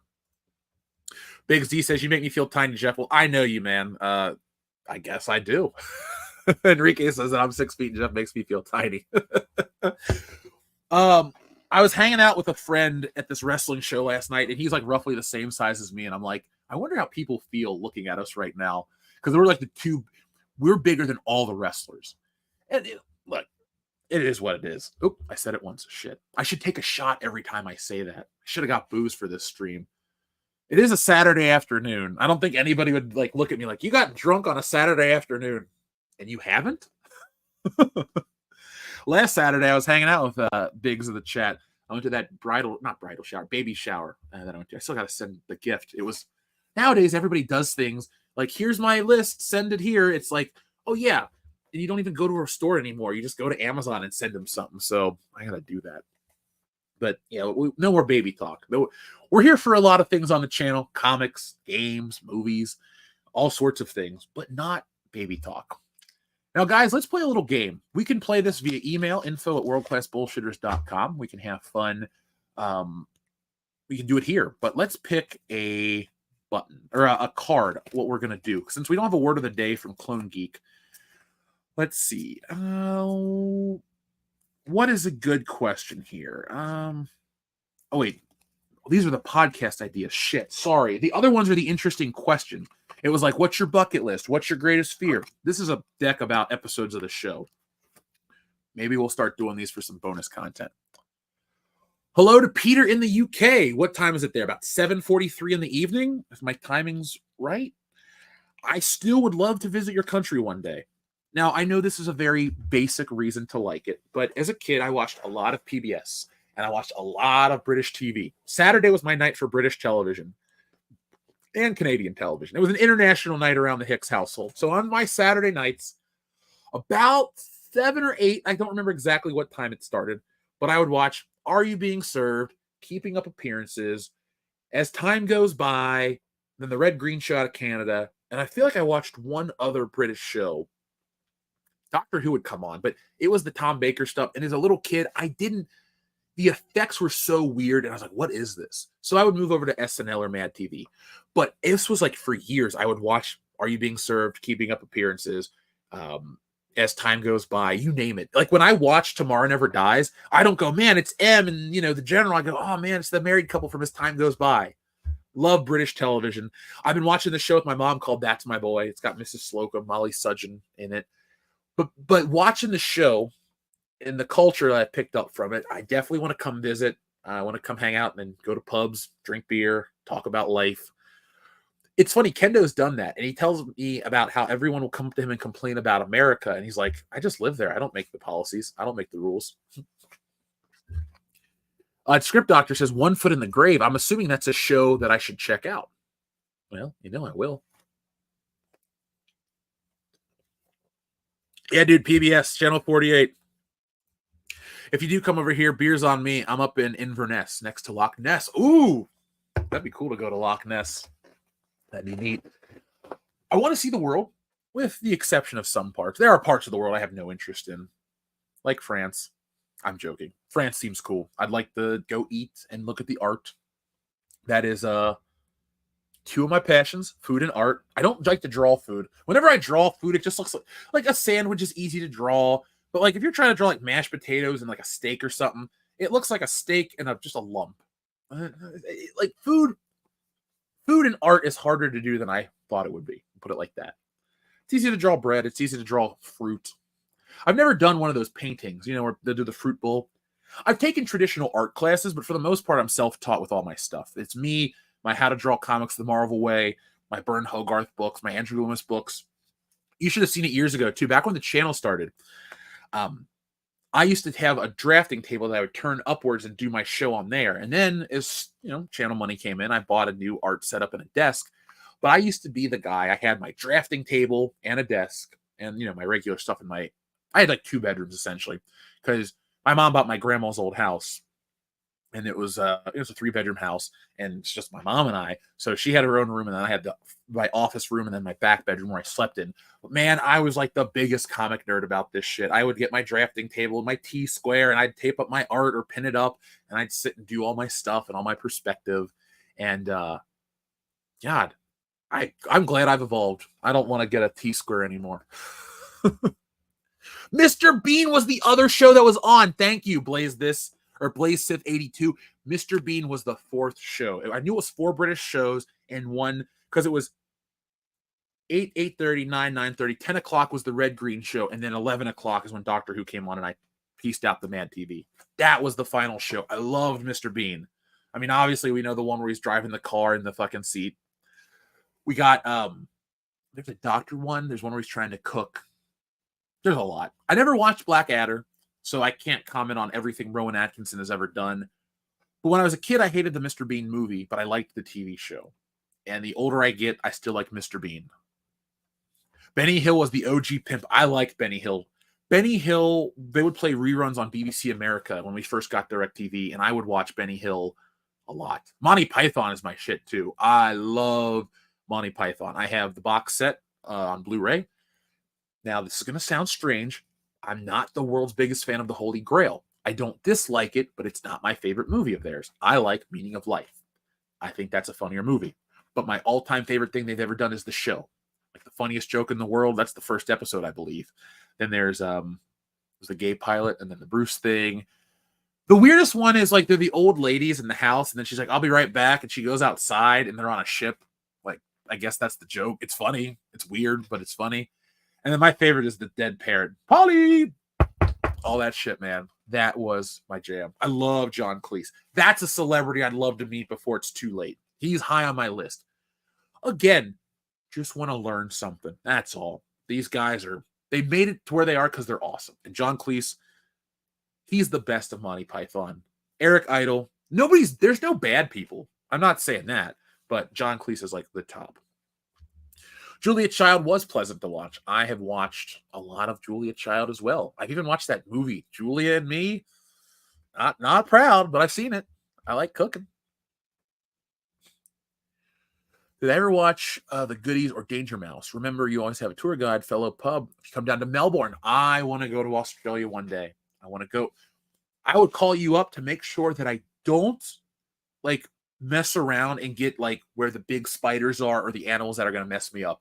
Like, I'm one of those people, I will see the world, but I'm not going to I'll even go on one of those Serengeti safari trips, but I'm not going to jump out of the car. I'm not going to touch the lion. I'm not going to do something stupid. I'm not even afraid of this shit, but like, I've run into a bear, literally. Like, okay, let me rephrase. I didn't literally hit the bear. I was up at Lake Tahoe on an anniversary trip, and we were trying to walk through a 7-Eleven, and I heard a noise, and here comes a bear. And I didn't run away from the bear because I read what you do is if you see a bear is like you keep the pace because bears don't bother you unless you bother their young or them. But I'm like, I'm still not going to cross the path with the bear. I'm not going to. So I just walked and I walked away the same pace and I went back into my hotel room and I waited. I don't want to get eaten by a fucking bear. This wasn't a tiny bear either. And I'm not messing around losing a body part to look cool. Fuck it. I'd rather die with all my arms and legs as an old man who didn't punch or poke the bear metaphorically or literally. So, yes, I too enjoy the Spanish Inquisition. That's one of their best moments as well. You never expect it, so that's why I don't talk about it very often. See, now that's the kind of stuff I really like to get into. I like anime. I like to talk about the stuff that you guys want me to check out. But the British comedies are very easy for me to jump into. They're great. I even like stuff like the In-Betweeners. Kendo spent time in the UK. He's we're all traveled in different ways. I've spent time in Europe, but not as much as Kendo or Nick. And I don't think Dion's ever been to Europe. He's left Michigan with me. But no, Dion's done most of the states. I've done all the states because I had a stepdad who was a truck driver in the 90s. And I've been everywhere. The summer of 97, 8, and 9, I spent on the road. It was fun, though. Believe me, this wasn't one of those situations where I'm like forced to do something against my will as a kid. It's like, we're going to California. Awesome. We're going to Florida. I'll never forget, he had to deliver a haul to Universal Studios, and they got us in the park for free. It was summer of 98. That was cool because it was the year Small Soldiers came out. And I got to ride the Back to the Future ride again. I got to get my little DeLorean to take home. I got to see the actual screen-used Chip Hazard model. I was such a Small Soldiers fan as a kid, and I hadn't even seen the movie yet. Come to Florida to get prepped for Australia. In a week, I've had a cougar and a bobcat in my yard and a bear throw my garbage can down the street. Okay. I'll come down to Florida. We'll hang out. I do know the Lumberjack song. Work all night, I sleep all day. I chop down trees. I eat my lunch. I go to the da-da-da. I put on women's clothing. Eat butterscotch. Yeah, I remember the song. I just had to think about it for a minute.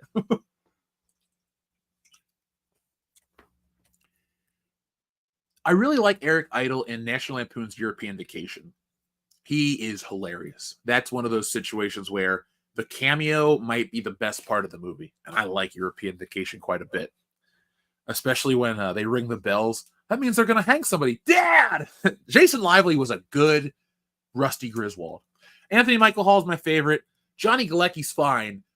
But I think more people praise Johnny Galecki for two reasons. One, because he's in Christmas Vacation, which is a movie they inherently like. And two, he went on to be the biggest star. I'll give him the biggest star nod because he had all that TV money. But Anthony Michael Hall was like in movies. Johnny Galecki was just kind of like a TV guy. Roseanne, Big Bang Theory. But hey, I ain't talking shit. I'll take either one of those careers.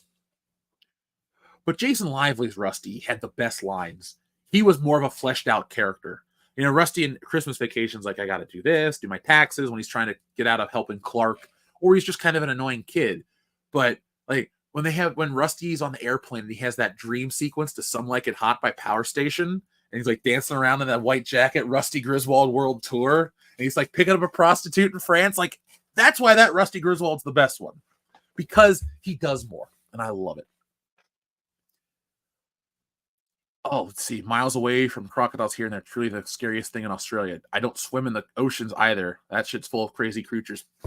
I don't blame you, man. I've been in the ocean now, but as a kid, I was afraid of sharks. And then I got over the fear. And then I went to Virginia Beach, and there was a famous shark attack the day after I was there.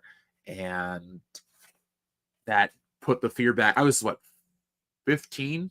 Going on 16. And I was like, nope, no thank you. I haven't seen Nuns on the Run. I would like to check it out, but I have seen the IT Crowd, and I'm pretty sure there's an American version with Richard Ayoade as well, which I have not seen, but I've seen the British version. Also, too, Garth Marenghi's Dark Place is one of my favorite shows. I would love to make something like that with the guys, and it wouldn't be that expensive. That's what I do like about technology evolving. I can do a little more these days because of the technology. Let's see. This show has been going all over, and I absolutely love it. Folks, thank you to everybody who's been out here helping us back in Wokebusters, doing that stuff. We're moving it up. We're almost at that halfway mark, and things pick up. Things have been picking up. And I'm glad I get to share the creative process and talk about stuff with you, share a little insight to the man who I am, and a little more. So let's keep this stream rolling. We can hang out. Like I said, it's a stream. It's a telethon. It's more. So let me see what I have around me that might be interesting to talk about. Clearly not my bootleg PlayStation 3 controller because I couldn't find the real deal when I moved back home. I watched my brother run out of the water covered in Portuguese manowar screaming, oh, yeah, I wouldn't recover from that either. Ooh, no. All right. Well, Clone Geek, if you call, I will answer the call. That was not a Ghostbusters reference, by the way. So don't answer that call. When I was working on Stealing Solo 2 yesterday, some of the outline stuff, I pulled this up or out. I always have it around, but I was really looking at it because I'm trying to decide I got a visual I want to use for the cover, but I also kind of want to stick to the action figure theme, but I might not because it's a different, thematically speaking, it's a different story. It's not about, oh, have a call. Let's find out where the button is. Call from. To accept, press 1. To send a voicemail. Hi, you've reached Wokebusters. You're on the air. What's up? Howdy, this is Clone Geek. How you doing, man? Well, I'm doing pretty good. I went to G.M.P.C Comic-Con in Dayton. How was it? It was okay. Got some stuff. What'd you end up picking up? Let's see. I got some Captain America books, a better copy of a comic I already had. So I got like earlier Ed Brubaker's like later on the character because I love Captain America when down low. I got a George Perez Avengers issue. Nice, beautiful artwork. Yep. Actually, first issue of like the Kurt Busiek one with him, and then I got the rough cut edition, which I'm gonna look at right now. I like that run on the book. I read issues of that sometime last year because I got this website I use, and I went there and I was like, I'm in the mood for some George Perez artwork. Let's see what we got. And I didn't want to read Crisis on Infinite Earths again. So he's great, man. Yeah. He was cool too. Anybody that met him would vouch for that. He was one of the nicest artists ever. Oh my god, I'm looking at this right now, and it looks like the rough cut, and it's basically like the pages and stuff, like just his pencils. Oh my god. Isn't it cool looking? It's pretty good, and I got this for $2. It looks like it's from his own pages himself. That's a pretty good deal. $2 though. Yeah. I just love the fact that Sandman's on the Avengers at this time. Who was again? Sandman. Oh, William Baker. Clint Marco. He tried to go clean, man. He tried to go clean, and I think he even stayed good until Venom bit him, and then he kind of died. I think that's what happened, or was that before? These characters all come back, man. Why can't we just have any good villain like redemption arcs and stuff? That's like a big problem. It feels like it always has to go back to status quo. The same mindset that basically like Peter Parker has to be young forever. I like when they kind of make the timeline just about a 5-year window where they're like, you have all these stories, but you don't have to go back constantly. I mean, if you've read Spider-Man the way I have, which is way too much, I'd say it's a good continuing story from the first appearance all the way through like 1999, 2000 something, man. Like, it doesn't really feel like it resets until they bring in the Ultimate Book, which is a different universe. But yeah, I don't like status quo stuff. Like Gwen Stacy, she stayed dead. Now, Aunt May should have stayed dead. It shouldn't have been a clone. It shouldn't have been all this dumb stuff. It should have just been straight up. So I'm with you there. Who are the big celebrities at the con? No, nobody really and stuff. It was just like a bunch of like minor things or something like that. Nobody I really heard of, but I didn't really go for the celebrities. I'm just for like the vendors. I will go to meet certain people from the horror cons, but for the most part, I'm just there to hang out myself, meet people. Yeah. Let's see. I also got like the first volume of like that Rome the One Half book I got really into. Oh, nice, dude. When you sent that email the other day, I was like, all right, I got to check this out in anime form because I kept Crunchyroll because everybody's like, you got to watch this, you got to watch that. And I do have a list. So once I sit down and like prioritize what I'm going to check out, that one sounded fun. And the audience said how crazy it was. And I really do like crazy over the top stuff. I like to laugh. I like to chuckle. I like to be entertained just like everybody else. Yeah. And you want to hear something great? Yeah. They're doing a new I got into it because they announced like a reboot of the anime and stuff because they never actually finished the manga. The anime ended before the manga did. So basically I watched like a comic purchase video and I was kind of concerned about how they're going to make it kind of like the whole transgender allegory and stuff and make it kind of more political than it really was, which was a dumb fun thing, and I'm like, okay, I'm gonna have to read this because I like trying to get myself familiar with these things before everybody starts complaining about it. What I did with the Eternals, I read the original like Jack Kirby run. Oh yeah, me too. It was okay. I Yeah. like the Celestials and stuff, but it's just I think the Eternals would have been better if it was Stan Lee and Jack Kirby together. Because I think Stan Lee just tended to bring out the best in a lot of creators.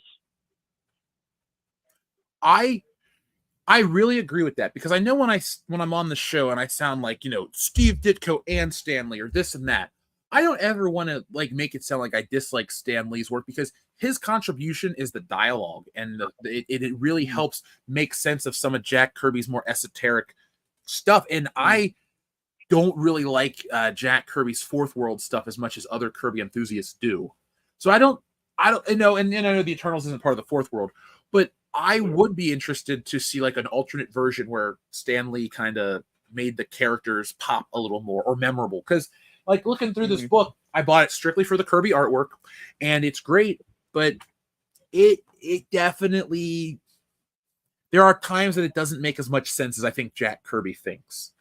Like when I'm looking at the credits right here, edited, written, and drawn by Jack Kirby. He had the whole, it was his book, and he deserves the chance. But there's a reason why, Fantastic Four and the X-Men and the Avengers and these other books outside of Captain America proper, really stood the test of time. Stan Lee is important. He just kind of added that larger than life thing, like to it. He just, that grandeur of Marvel. I don't, as much as everybody likes to dogpile on Stan Lee for like all the credit and stuff, Marvel Comics would not have been successful if it wasn't for Stan Lee, that over the top, that grandeur. And Agreed. I don't think comics really has that anymore. There's no narrator, there's no that hook. I am very influenced by Stan Lee. I use a strong narrator voice and will continue to use a strong narrator voice. And folks, everybody that's listening to this right now, when I see a caption box, I hear Stan Lee's voice. I do really love Stan. I was sad, like I said earlier, I was sad when he passed away. I just, I guess for me, my crusade personally is just to let everybody know that Stan Lee didn't do it on his own. Like, it really bothers me when Stan Lee drew Spider-Man. Like, Stan Lee didn't draw any of these books. Like, these other guys added so much, and you already know your history, so I'm not going to give you a lesson. Yep. But I do like what you're saying about Stan Lee, and it's kind of making me think a little more. Because, like, I catch myself going, oh, Stan Lee ripped off so and so. But I'm like, no, Stan Lee is that like last finishing touch, and the world of comics is lesser without him, because he also brought such a goodwill. Hey there, true believers! Like, Stan Lee brings a smile to my face. I loved his work. I loved his contribution. I loved Stan Lee. He was great, man. I had a chance to meet him, and I didn't.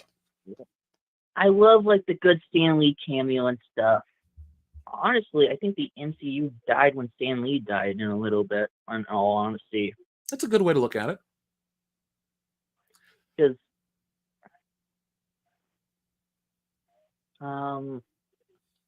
Because like, think about it, like his last cameo was in like an Endgame, and then it just kind of went downhill afterwards.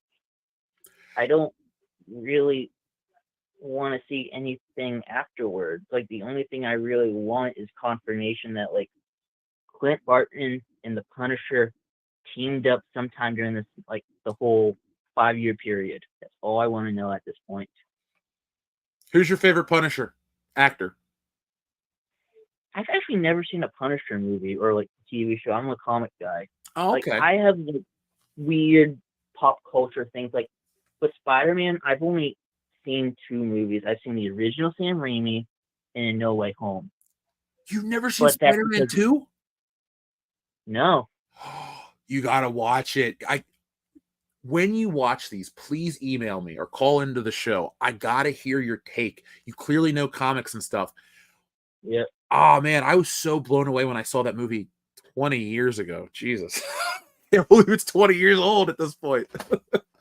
Well, the one thing is, at least due to No Way Home, I know I really like Alfred Molina as Doc Ock. So Willem Dafoe, I still think Willem Dafoe is probably. I mean, I said this in chat the other day, but I think Willem Dafoe is still the best version of the Green Goblin in everything, because I've never really cared for him in the comics. I don't disagree. A lot of my favorite Spider-Man stories are Norman Osborn with amnesia, and he's sweating. Why do I have these impulses? Why do I have these urges? He's just kind of a whiny dude, and then he has a break, and he's like, "Oh, I'm the Green Goblin." I do like. It's Willem Dafoe, man. Willem Dafoe is amazing in anything he touches. Like, have you watched the Boondock Saints? I will now. Watch it and shoot me another email, because he plays this really eccentric cop who's trying to piece together these crimes, and he'll like dance around and do this like things like he's conducting a movie, or sorry, like a score, and he'll try to recreate the scenes. That's a good movie he's in. It's a really good movie. Really, just you can't go wrong with Willem Dafoe. I can't recommend his movies enough. He's so much fun. Because I still think the best Spider-Man villain's Kraven the Hunter, to be perfectly honest. Like, one good story can really make a villain a good villain.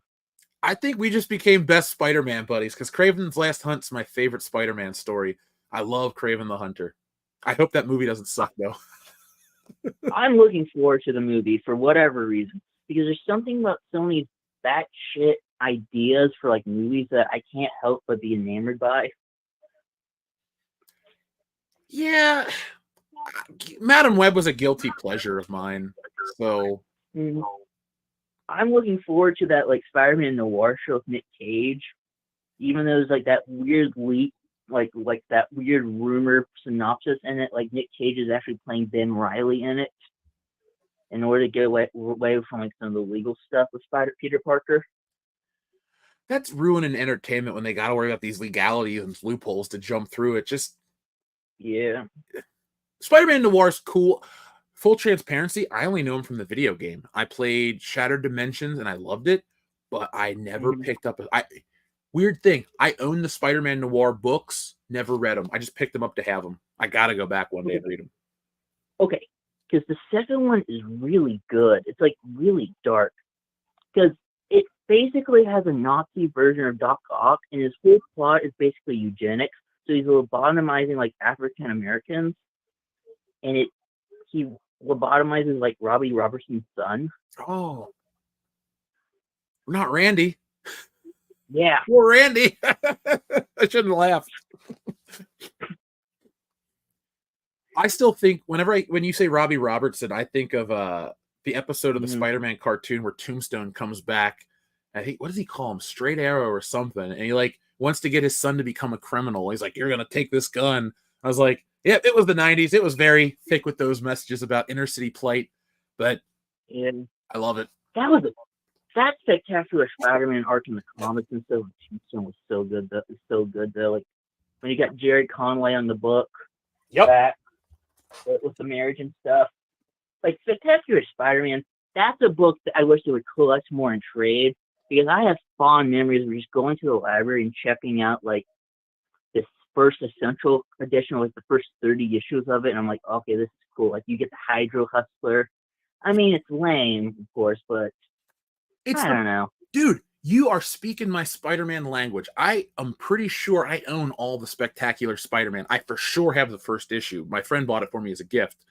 But I love Spectacular Spider-Man. That tarantula cover and stuff, that's iconic to me. Yeah, I'm pretty sure Ramita did the cover for that, and Sal Buscema is the most well-known, like he's the most established artist on that book. Or let me phrase that. He's on more issues than anybody. And the era you're talking about with Tombstone, that late 80s, early 90s era, is my favorite era of the Spectacular Spider-Man, because you got McFarlane on Amazing, and it looks good. There's no dig at that guy. But Sal Buscema his anatomy is slightly more realistic, but he brings like a new, edgier style to try to match Todd McFarlane, and you got really good stories on top of it. I want him to be re-released, because the paper that they used at that point is so shitty, and my books smell funny, and they're like yellow, and they like flake away in your hands no matter how good you take care of them. So because I just like the Salvage Cinema art from like that, because I've only been able to read like the one that they've been able to collect. But I remember reading like the Maximum Carnage, like in that issue, and like when Peter's on the ground and Captain America just shows up at the end. He looks up and he offers him a hand, like that guiding light in the darkness of like the anti-heroes in the 80s, 90s. I can see that image right now in my head. If the people that are watching are seeing me smile, I'm like, yep, I know the exact book you're talking about, or the exact page, because when I was in high school, I asked for that book for Christmas, and this was back when I couldn't identify every artist by name. Well, not everyone. I'm not like an encyclopedia, but I actually have, if I can find the old sketchbooks, I would sit and try to draw how Sal Buscema would draw and like use my pens to get that like angular ink look, because I was so into that. I thought it was really cool looking. Mm-hmm. Yep. Man. I even got a letter printed like last year on like a Spider-Man like mini series. That was pretty good. It was which one? Spider-Man: The Lost Hunt, issue 3. It's basically set during like the Clone Saga or something, like that period of time where like Peter's depowered and he's living in Portland with MJ, and MJ's pregnant. Yep. And so you got G.M.P.C and stuff, however you pronounce his name. So he's back. It's basically Kraven's legacy and stuff. And it was just a really good book. It felt like a sequel to Kraven's Last Hunt. I'm pretty sure I have. You said it's a miniseries. Isn't it like 4 books? I'm pretty sure I have that and have like read it. It's 5 issues. 5 issues. Okay. Mm-hmm. I'm going to err on the side of I own that in my collection. That's in a different location than I am, because like I know you guys can see all some of the collectibles here, but I have thousands of comic books. Like if we ever did a stream where I get my boxes back, I'll go, all right, we got this book of Spider-Man, this book of Spider-Man, this book of Spider-Man. I got more books than I don't. Mm-hmm. I got like 5 long boxes of comics. Got some comics under my bed for some reason. I got like a bunch of trades, most of which I got from Ollie's. I go to Ollie's too for books, man. You're a fool not to. If you look, folks, go to Ollie's. You can pick up great high quality books. This was $10, or maybe it was $5. It wasn't expensive. It's like I got like a book of pinup girls for like Ollie's for like $10. So that was pretty good. Well, a book of pinup girls is always a good value. Yeah. So, and I forgot to tell you about the cool thing about the Romna 1/2 reboot. Yeah, tell me, man. They got the original voices back for the Japanese. Yeah. That's always important though, because to me, the voice actor is as important as like an actor in a movie. And when I hear that voice, like with Sean Schemmel from Dragon Ball Z, it's always got to be him for me. Yeah.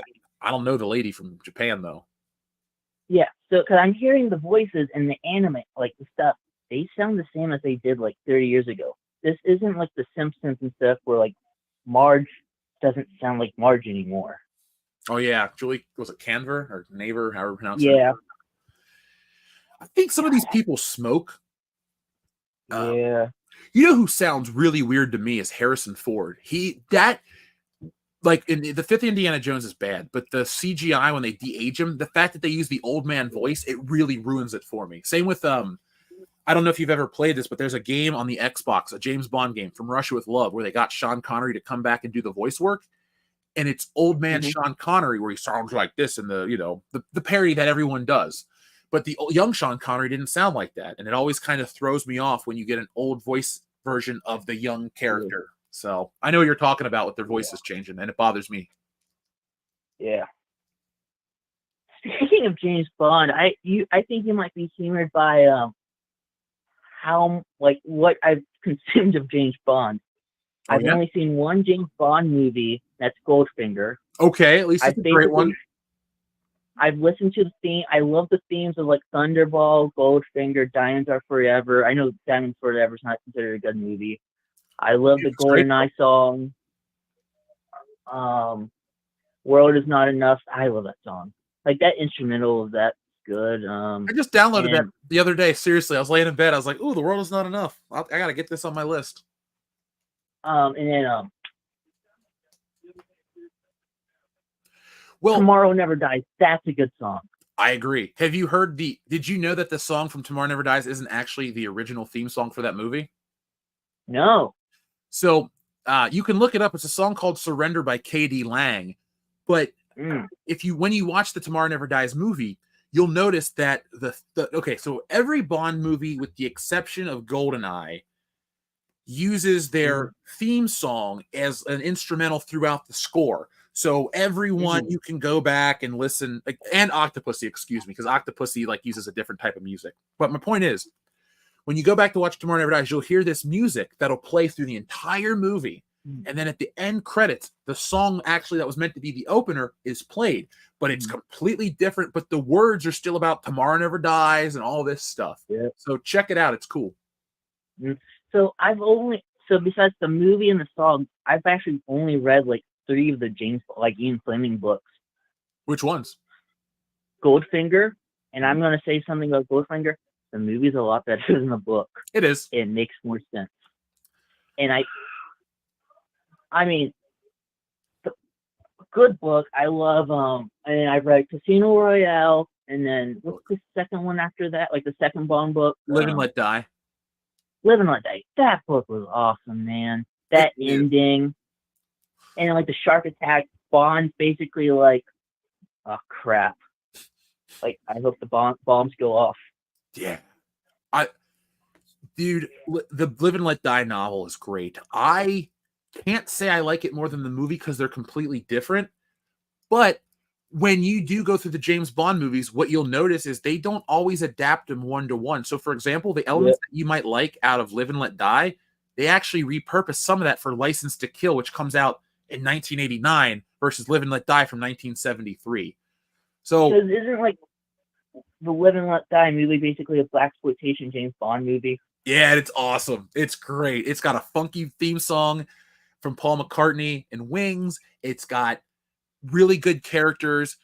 It's just blaxploitation, but it's very aware of what it is. They even call James Bond I won't say it on air, but they call him a couple names and you're like, oh, okay, this is that kind of movie. Yeah. It's funny. Yeah. But yeah, go back and watch them, man. I would love to hear your take on them because I remember going through them as a kid being so excited. What's the next one going to be? What's he going to do in this movie type of situation? I think part of the reason why I have a lot of movie blind spots for whatever reason is I'm not really the kind of guy that just puts on a movie for his own sake. Okay. I kind of have to rely on everybody else to do it. The only movie I actually watch on my own for whatever reason, I tend to put on either Return of the Jedi because I want to see the Jabba the Hutt bit, and in A New Hope because it's A New Hope. I mean, you're talking to me, the man who's got the poster right behind him. And even though I hate Disney Star Wars and most Star Wars now, you put that movie on, I'm just going to stare at my screen for 2 hours and, was it 4 minutes? Sorry, I'm trying to remember the exact length of the movie. I love it like you do, so. I listen to the soundtrack in the car, man. Either that or the Best of Blondie. I like Blondie, too. What's your favorite Blondie song? One way or the other. I'm basic like that. Did you ever hear that apparently there's a Bond, they almost did a Bond song, For Your Eyes Only? I might have heard about that. If I say yes exactly and all this stuff, I don't remember off the top of my head, so I don't want to lie to you. But yeah, I know Alice Cooper was working on Live and Let Die at some point. So that would have been crazy. I know that song's actually been released. Mm-hmm. Actually, I think that song's actually out. They did release that song, the Blondie, For Your Eyes Only and stuff. It's actually not bad. I'm gonna have to check it out because I like Blondie. I think Debbie Harry's great. The rest of the band is great. I have because I use YouTube Music and no, they don't give it to us for free for being YouTubers. But I have Blondie I have a Blondie playlist. Sometimes I just want to rock out as I'm driving. Yeah. What was I going to ask you since you brought up something? Mm. Oh, when you do watch the James Bond movies, though, be prepared for Octopussy. That's the one that I think might bore you the most because I know I dump on Moonraker and Diamonds Are Forever and stuff, but they actually have really fun moments that don't make me roll my eyes. And there's some really cool moments too. Like Diamonds Are Forever has a really great standoff between James Bond and Blofeld. But then you get the octopus scene, like, it's really hokey. And this is me, like, who loves James Bond, kind of being like, just, you can skip this one. Watch A View to a Kill. It's better. Okay. Because Moonraker, the only thing I find interesting about the movie so far, from what I've heard, is Jaws comes back, so you get, like, the henchmen returning and stuff, and I've always liked it when you have, like, a henchman or something, like a villain survive or something from, like, the previous one, kind of goes on. I like it too. The reason they kept Jaws is because enough people wrote letters. Because his fate is kind of left up to interpretation in The Spy Who Loved Me. Because, like, a shark attacks him, and he goes to bite the shark, and it's just like, then the thing explodes. You're like, oh, I guess he's dead. But that's all they kind of leave it at. So when you go to watch the next one, Jaws is in the first, like, 35 seconds of the movie. Jaws appears, and you're like, whoa, Jaws is in it? And so he's going to follow James Bond through most of Moonraker. That sounds great. I mean, I know Moonraker's not the best, but that sounds like kind of like the only fun part of it. Look, don't ever, and this is including what we say on the show, don't let us color your perception of the fun you may have, because Moonraker has very fun moments. It's got a great opening where they're skydiving. There's a boat chase. The outer space effects look great. You might think it's one of the best ones. So go into all these with an open mind. Even Octopussy that I dumped on a minute ago, like, realistically, just give them all a shot, and don't even worry about what people say, because you might look at it with a different lens and go, wow, how do people not enjoy, the Cold War antics of Octopussy versus, GoldenEye or something? So give them all a shot and let me know. Actually, just give them a shot and, see if you enjoy them. Oh, before I leave, there's a new Star Wars comic that's actually pretty good. Which one's that? Star Wars Inquisitors. For whatever reason, this book's like fun. It's better than whatever the Acolyte sounded like it was. And there's like a Jedi retirement ship that somehow just survived, like, Order 66. Oh. And then the Grand Inquisitor just comes in looking for, like, the Jedi, like, one of the, like, the retirees, like, apprentice, and it just kills a bunch of the old Jedi. Oh, I'm looking at it now on the Wikipedia page. Yeah, this just dropped like at the beginning of this month. Yeah, and the apprentice is actually a pretty, like, within one issue, like, this guy's cool. Like, he establishes how cool, like, how important this guy is and why the Inquisitors think he's a threat. Oh, there's that Phantom Menace 25th Anniversary Edition cover. Ooh, that looks good too. Yeah, kind of that year. I'm being older than you. I remember vividly when that movie came out, and even though I talk about it the way I do, man, was it an exciting time to be alive. Like, the build to that, people don't understand. The build to episode 7 is nothing compared to the build to episode 1. Everybody and their mom was so ready for that movie. Man, that remembered something. I remember my dad taking me to see, like, the 3D re-release of Phantom Menace in 2012. Yep, I was there too. We listened to the Dark Plagueis book in the car.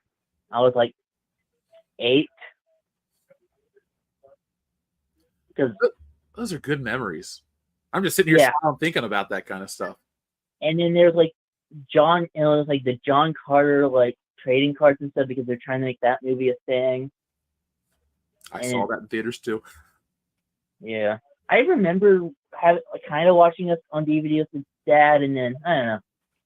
I later went back and read those Princess of Mars books. Those are fun. Well, you're more well-read than me on that. I just saw the movie and didn't hate it, and then I kind of forgot about it for, many, many years. Well, one of the advantages of, like, being the son of a librarian and stuff is I just can check out anything I want. That would have its perks. I spent a lot of my early years in a library because it was comfortable. They had high-speed internet, and they had Star Wars books, and I would just go and read. I could take books out, obviously, but I would just sit there for hours when my mom was at work when I was, summer vacations. I'd just hang out at the library, take my bike up there. The build to episode 1, I remember going and using their computer and like printing out stuff about Obi-Wan Kenobi. I was like, this is my character. This is going to be great. God, Star Wars taught me how to read. Like, I was like reading the Thrawn trilogy in like 3rd grade. Oh, nice. You beat me to that. I'm new to it. That's some good stuff. Do the X-Wing books?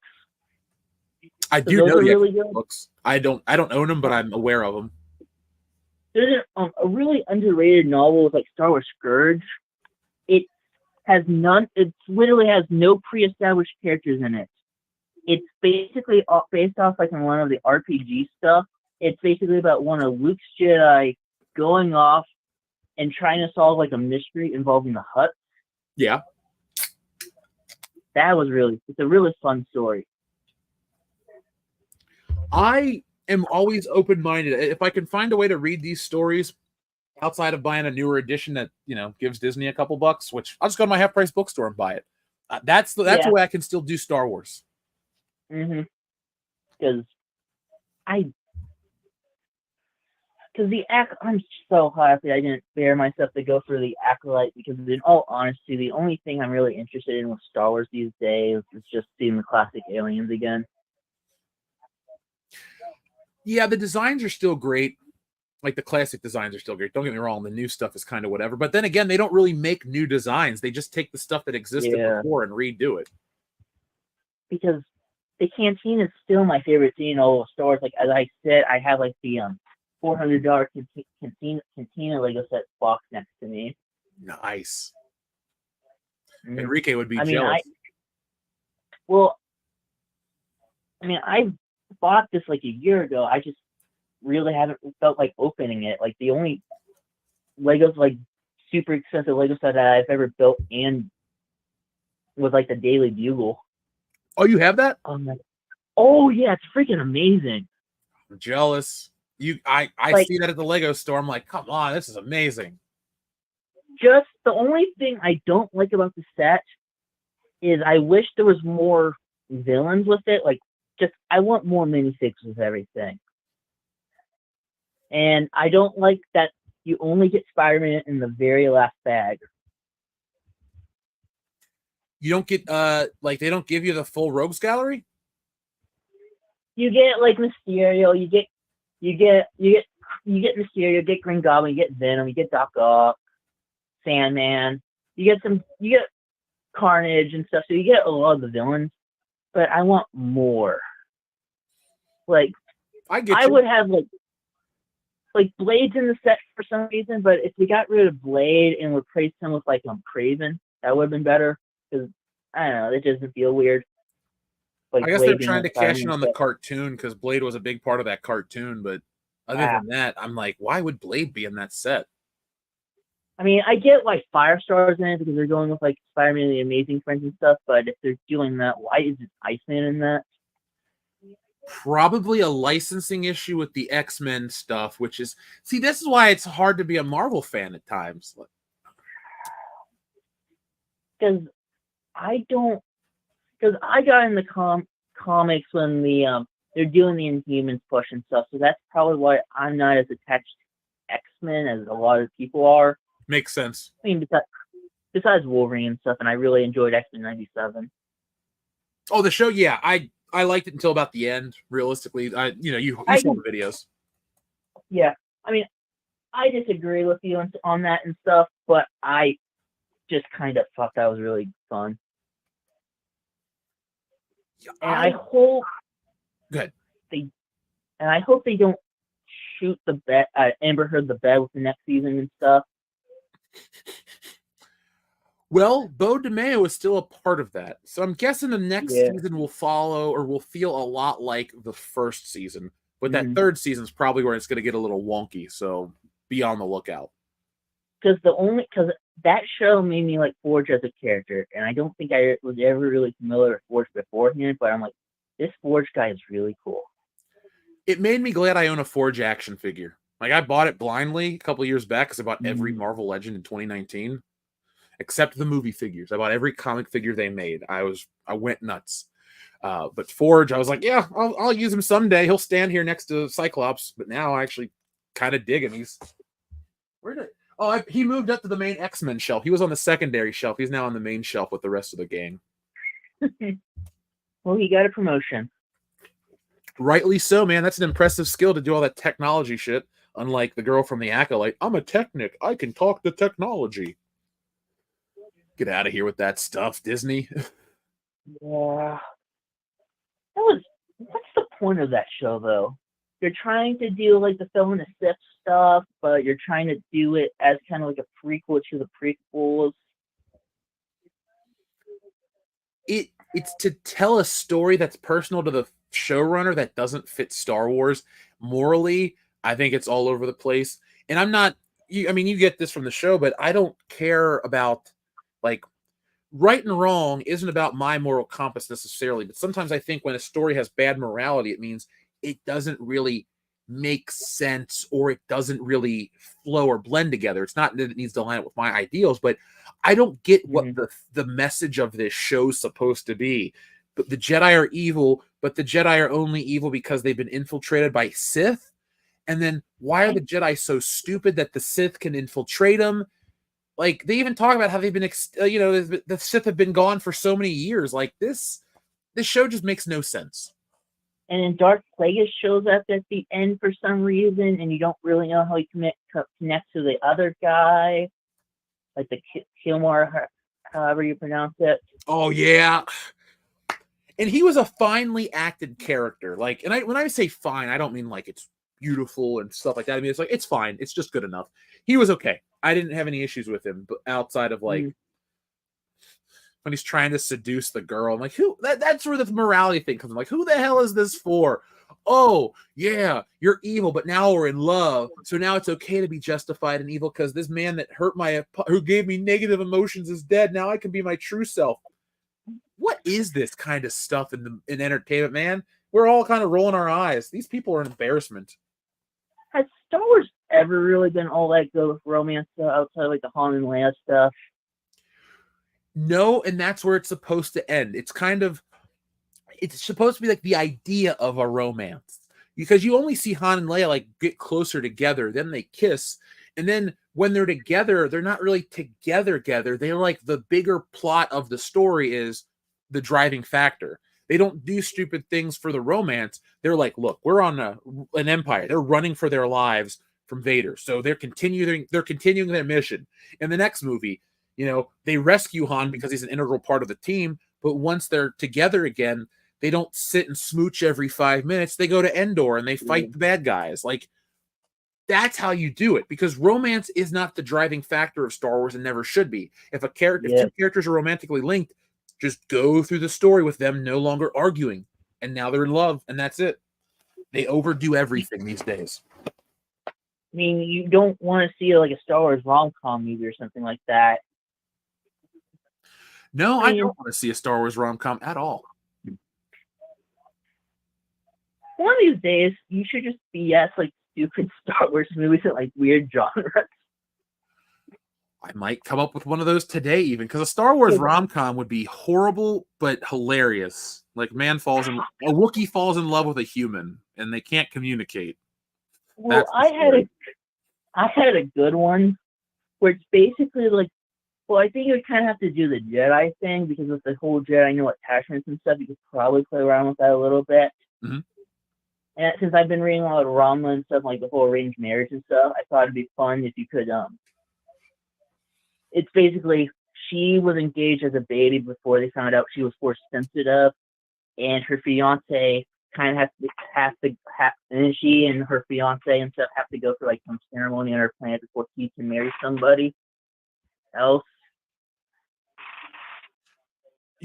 It kind of reminds me of The Courtship of Princess Leia. There is a Star Wars romance novel. Yeah. And that's honestly, that Courtship of Princess Leia is still probably one of the most important Star Wars stuff ever, in the fact that you get the Night Sisters out of it, and they basically gotten a lot of mileage out of them, for better or for worse. Dude, I've said this before, I'll say it again. The Courtship of Princess Leia is my favorite Star Wars novel. Like, I really liked it as a kid, and it really stuck with me. It's been a while since I've read it because doesn't Han kidnap Princess Leia in it, if I recall correctly? The way I remember it is like Han Solo, like they go to this other planet. I think Han Solo wins the planet in a card game. Yep, he was definitely in a card game. Let's see. Sorry, I just got a notification I was trying to answer. No, but he wins the planet, and then like he's fighting for the love of Princess Leia against that other guy. And I know there's some kind of ATST battle and something else. There's like the witches, like Prince Icelander or something like that. I'm kind of tempted to get it on Audible if it's on Audible and listen to it when I'm working on Stealing Solo too. It would help me stay focused on the story.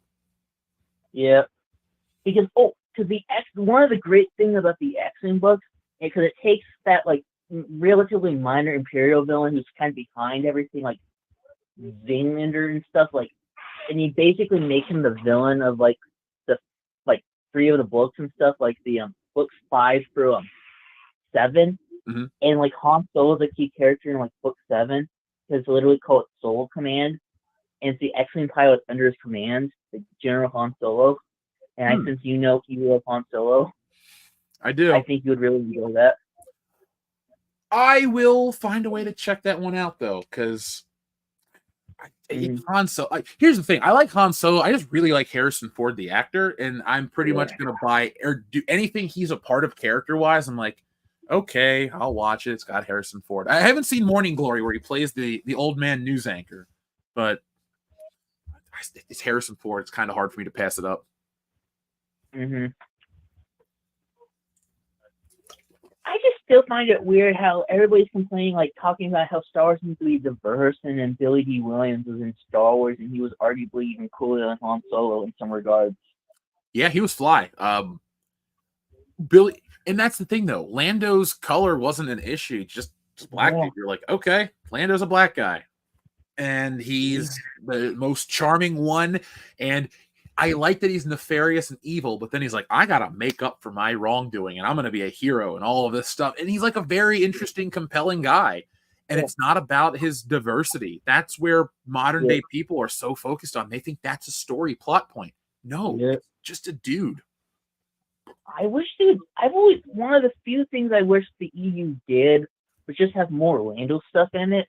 So I always felt like he always kind of got the short end of the stick with a lot of stuff. I mean, sure, you got like the 80s books open and stuff, which are pretty fun and stuff, but I don't know. My biggest takeaway from those 80s books is the fact that Lando... Oh, got another Wokebusters backer. Thank you very much, folks. The cover art for those Lando books, the artists, the Hildebrandt brothers, they actually use the Kenner toy models as the inspiration. So you can tell because the dimensions of the ship are off. So every time I see those covers, I kind of chuckle and go, they trace the toys. Yeah. Well, the funny thing is, they've been doing like the Essential Legends collections of the books and stuff, and doing like new cover art. The one book they did not do new cover art for is the Lando one. That trilogy. So it's the same cover. You know, the Hildebrandt brothers have a very like important impact on Star Wars and fantasy art because they did the first poster. Tim and is it Greg Hildebrandt? Look them up if you're ever interested in fantasy art because they did Star Wars, they did Lord of the Rings work, they've done Marvel trading cards throughout the 90s. I don't know if they're still alive, but I'm glad they didn't change that cover because just on like name value alone, I don't think you could. It'd be like trying to replace a Drew Struzan book cover or an Alex Ross cover or something. You're just going to get like a digital imitation and it's never going to be as good as that. You know, even though there are shortcomings or inaccuracies. Why the hell would you get rid of anything like Alex Ross related cover wise? Like, I can't think of an answer. Because even with modern comics, like, have you seen like his Fantastic Four covers he's been doing lately? Yes, I have. Those are so good, dude. They are great, and I'm not even a Fantastic Four guy, but I'm an Alex Ross guy. Every video he puts out on YouTube or social media, I watch.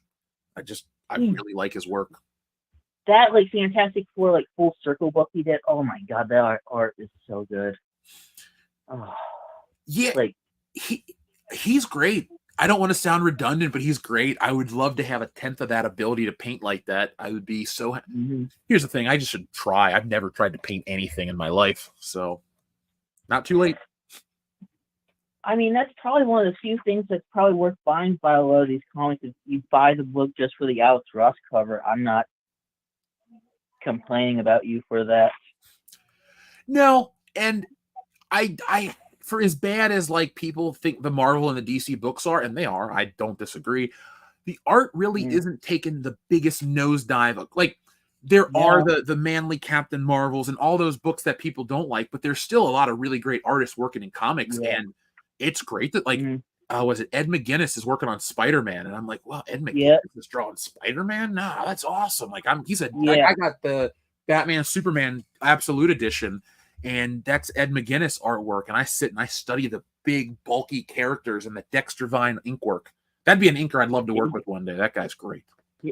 His art is good, no matter how bad Amazing Spider-Man's gotten within, like, actually probably within, like, my lifetime. The best Spider-Man stuff for me comes from before I was born. But I'm just glad we got it. You know, Marvel, for all their shortcomings, at least the Amazing Spider-Man is all available in some sort of reprint form, so you can get the entire thing. Yep. I'm enjoying that new Ultimate Spider-Man book, though. That's because you got Marco Cincchetto doing the art for most of the issues so far. You get Peter and MJ married, because I've always been a sucker for that for whatever reason. Like, even when I was little, I always hated Spider-Man in high school. It's not that big of a point of the story either. Like Joe Quesada and all these people, it's like, look, Spider-Man's in it for the first 26 issues. And then if you read the letters page, they even tell you the most requested Spider-Man story in the 60s was to get him out of high school. That's the story they all wanted to see. So, like, I'm the guy who's basically complaining about high school Spider-Man in high school. Everybody else is watching the Tom Holland movies. I was in high school for the Tobey Maguire ones, and I was just kind of, well, grade school for the first one. But I was always like, yeah, Spider-Man should be in college. And I also do think that college-age Spider-Man opens it up to far more interesting stories, because look at the Tom Holland movies. We had to talk about chaperones and all this dumb crap. And I don't want a chaperone Spider-Man movie. I want to watch Spider-Man sneak out of the window and go fight crime and come back and try to go to work or try to go to school himself. This babyifying all these fictional characters is such a turnoff. Yeah. Spider-Man's great power comes great responsibility. That's what Spider-Man's about. Spider-Man's a metaphor for growing up. The older you get, the more responsibilities you have to gain. Living on your own, getting married, being a father. That's basically it. And whatever else happens. That's what Spider-Man's about. Yeah, I agree. And they kind of they have an idealized version of the character that's contrary to what the character actually is, because they don't really remember the character all that well. They think he's just supposed to be like this funny loser or something like that, but I don't know. They think he's Deadpool, and see, that's where a lot of guys like me that get it are just kind of frustrated, because it's not PG-13 Deadpool. He's not frustratingly obnoxious to the reader, only to the villains that he fights. And like, people always go on about the Sam Raimi movies don't make enough jokes. He makes the best jokes in that one. He just doesn't continually, like, that's the thing I don't like about the Andrew Garfield one. He's like, hi, I'm Spider-Man, blah, blah, blah. And he just keeps talking and talking and talking. And I know that tells you it's to distract the villains. But this is also a different medium. And, you know, when you're reading a comic book, it's one quip for a fight, maybe two. And then you go through the fight and it doesn't. But, like, they put so much emphasis on the constant quippiness to the point where it's like, I was fine with this 10 jokes ago, but now we're 20 jokes deep and I want him to shut up for, like, my sake. I don't ever want to be annoyed with Spider-Man. Yeah. I want a Spider-Man comic where the whole story is just the whole cranberry sauce bit where he's just beating an old woman for it. Oh, God, I would read that. He's got to have the stick. Yes.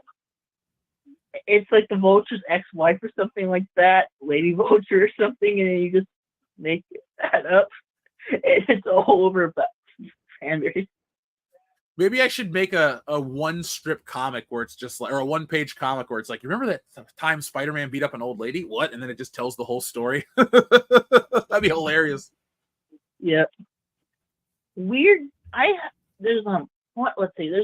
This is a comic book opinion I've always had ever since I read Frank Miller's Daredevil and stuff, but Frank Miller's Daredevil is one of the funniest comic book runs I've ever read, for whatever reason. It's as dark as they say, but oh my god, that book's hilarious when you really, it's the black humor and everything.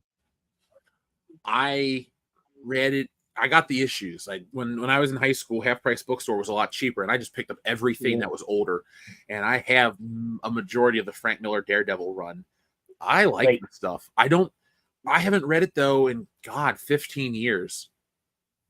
Like, it's as dark, it's as good, like mature and stuff as people say it is, but they don't talk about how funny some of this is, like Turk. Like, because all the Turk stuff's hilarious. Well, I do love Daredevil's religious elements. I understand it from real life experience, but I also like when people kind of talk about it in that way. I like Frank Miller's Daredevil. I like Frank Miller's Batman. I like Frank Miller for the most part. Yeah, so I do think Born Again is not that funny of a read. It's a good read. It's a damn good read, but... You don't like Nuke? You don't think he's funny? Nuke's awesome. It's just kind of... I just always think of Nuke as more of a Captain America villain for whatever reason. That's fair. But wasn't he the bad guy in Jessica? No, he was in Daredevil this show. I was trying to think. It's been years since I've watched Jessica Jones. Oh, he's in Jessica Jones. Okay. Like season 1, if I recall correctly. Okay, that's what it was. I know it was one of the situations where, you could he was on the Netflix show, but I don't remember which one it was. I watched those shows once when they debuted, and that was it. Man, it's weird. I kind of remember that was a weird era of Marvel. Like they had all the TV shows doing their own thing, and then well, remember back then they told you that they were all interconnected, but now you're just like, I guess they weren't.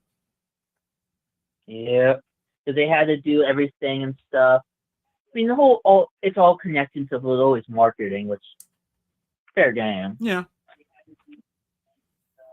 I mean, you're not wrong about that. I think the best era of Marvel Entertainment was the build. Phase 1, everything felt cool and exciting.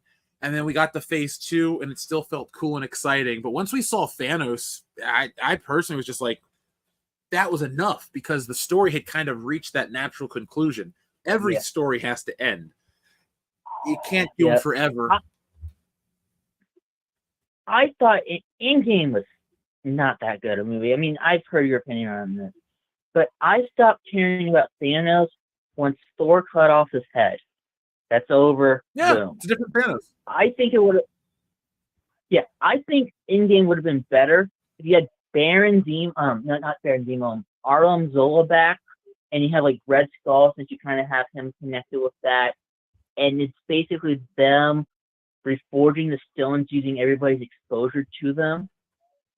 And then it basically ends with them summoning all of the villains from the previous movies and stuff, like a big battle.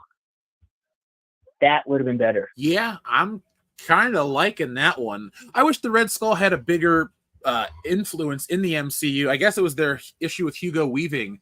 I guess he wasn't the easiest to work with or so. I don't know. I don't know what the real story is. I'm just going by what you read on the internet. Yeah. Like, I want to see, Captain America Return the Stones and stuff. I want to see him meet Red Skull again, like, during that. I want to see, like, Arnim Zola get, like, the full robot body and stuff. Cool. You saw him in the computer and stuff. Actually, this concept art of Arnim Zola and, like, Ant-Man and stuff lifts the robot body and stuff. I'll have to look it up. Yeah. But that version would have been a lot better movie. You don't really have Thanos back, but you just kind of get all the Avengers as enemies for like that big villain team up. Because that's the one problem with the MCU. they always tend to kill off the villain. At the end of their movie, it's like, oh man, there it goes. Yeah, I guess the only one where they don't kill a villain off the top of my head is Winter Soldier, because Frank Grillo. Wait, no, he blows up. He did. He got messed up in another movie. Civil War. No. And like Abomination. Oh yeah. He shows up. But then they kind of did that in She-Hulk. They could have done. Well, at least Abomination looks like Abomination now. That's good, like comic-wise. I just remember him from there was an Incredible Hulk video game on the Super Nintendo. That was my first introduction to the Abomination. I always forget that Incredible Hulk movie exists, though, because that's just there. I also forget Shang-Chi exists as a movie. Yeah. You know what the funny thing is? As much as I don't like Shang-Chi and I don't think about it, it wasn't the worst movie of that phase by a lot. Like, there are much crappier MCU films than Shang-Chi, but it's also not a good one. Ben Kingsley was pretty good in that movie. He did like Ben Kingsley. Oh no, Ben Kingsley though, he's amazing. Yeah, you can't go wrong with that guy. I never expected his character from Iron Man 3 to be like reoccurring, but Trevor Slattery. I'm not complaining. Yes. He was great. I love when he shows up with the beer and he's trying to watch soccer in Iron Man 3. I'm like, all right, I'm on board with this. Yep. That's one grudge I have against the Shang-Chi movie, though. Shang-Chi and stuff is Iron Man. I want Iron Man to actually fight the real Mandarin and stuff. That's his arch enemy. I mean, I get you can't do it because like blah blah blah racism or something like that, but I don't. The sensitive world we live in, man. Like, I don't think anybody wanted a stereotype, but also an Asian villain is not a stereotype. It's just a bad guy can be a bad guy no matter what, Just make him cool. Look at The Dark Knight. They had Lau. He was the banker for the Joker. He's still technically a villain. That guy could have played the Mandarin. You could have had an Asian man play that character, and it wouldn't have been a stereotype. Same with the immortal one or the ancient one in Doctor Strange. I just think everybody just overthinks everything these days. Like Batman. Don't get Batman's not that complicated of a character. All you like to do a story, you don't need some like elaborate story or something like that. All you really need is something going on the Bruce Wayne side of things, a minor mystery. You don't make the villains like uber evil, like uber dark and stuff that's overplayed. Like the Joker. I think the Dark Knight did more damage to the Joker than anything in the long run. I don't know if I disagree, because it definitely got people to only want that version of the Joker. And so many people were so impacted by it that we're kind of stuck 16 years later with just a copy of that version. And there's more to that character than just, how did I get these scars and why so serious? People personally, that Halloween of 2008, I saw so many people dressed as the Joker. I said, I hate this, and I never liked them anymore. Other people turned me off to it. Didn't The Office have like that Halloween bit as a joke and stuff, where everybody was like Heath Ledger Joker, if I recall correctly? You'd know better than me, my man, because I am not an Office watcher. Yep. Yes, they did. Because there's a bit where everybody's just dressed up as the Joker and stuff, and they're doing like the why so serious and like the pencil bit. So like that's the cool opening for the episode. I gotta check that scene out. The only Office scene I really know off the top of my head is Kevin's chili, and it still makes me chuckle when I see that scene. He's like, "Oh," and he tries to put it back in the pot and shit. I loved it. But I think the Joker is, if he's not like Jack Nicholson or Mark Hamill, it's not really the Joker. You kind of already have like two perfect adaptations of the character. Yeah, I think Mark Hamill did it the best, without a doubt. And he's always been a goofy, crazy type of character. But now everybody wants this dark. Like Jared Leto's the worst Joker. Ugh. But he wouldn't be what he is without Heath Ledger. So, well, Joker hasn't been like the clown prince of crime. There has to be that elegance, that over the topness. And nowadays he's just a serial killer. whoop to do. Yeah, I don't do anything Batman related that's new. I will buy figures based on like classic Batman. I got my Michael Keaton Mezco, which is a couple years old now at this point. Mhm. But I don't rush out to pick up DC collectibles. And I used to. It's an age thing. Ever since I got into like real comic books and their production, I've kind of stuck along with the Marvel side of it because I don't like Golden Age books, and I'm not interested in Golden Age creators, and I'm not interested in like post Frederick Wortham 1950s comic books from DC because they're very saccharine and hokey, and that's such a huge part of DC. I actually do enjoy early Marvel. Like you can pull up Incredible Hulk #1. I'll enjoy reading it because I just like it, and I like most of the initial Marvel push or Marvel run.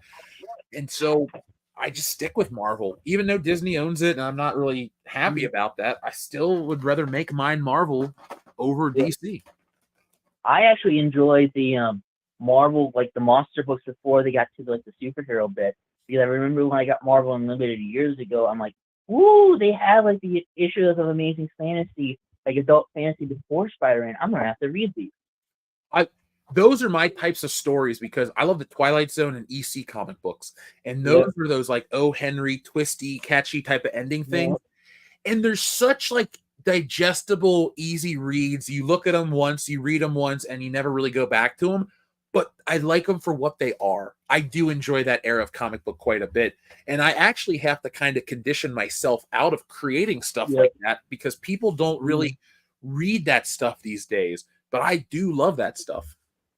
That's my favorite. I see it as an underrated niche of comics, like the 8-page horror stories. Like creepy and eerie. I love eerie and all of those things. Oh, so good.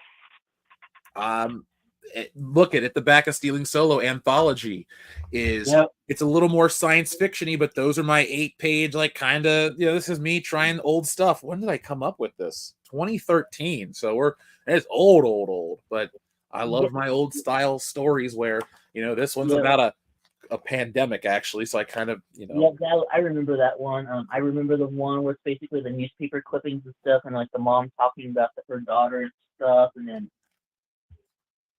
would you believe me if that story is based on somebody I know?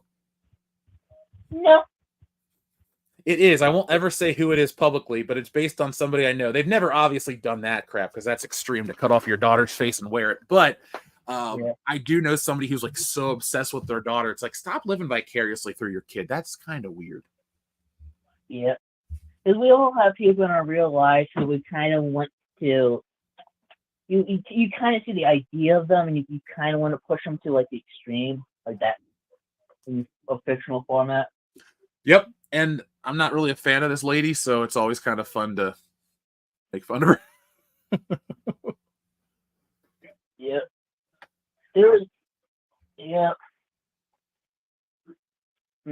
Like I keep saying, like I keep wanting to make it like write the comic and something, but I don't.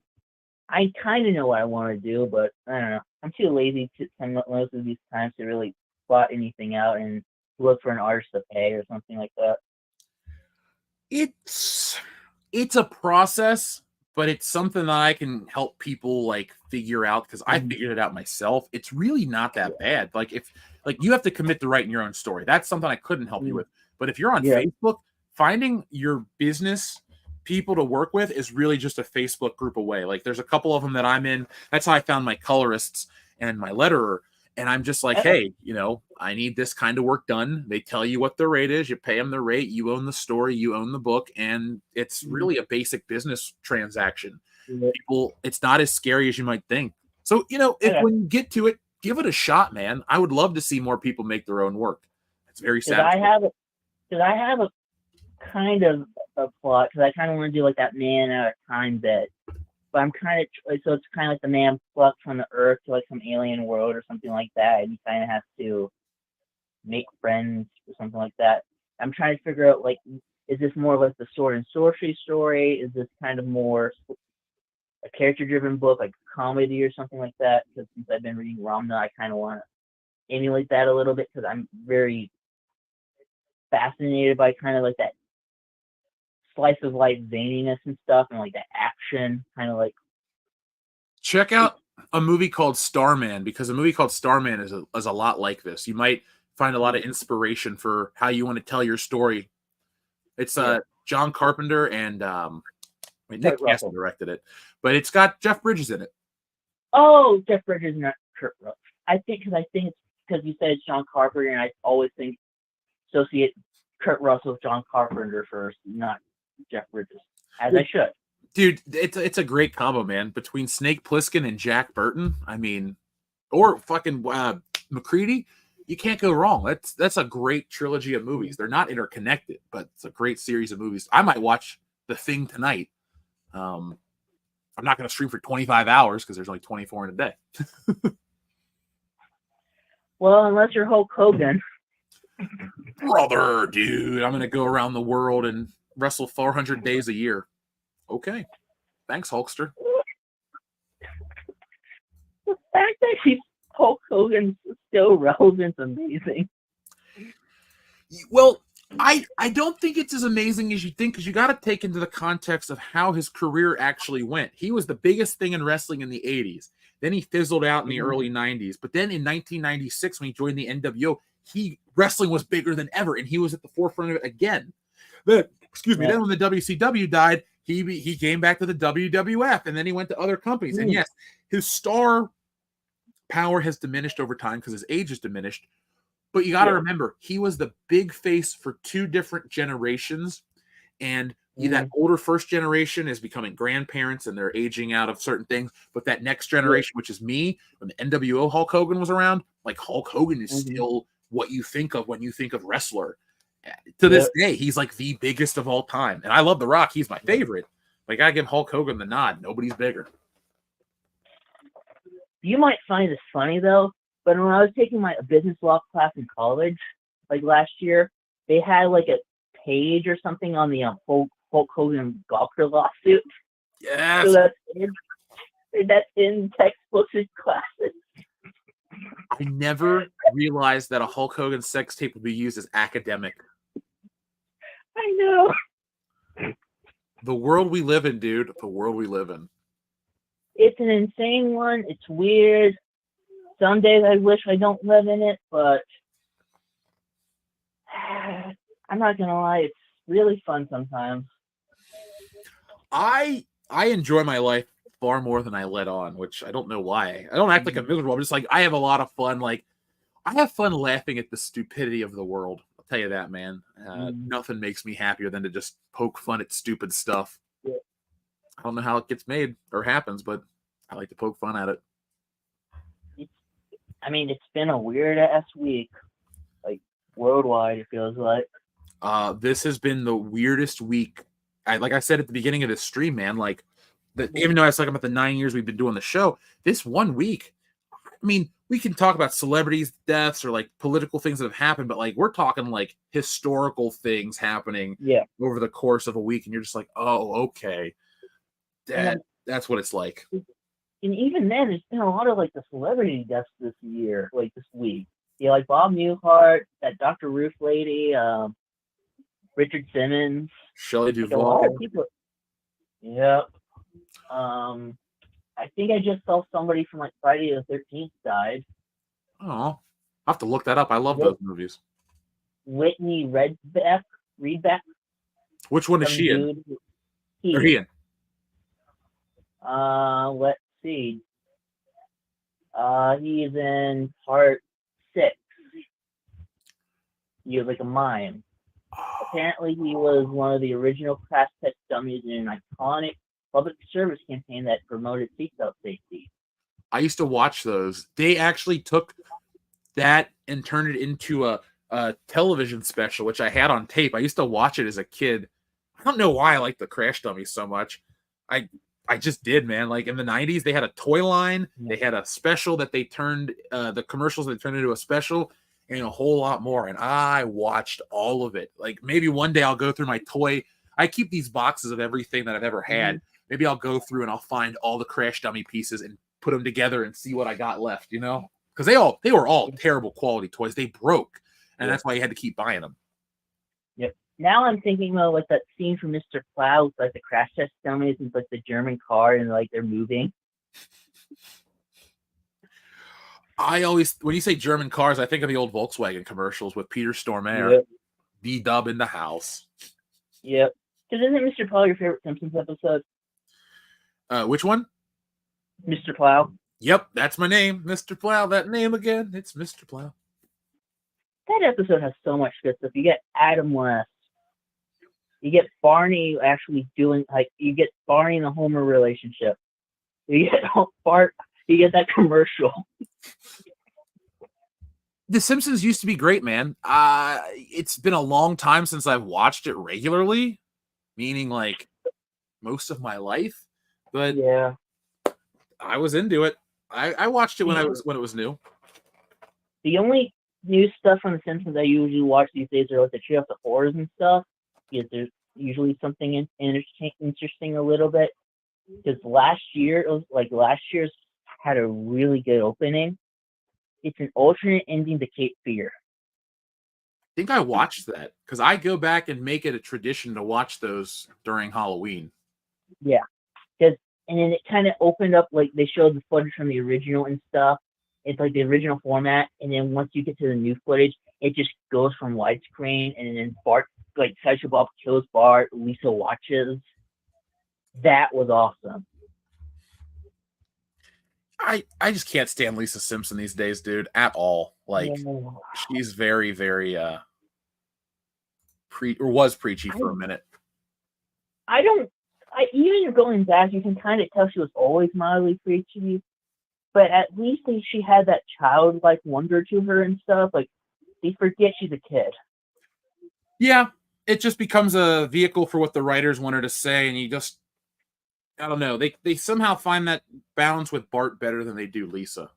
Yeah, like I think like South Park does like the kid characters feel more like kids than The Simpsons does a lot of the time. Like a lot of the time, some days. I don't know. Yeah, I think Stone and Parker are much more interesting creators in general. Like the Simpsons crew, they're Harvard educated, they're talented, they're mathematicians, they're all these things. But the guys at South Park are just funnier. Like overall, when we get to whenever both of those shows end, I don't think it's possible to talk about the impact of South Park without the importance of The Simpsons. But at the end of the day, when all is said and done, South Park will have been a much more impressive and consistent show than The Simpsons has been in decades.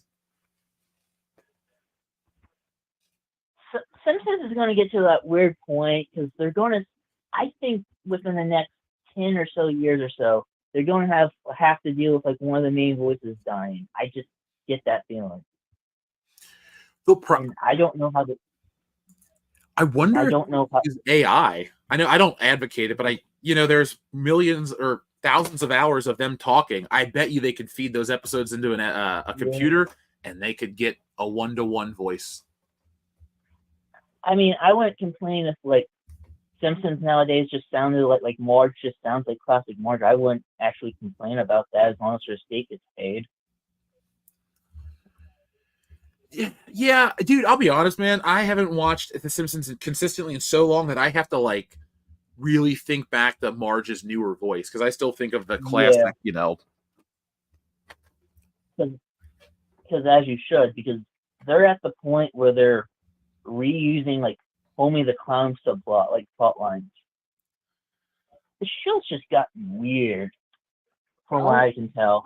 When you pre-buy so many episodes of The Simpsons, you got to do what you got to do. So, I think it's like an old horse that needs to be put out of its misery. Let Dion do that. Let Dion put it out of his misery. He's good at putting horses out of their misery. Shit, Dion is so afraid of horses that I don't think he could even put one down if he had to. Tell him there's a white woman stuck inside. The key to his heart, man. I wrote a couple of white women jokes for Dion and Wokebusters, kind of as a, hey, Dion, that's all. These books are all stories for everybody else, but there are a couple WCBS nods in all of them. Yeah, they should. As there should be. But is there anything else you'd like to say, Clone Geek, before we move on to some other stuff? Not really, other than can you ever do like a subplot, like an interlude for like stealing soul and stuff, where it's just what Dion's doing, and it's just like some weird spy adventure in Michigan?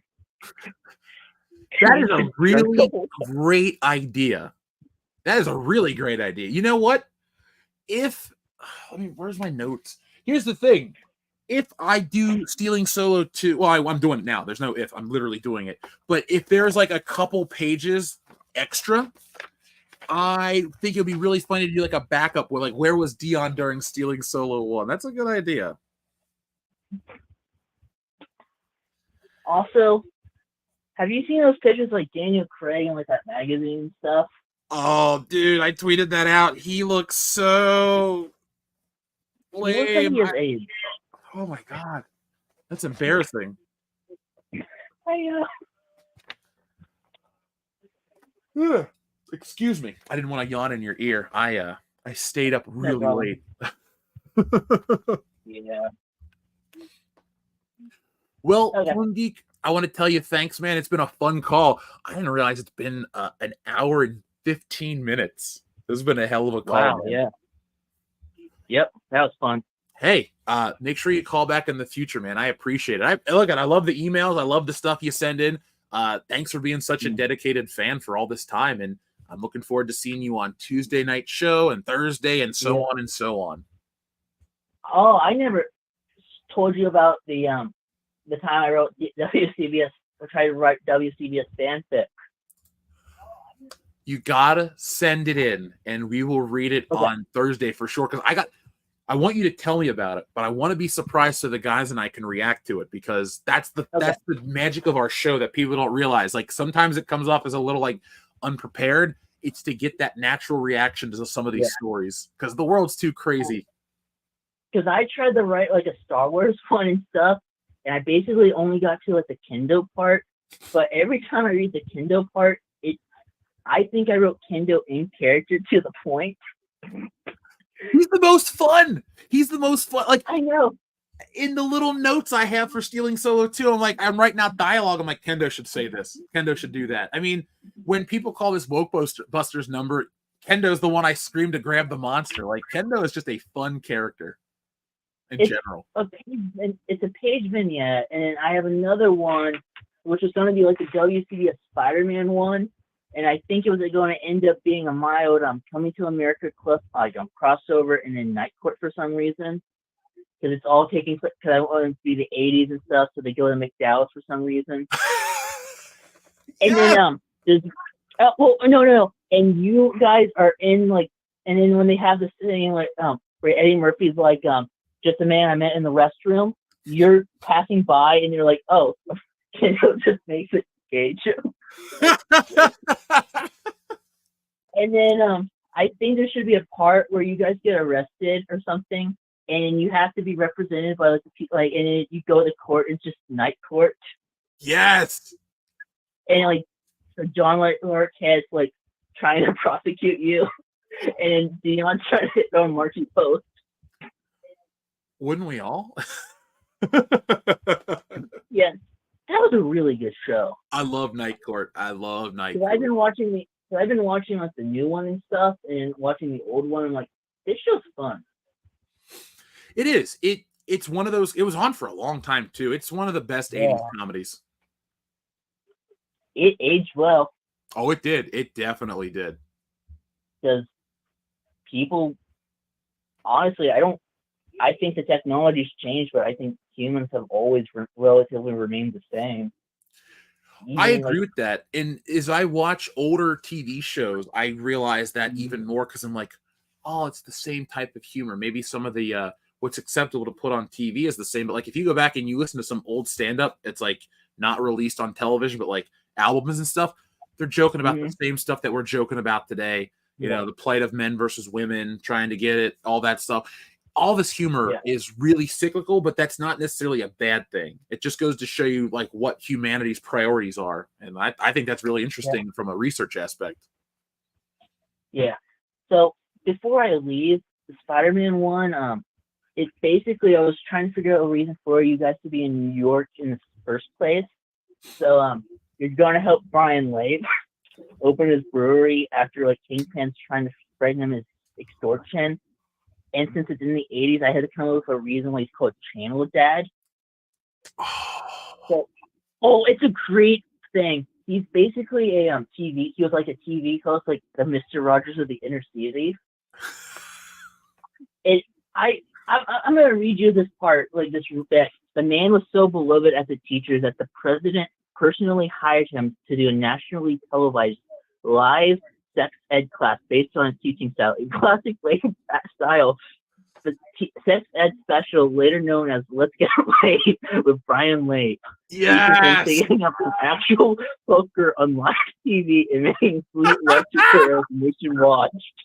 He got herpes, 7 Emmys, and a Grinder Award for it. I absolutely love this, dude. You clearly get what we're all about, and make sure you send me that so I can let the other guys hear about it, because we've been talking to Channel Dad a lot more lately. He just moved. That's why we haven't really had him on the show much. Yeah. But we have to read these. And it'd be funny for me to draw a couple of pictures for like some of these stories. You know how they you know, like in the old magazines, they do one illustration and you'd read the text of the story. That'd be kind of a fun little side thing. It's like, you know, Clone Geek wrote these stories and I drew the pictures of it. I think it could be cool, man. But I think this Kindle vignette and stuff for the Star Wars one that you did, you can basically, I think if you draw it and stuff, because it's basically Kendo talking to Padme. They just, Padme's there, like, Padme's in the room, like, hologram with Yoda's there, Kendo's Jedi Master, who I'm not going to name, there. Because it's Ernest. Okay, I named it. Jedi Knight Ernest P. Worrell. Yes, and I'm like, oh crap, I don't think I've ever, I've seen like Ernest Saves Christmas once. I'm not that familiar with Ernest. I'm going to be like, I'm going to have to, he says, no way, I mean. So that's there.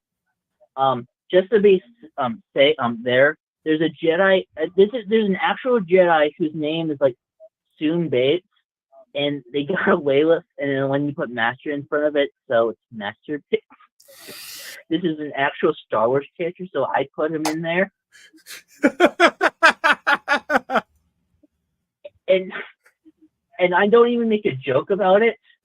It's just kind of like even there. I mean, other than like one random Star Wars character name I just made up, but this whole like page and stuff is the most Kendo thing ever. I think you've fallen into the trap of liking to write stories about Kendo's character because he's so extreme. And here's the thing, like, I think like the whole like the cloning thing, I think Nick is arguably the more insane, subtle presence of the channel. Like looking at it, like he is. Oh my god, the stuff I know about everybody in real life versus what's on air. We must be very obvious, but you clearly listen to everything we talk about because Nick is the insane one underneath it all. Like it's not Kendo, it's not me. And I mean, you got it. Tell that Dan, like Nick and Kendo are like a comedy duo when you can do that well. That's how I kind of see those two as like a Laurel and Hardy or like a Bulk and Skull or something like classical where you're like they just, you know, the straight man and the other guy. And Dion's in like this weird plane of existence where he's like that sitcom dad in the real world. That is what he wants to be in real life anyway. He just wants to be like Carl Winslow. So I mean, if he feels like a sitcom dad in real life, that's, you know what? It's really great that you said all this stuff real quick because I tell you, we're always trying to do new stuff. We're always trying to improve. We're always trying to like redefine what certain things are about. Mm-hmm. And I think telling Dion to be more sitcom dad, or at least calling him sitcom dad Dion Green, would be very on point and on brand for the show. I mean, the whole Nintendo Switch in the bathtub thing, that's a comedy bit right there. And the real thing is, like, I know D2, that really went down. Like, the obliviousness to the Nintendo Switch's destructibility. like I understand why Dion doesn't want to spend $900 on Nintendos anymore because he's like, well, you broke this one. Sorry, kid. You know, and his wife's got one. She plays hers. She took it to WrestleMania, and she loves her Nintendo Switch. But D2, he's been downgraded to the PS4. I love the fact that we live in a world where like the PS4 is viewed as a downgrade. Yeah. Now, if you were to say, I'm going to punish a kid and give him a PlayStation 2, what you're doing is you're giving him a game console with some of the greatest games of all time. So, yeah, not really much of a punishment. Now, the PS3 might be a And punishment. yeah, and a DVD player. Yep. I used that. I had the little remote that you bought separately, and I played a lot of movies on my PS2. That was a. I actually lost the PS2. I somewhere in my house, but that was a hell of a workhorse system. Yep. I actually think we have like 2 PS2s and stuff. I think Mom has got one for like just to play DVDs. I use my Xbox as a 4K player as much as I use it as a game system, so I like double duty. Yep. And I like the fact that with the PS4 I can at least play Blu-rays and stuff. It's a solid Blu-ray player. I've never had any issues with my PS4. It's a good system. I'm over it, you know, like after you play it for so many years and you're like, I kind of want to play Halo or Gears of War, stuff that's not on PlayStation. So that's where I am. And I think I'm like that kind of person with like video games and stuff where I basically only want to play like stuff based off stuff I actually know. Because I got the PS4 so I could play like the new Star Wars Battlefront and stuff. Which, it's EA. It is what it is.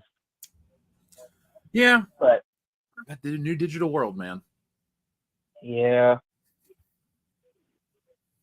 I mean, they had that new Star Wars game, that Star Wars Outlaws, which looks really generic. Oh, yeah, the one with the girl, and it's like GTA.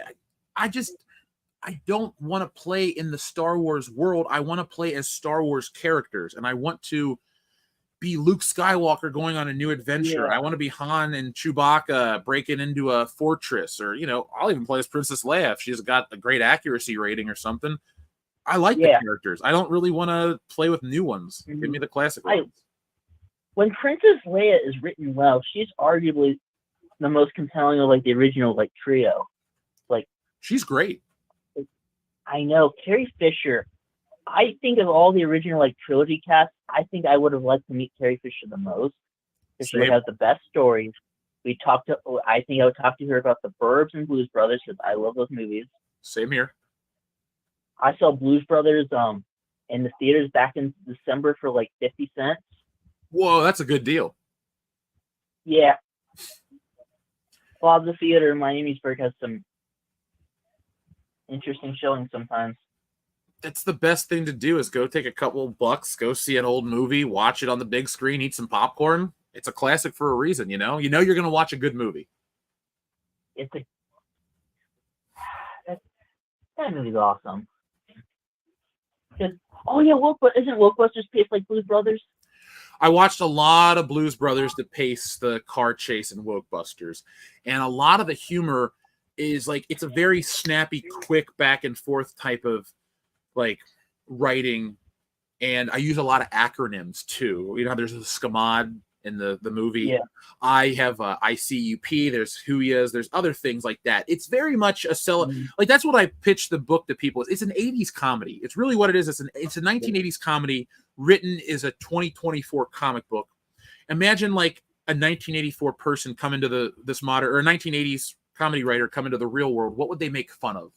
And that was kind of what I put myself in the mindset of, is how would Aykroyd and young Belushi and young Harold Ramis and younger John Landis and all these guys, what would they make fun of about the world? Because there are certain standards that everybody just was like, they accepted. And then you got people who want to, you know, fight the system. And, you know, sometimes you want to do that.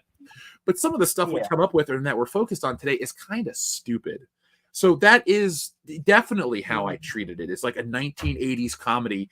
And I like it. And you mentioned like in the Stan Lee type of dialogue, my narrator kind of talks like he's Stan Lee. And I even have him break the fourth wall a couple times. It's a lot of fun. Okay. I'll go so you can talk, so somebody else can call. Dude, I gotta tell you, man, it's been a pleasure. I mean, we've been talking through the channel for years, so thanks for everything, my man.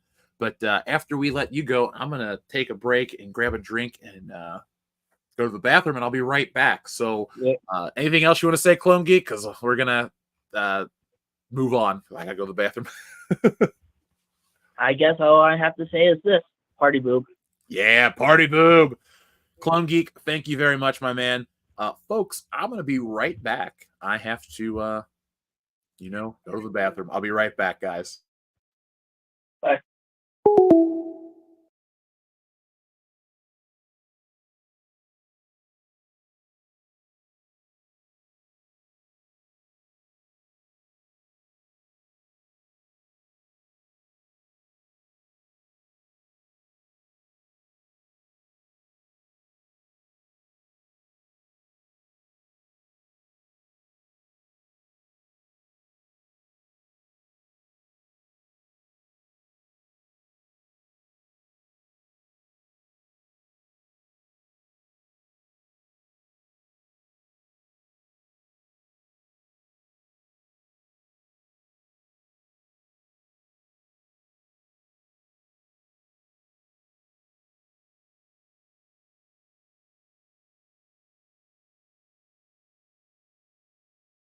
All right, we are back. I am back. Here we are, folks.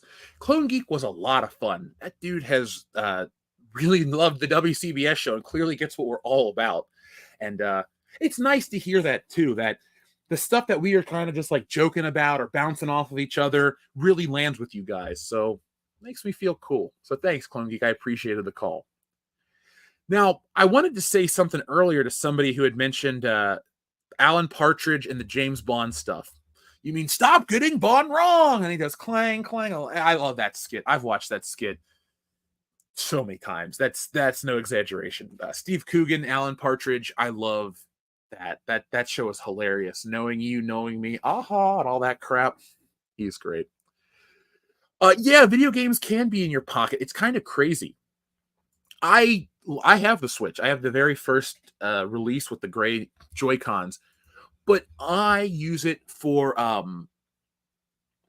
whatchamacallit. It's a console I use at the house. I've only taken it off the dock maybe twice in its whole lifetime. I played Zelda on it. I played a lot of great games, and I like it because it's kind of all my Nintendos rolled into one. That's why I like the Series X. I didn't buy Xbox One, so it's essentially an Xbox One, a 360, an original, all kind of rolled into one. And I get it. People don't like the price increase of Game Pass and stuff like that. But for my money, I enjoy what Xbox gives me. PS5, I passed on it, man. I passed on it. Did I get a chance to do anything about Film Threat's funeral for a franchise show eulogizing Star Wars? No, I have not actually. That was something we're working on too. It's a little different, but I haven't had a chance to check it out. Mr. Jeff, where do I go to get Stealing Solo, and how can I get you to draw a cool little cartoon? I'm not sure if you answered my question earlier. I fell asleep. I just woke up.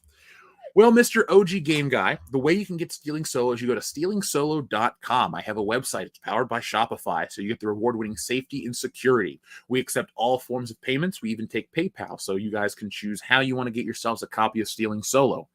I do ship them out very quickly. For example, anybody that were to, let's say, back one or go get a copy, I might be able to fulfill it on air if you're that interested, like our friend Kevin Flynn from earlier. But you go to stealingsolo.com, you can get the book, you can get the Phantom Menace edition pack as well. And in terms of the remarks, it's not something I have on the website. I have it for Wokebusters. Also, too, in the original edition of Stealing Solo, there really isn't. I mean, you could do stuff on the cover. That's not a problem. I'm kind of a nerd when it comes to your book quality, though. So, like, when I ship you out a book, I pull it out of a case. They come in a case, and I don't open it. I make sure it stays pressed, because when you have a spine like this, which is a perfect bind spine, which has the name of the book on it, obviously you want to treat that like that. And as a collector too, I want my shit to be as mint as possible. So your book goes from a case of books into a board and bag, and the book is actually never opened. You're the first person to actually crack open your book. So I don't really have that option on the site. I could find a way to add that as an add-on. I honestly never thought about it.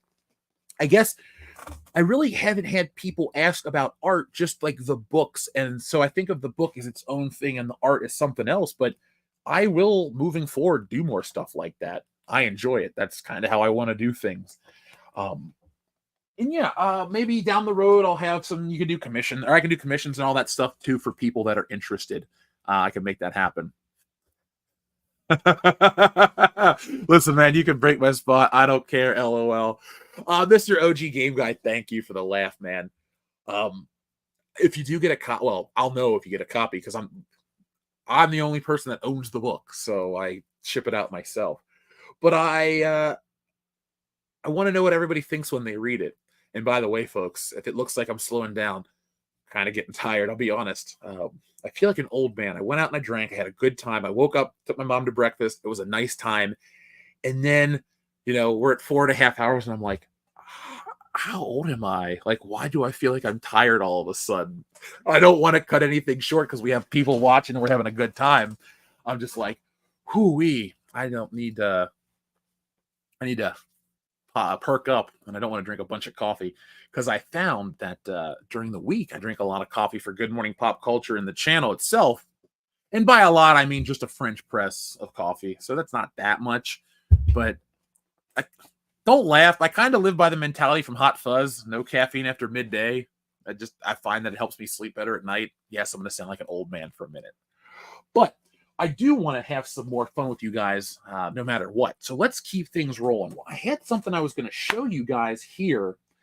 Where'd it go? Shit. This giant Spider-Man box has taken up a lot of space. So clearly you guys like when I talk about toys. Press 1 if you want to see wrestling. Press 2 if you want Power Rangers. 3 for superheroes. 4 for other. And out of that stuff, we'll do that. John Thomas, thank you very much. Let me update the stuff real quick. Oh, wow. Here we go. All right, folks. We are almost to $5,000, the halfway mark. All right. This is moving. In the last week, it's like the best week possible. Look, this has been fun too. You guys know how I am, how I operate. But I hope you realize that, yes, the stream was to get people to talk about Wokebusters to get things moving. But I think we might have also found something new we'll do fairly regularly. I try to spend my weekends with family and stuff to try to, see people. I'll be honest too, like since 2022, important family members have died, and I kind of look at everybody's life in a different way. Like my grandma was old and we knew she was going to pass away, so that's a different thing. But my aunt didn't realize how sick she was, and it just kind of was like boom. So I take my time with my people very seriously. So if it ever seems like I'm not as, dedicated to streaming 24/7 and this and that, my mom's old. I want to see her, and if it's like something happens to her tomorrow, at least I can say, hey, I had that. But I do want to do more of these, and at times all the time, and I'll figure out exactly what will work. We could do daytime streams during the week. It doesn't have to be exclusive to night. I just want to figure out what would reach the most people. But what I'm trying to get at, besides saying thanks for all the Wokebusters love, is I'm just having a great time. Like, seriously, I'm just having a great time streaming with you guys. Is it okay if I review it on my gaming channel? I know a small audience will definitely enjoy the book, and I can't wait to get it. I'm not going to show the whole thing. Oh, OG Game Guy, I appreciate that. That would mean the world to me that you guys would go and review it. I am very proud of my work. I want people to check it out. I want people to review it. I want people to talk about it. This isn't something that I'm like, oh, this is my vanity project. I hope people like it. I go, no, Stealing Solo is a story that I would send to Harrison Ford himself if I had an address. I am that proud of the book. And it's really refreshing, all the positivity and the love that has come with it. I can't wait to bring you the sequel. Like, I'm a better creator. I'm a better artist. I'm a better writer. And people really seem to like it as is. And so I hope you guys can see that evolution in Wokebusters and other stuff I do. Because I'm not going to stop doing this anytime soon. This is going to be something that I do for myself as a side business. People, they say the true road to riches is having multiple business, multiple streams of income and all that. Well, YouTube's one thing, comics are another, other side things are other things, but I'll never stop because I can talk to business people and they're like, what do you do? Well, I sell sell a product is what you essentially would tell people. This is a product you sell. But you guys get the real look at it, how important it is to me, the artistic side, the love, the care, the joke, the parody, the every little detail. That is exactly me. But OG Gaming Guy, I'd appreciate it if you guys would review it. That'd be a lot of fun for me to hear what you think. And just be honest. I don't care. That's all I want people to do is be honest. You love it, you hate it, whatever. But I will say, I have heard a lot. Everyone says how funny the book is. And I've listened to people as they're reading it. Like I tell you, I went to a friend's house in California and brought her a copy of the book. And she was a friend of somebody else. And so we went there. I had never met her before. And she's like, oh, here, I was like, here's a copy of my book, blah, blah, blah. And she's like, oh, cool, thank you. And, I thought it was like oh, cool, thank you. It's just like a polite thing. But no, about 20 minutes later, 30 minutes later, when some lull had picked up, she picked up and started reading it, and she cracked up. And I was like, and it made me feel good. So let's see what we got here. 2 Power Rangers, another Power Rangers, and 2 4. So Power Rangers has won. And Donut Lord does not care. So let's see. Let's see. Thank you, though, for this compliment, by the way. That is very nice. Breadman Production. I don't want to brush you off like that. I want people to be able to read the comment as well. I appreciate that. But Breadman Productions, I want you to have a good time at the wedding. Folks, I'm going to go grab something from the Power Rangers. We'll make it interesting. We'll make it fun. We'll make it vintage. So let's see what is cool over here. You know what we're going to do, guys? We're going to give you an evolution of the Red Ranger. Because evolution of the White Ranger. That's what we're going to do. So let's geek out for a minute together. Let's pull Tommy off the shelf. Do this. Get him. And get him. All right, folks.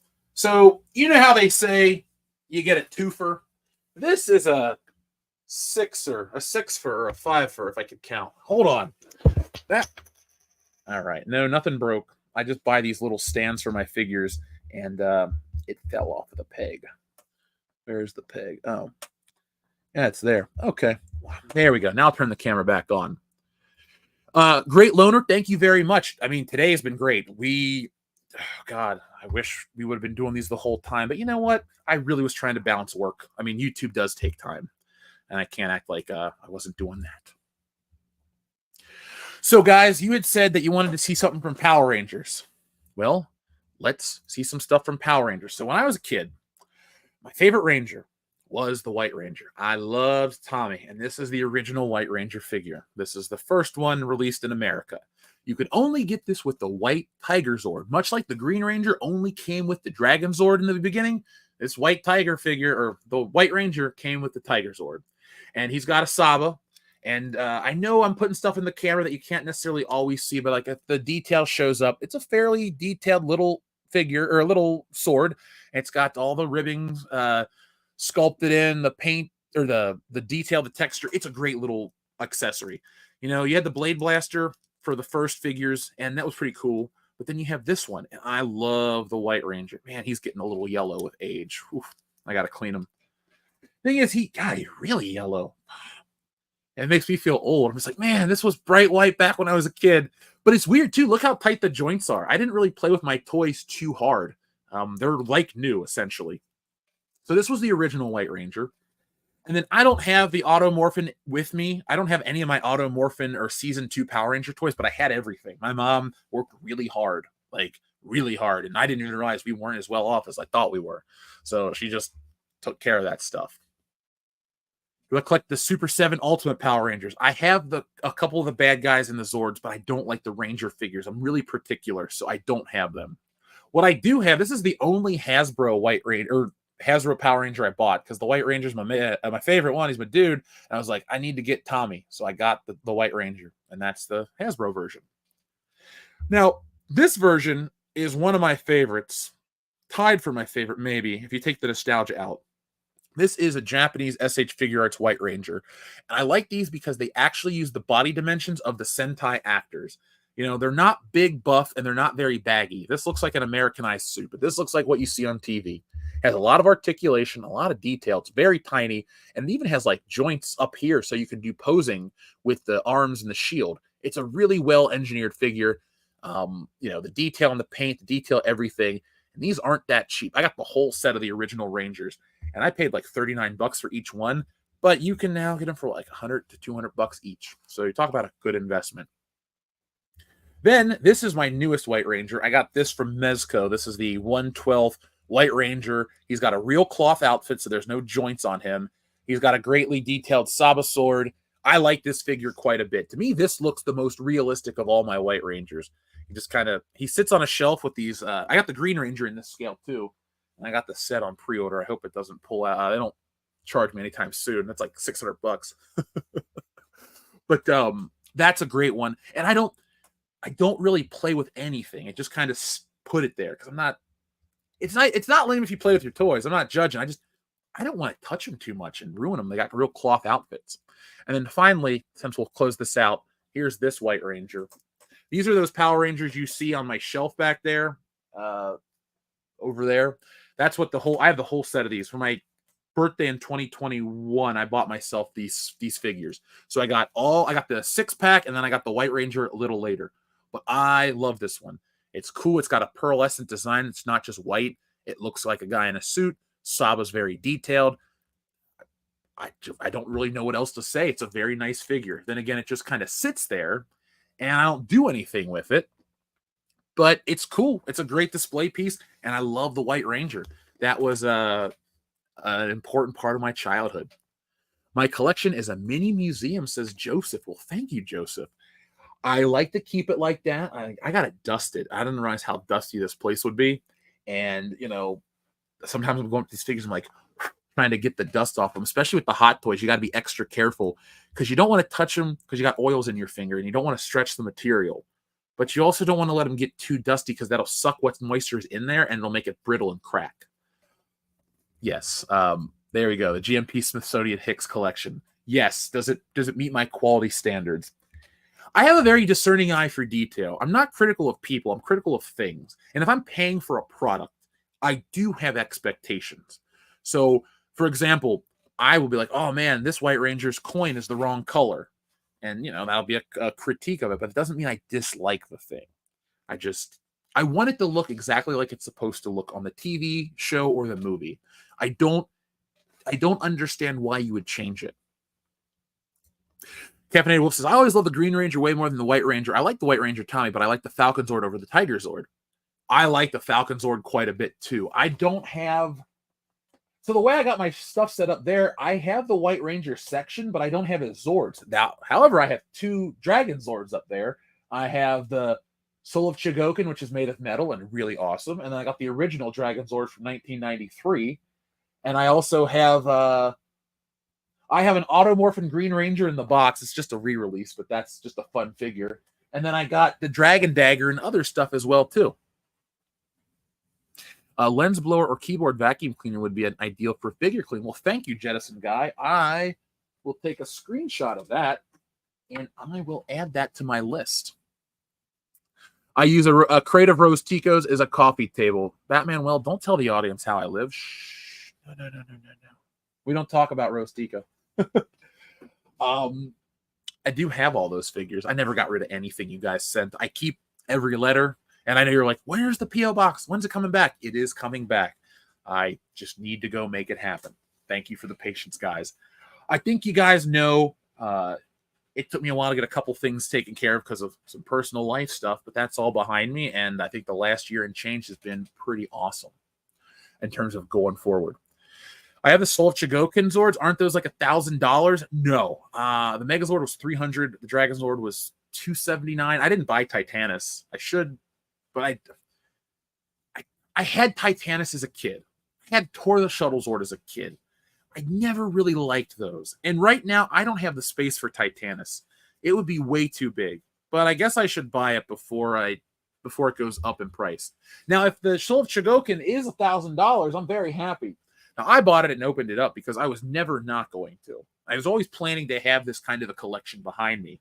And even when I first moved back from California, I didn't have this set up. It took me to get invited onto the Side Scrollers podcast to get like, okay, I need to be on camera. I need to present myself a certain way. I need a setup. And so I went to Amazon. I bought all these shelves and I cleaned out this. Well, this office was kind of empty. It was just kind of a wall. I was like, well, I moved the shit and I put all this in the collectibles and I went over to my storage and I got a lot of my stuff. I got my Back to the Future stuff. I got my Zelda stuff. Like, folks, you can see that treasure chest. Let me take this off the screen real quick. What I need is a laser pointer.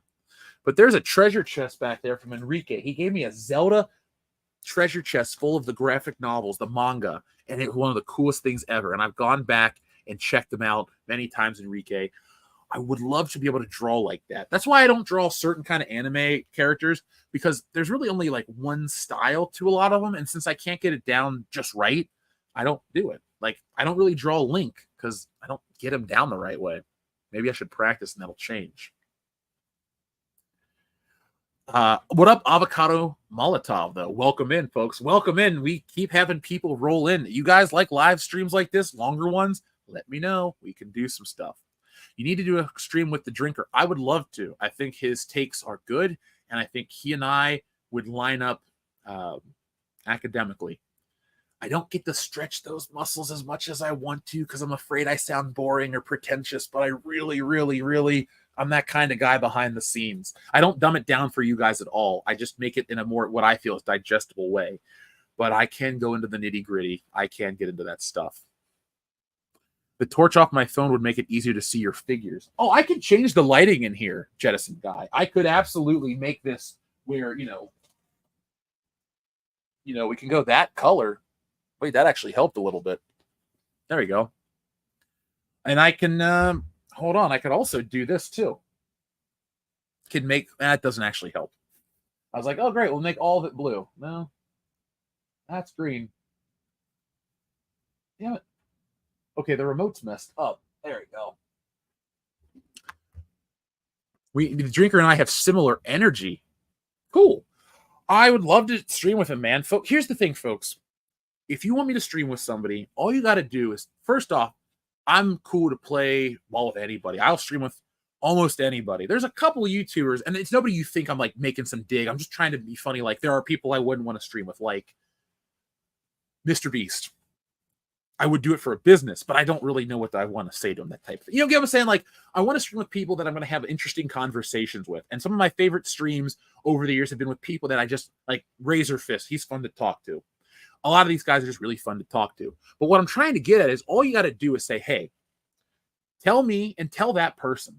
Because I don't want the audience to bombard them. But if these people get 50, 100 polite, kindly worded messages like, hey, you should stream with Jeff from World Class Bullshitters, you can't get mad if your audience is just requesting something.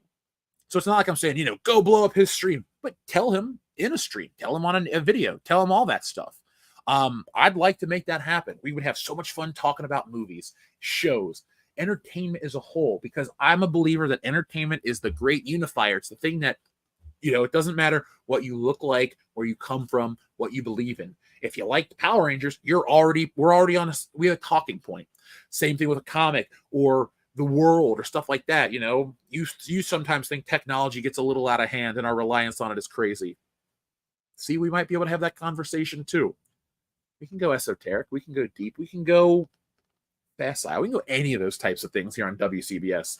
I think people look at the BS part as they're like, oh, I don't get it. But it's just an ironic name because we're world class at the end of the day. Now, I don't know what I would do with the Logan brothers. I would stream with Logan Paul because he's a wrestler. That'd be cool. But I don't, that's it, man. I like wrestling. By the way, Enrique, since you're in the chat, there's Marty. See him, how high quality he is. And then here, we'll show him next to the White Ranger. It's so bizarre when I get these things that look like kind of realistic and they interact with each other. You're like, oh, this is what it would look like if Back to the Future and Power Rangers took place in the same universe. And then you're like, now I kind of want that to happen. I don't personally, but Angel Grove and Hill Valley aren't too far apart.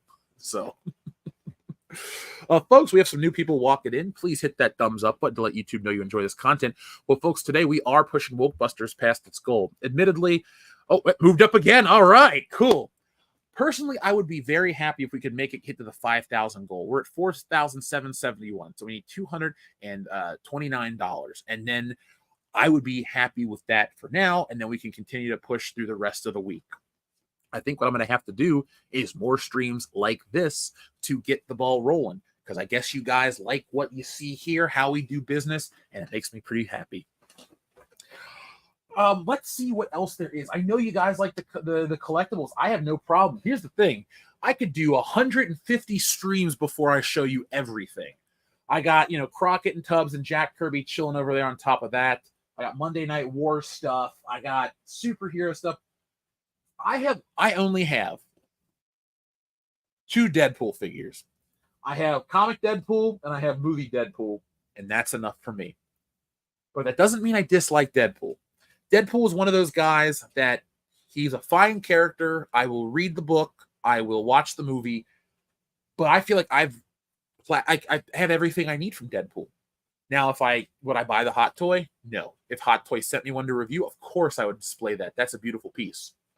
But Deadpool, the only reason I bring it up is we're about to cover some Marvel stuff this week, and Deadpool and Wolverine is going to be reviewed, and we're going to be talking about a lot of stuff. So be prepared.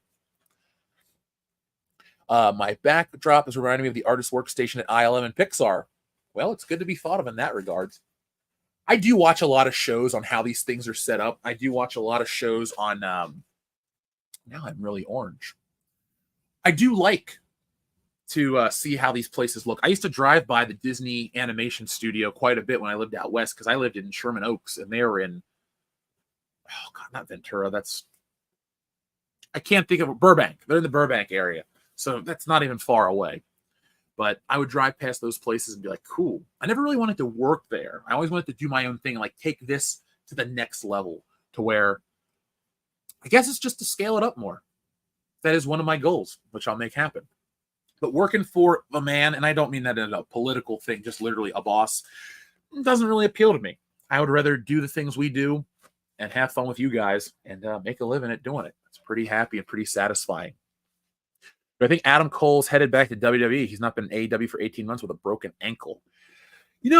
Adam Cole, baby, his time has passed, I believe. But I always wish these people the best. If he were to go back to WWE, I think there's a place for him, and I think there is a role for the guy, but it's not going to be at the top. I am not in peak physical condition. I'm a giant dude. But Adam Cole is not believable. He's so little. Here's the thing. You put him like against these big guys. I've never really been in a fight, like proper fight. But like when I watched Adam Cole like slap around a big dude and shit, like all you have to do is say no and push him over, and he's done. So I guess I'm coming off like an asshole. I don't dislike Adam Cole. We do the baby and all that shit. He was cool with MJF. I liked that angle. I think he should just go to the WWE. I don't think AEW is great for people right now. I don't hate Tony Khan. I'm not feeling what they're doing every week on Dynamite. Now, the MJF match with Will Ospreay, there we go. And overall, as an idea, AEW is great, but some of the execution sucks. And it's so funny, on that tweet we made that went viral, got like 2.3 million views. That's not my voice. That's not me trolling them. I got a weird respect for wrestlers. Like, I'll heckle the shit out of John Cena or what's his name? The guy that's really Steve Macklin in TNA. He's boring as shit. But overall, like, it's a hard profession, and it's really not rewarding until you get to a certain tier, and you've already hurt your body. So I try to take that into account. But like, Tony Khan's this rich asshole, and all he does is talk about stupid crap and jump around like this. Tony, my man, I wish you guys had better stories, because your wrestling and your wrestlers are awesome. They are world-class. Not like us, but in a different way. So that being said, I just wish they could have better stories. Sherman Oaks, yeah, I hung out in Van Nuys. Yeah, Van Nuys was cool. I used to drive by where they made Star Wars, not the exact building because I think it's been torn down, but I kind of would geek out when we would drive through Van Nuys, and I'd go, this is where Star Wars was made. And I would kind of like look off into the distance and think about the movie. That, from being an artist, there are certain things that just kind of hit you, and Star Wars is one of those. Not only did it capture my mind as a kid for being this fantastical movie, but the making of it is so important to me. I really think about it in that regards. Like, you got to remember. I think about like the production, the artists, the people that, sat and painted the masks. Like, all of that stuff is important to me and fascinating to me too. I would read log books. If they existed, I would read a log book of Lucasfilm employees coming into work, what they did that day. I would read a book on what songs they listened to on the radio or what they ate for lunch. I like the production of that movie and other movies that I love. That's kind of how I feel you can never be in these movies. You can never own a piece of these movies. They're kind of just a thing. You can buy stuff that was screen used, but like the knowledge that goes into it, like if you can consume that all, that's kind of like, I don't know how you pay tribute to some of this shit. Let's see. The audience is annoying, booing Drew McIntyre. Well, I cheer Drew McIntyre because I think CM Punk started this storyline. So I don't think CM Punk's the hero at all. But I'm going to remove my opinions of CM Punk so I don't come off as a jaded, angry fan at all. That's not my thing. I just felt like it was pretty shitty. The same thing with this podcast I used to listen to, which I don't want to drop a name because I'm not trying to come off as an a-hole. But I was a big fan, and then I met the guys, and I was like, wow, they're kind of dicks. And then I just stopped listening. That's kind of what I try to do when we hang out with people in person, is like, be the me from the show, which is me. I like going to the shows and the cons and hanging out. People come and talk your ear off for 2 hours at your table. Cool. They like the show. They listen. That's your audience. That's a person. I talk about 200,000 subscribers, but that's 200,000 people. That's a lot of people. I went to WrestleMania 32 in Texas, and they had 103,000 people. We have almost double that. I can't believe that many people know us and listen to us like that. That's cool. That's the part that blows me away. I'm just like, ooh, awesome. It makes you happy. I didn't get into this because I was trying to become famous. I don't really worry if people recognize me. I'm not hiding from it, but I don't go, hey, you don't know me, I'm on the internet. Like, I never say that shit. People recognize my voice. That's cool. I just try to be me all the time. And Enrique knows, yep, Jeff is Jeff. Like I said, folks, Enrique went from a fan just like you guys to a real life friend. And be a friend. Just come hang out. I make it public where we are. Trying to think, are there any hard limits? Just don't say hi in the bathroom. That's what Randy Orton says. I'm just copying him. I figure if you're going to copy him, copy somebody great. Kevin, I hope all that. Well, it sounds like it's been working out for you, man. It's a very freeing feeling. I sometimes don't realize how lucky I am that I don't have to work for somebody. It's just like, this is it. It's cool too because you can do more and make more and scale it up that way. And I want you guys to know we're in this process, and I tell you this too because I believe 100,000, 200, a million. I don't think we've really changed that much in terms of how we operate personality wise.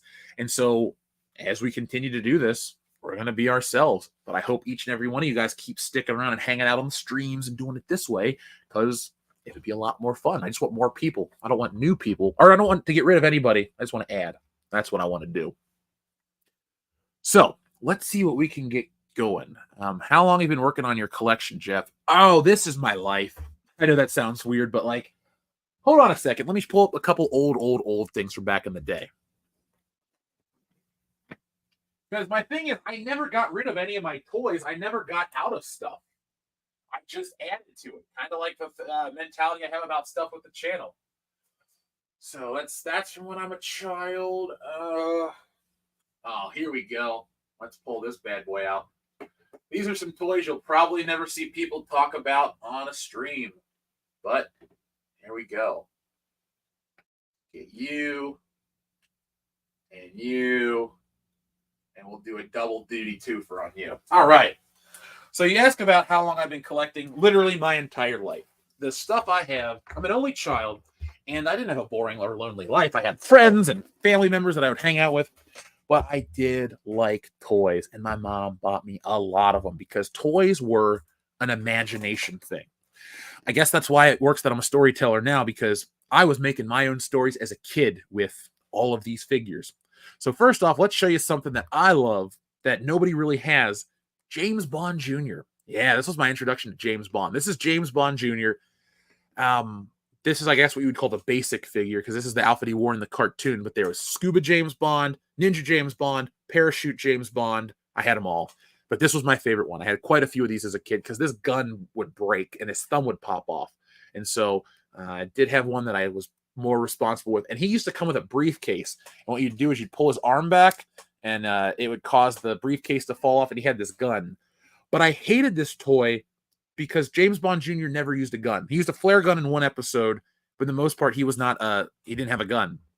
So it's about what the toy represented. And also, too, for some reason, he has a headset sculpted in underneath his jacket, and he's got a CD player. And like, they made the CD player toy, but he never had it on the show. This is like, if somebody's like, Jeff, outside Axel Foley, what do you want? I would kill to get a modernized James Bond Jr. That's exactly what I would love to have. Like a Super 7 style, accurate to the cartoon. That's what I want, James Bond Jr. Then, here's a Spider-Man I've had since 1994 from McDonald's. I love this Spider-Man toy from the animated series. I got the Peter Parker over there. But this is like a Steve Ditko action figure brought to life. It's got the slit eyes that way. It's a very Ditko-esque pose. And it's articulated. These arms move. The head moves. Like, this isn't, just a static figure. It's old and it's kind of locked in its place and it's gummy, so I don't want to mess with it. But yeah, this is my original toy from when I was a kid. And I have the Batman that's of equal quality from the animated series. I loved these toys because I had like the mainline toy version, but then I would play with these too. It was cool. Now, speaking of fast food toys, Inspector Gadget is my favorite cartoon character. And here is my Burger King Inspector Gadget. As you can see, his one leg is a little loose because he has Go-Go Gadget legs and Go-Go Gadget neck. And he also has a helicopter, which I lost years ago. But I love Inspector Gadget. I actually have the newer one that came out a few years back, and I just haven't opened it yet. As you can see, sometimes I get behind. Here was one of my favorite toys, though, the Inspector Gadget action figure that was the main figure. This is my original one. It's pretty good still. He's only missing a little paint on his last two buttons, but his face is good. He's got no face scratches, and his joints are still nice and tight. I love this toy. This is one that I actually made sure I cleaned and took care of when I put it up on the shelf, so he remains good forever. And then here's another toy that I really liked, and I don't know if people still love this the way I did, but Small Soldiers. Man, I loved the Commando Elite. I thought Chip Hazard was the coolest design I had ever seen. I watched this, let me get this straight. I loved this movie so much until I watched it, because I thought that the Commandos were going to be the heroes. I played the video games where the Commandos were the heroes. I was so into Small Soldiers before the movie came out. I bought all the toys, and I still liked it after the movie came out, but I didn't really love the movie the way I loved like Toy Story or something like that. It was a lot of fun to, like, I only had this Chip Hazard this Chip Hazard scale. I got the big Chip Hazard doll back there. He was my favorite. I had all the Burger King toys. I had all that shit. And I'd play the video games, like I said. I had the coloring books. There's a little dust on this stuff. I'm not getting choked up. It's dusty. And yeah, Chip Hazard is an all-time favorite toy of mine. This is a hefty toy, too. This is solid plastic, and he's heavy. Like, you throw this at somebody, it hurt him. My only complaint about this toy is it's inaccurate.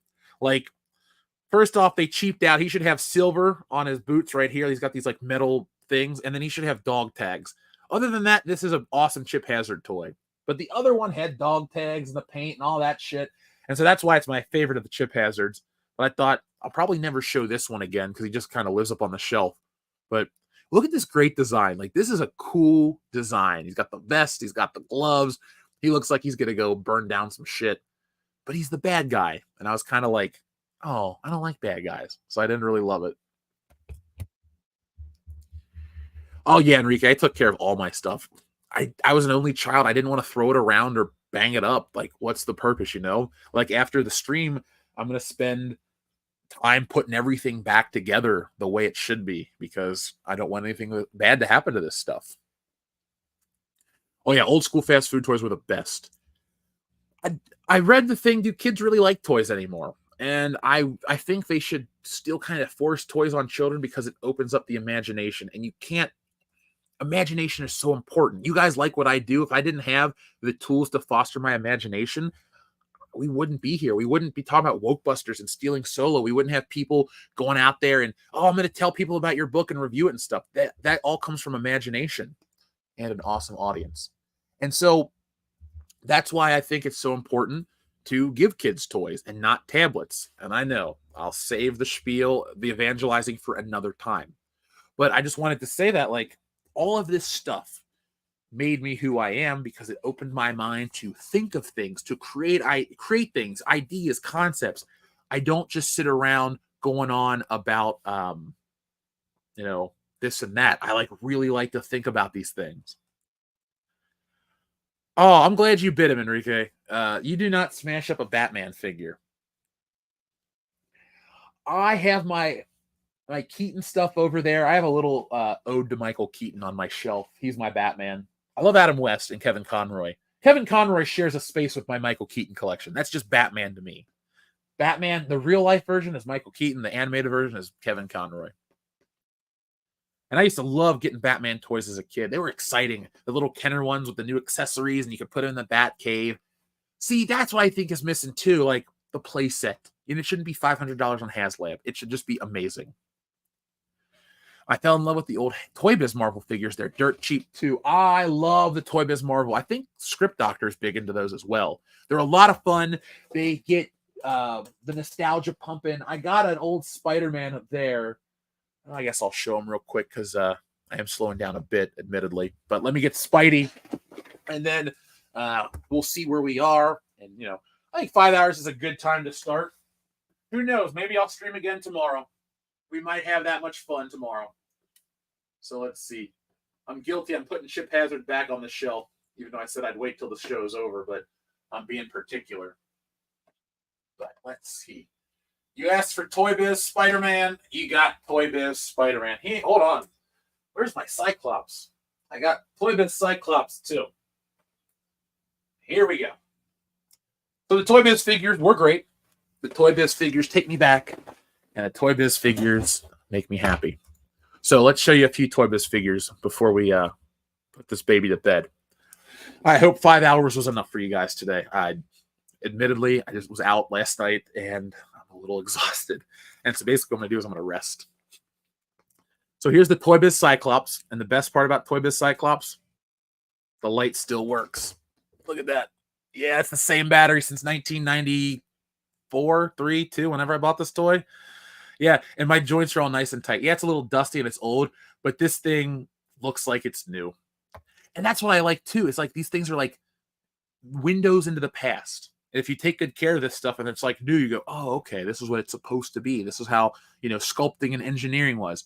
So this is a web shooting Spider-Man, which his web is long gone, but the figure's still in good shape. His joints are nice and tight. And for the most part, his webbing is intact. What I enjoyed about this cartoon series of Spider-Man figures is the fact that they were consistent with the webbing. There were figures like Secret Wars that just barely put any webbing on, kind of like the old cartoon. But now, at the time, this was amazing because one, he had bendable knees, he had a bendable arm, and he had a web that shot out. But the most amazing, again, no pun intended, Spider-Man figure back in the 90s from Toy Biz was this, the super articulated, as they called it. Come on, it's like built on a G.I. Joe O-ring body, so it moves here at the waist and down here at this. His head moves. He's got ball jointed shoulders, so you can really do cool shit. Again, these are older, and I'm not gonna get them moving just to show off because it might mess up the joints. But this is a good sculpt. This looks just like the cartoon. This is the ultimate one, and hell, it even has the spacing because that's the big difference about the costume from the cartoon is he's got this big open space where the spider sits and the webbing stops. And this figure has it too. It's a little less pronounced here, but they do that. And I like that. And they both got the same. It's funny. This figure is slightly bigger, but his spider on his chest is bigger. Same with the spider on the back. There we go.